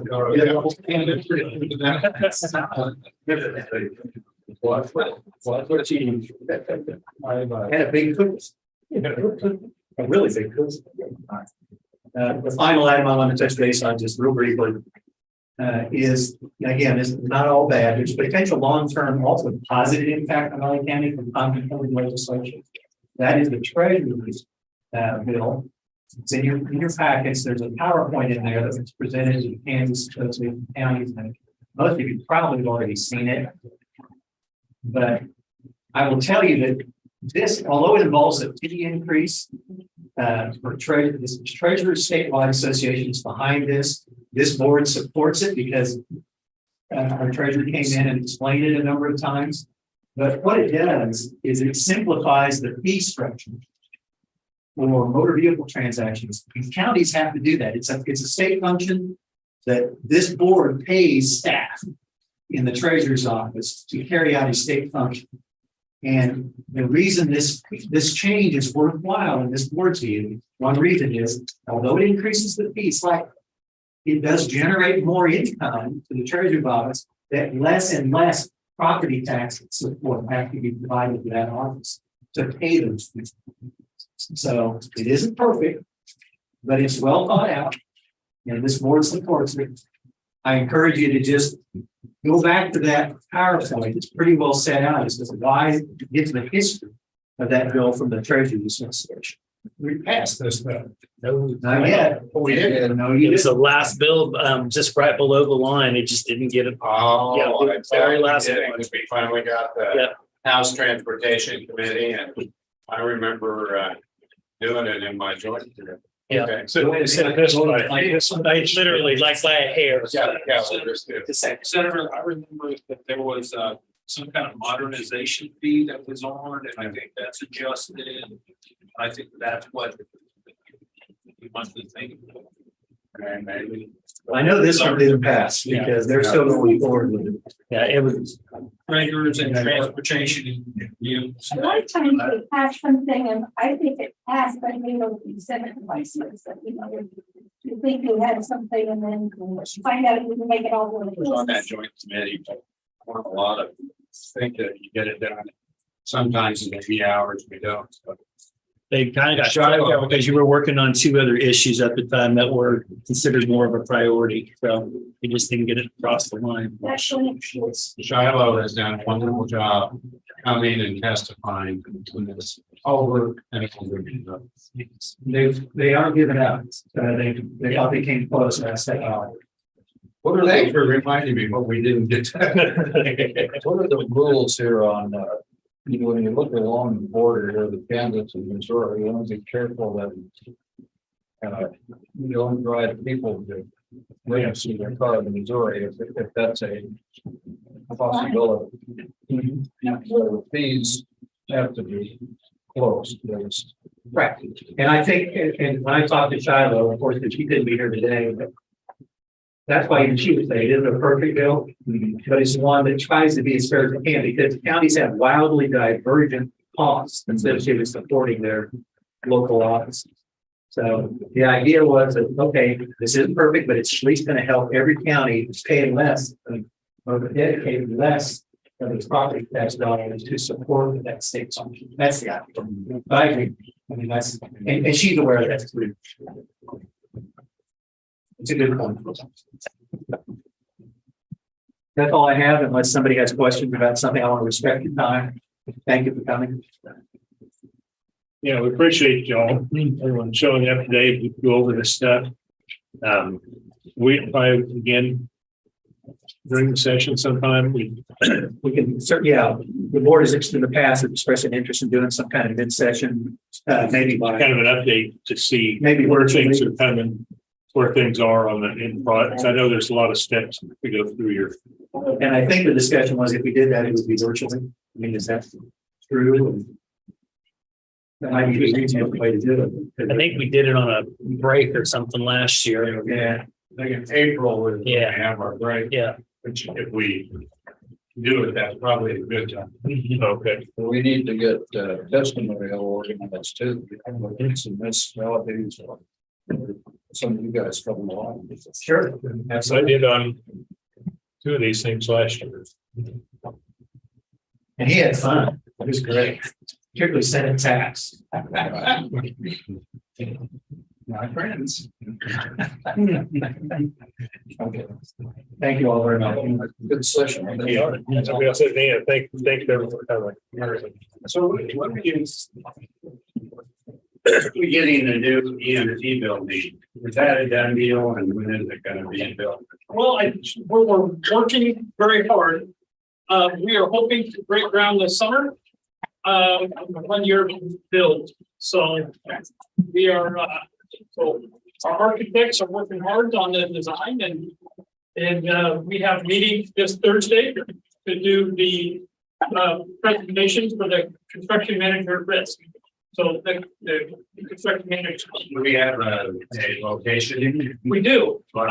It's right near where our current station is located, in 2011 Clapland. Right. So it's right across the street on the backside of the Family Health Resource Center, Work Manor Nursing Home. It's in that parking lot to the south. And then it'll be, whether we have a basement, it'll be a 2-story building. If not a basement, it'll be a 2 to maybe 3-story. Hopefully. Yes, sir. I had my first ambulance ride in my life 2 weeks ago, and you're kind of. Excellent. Already made the move.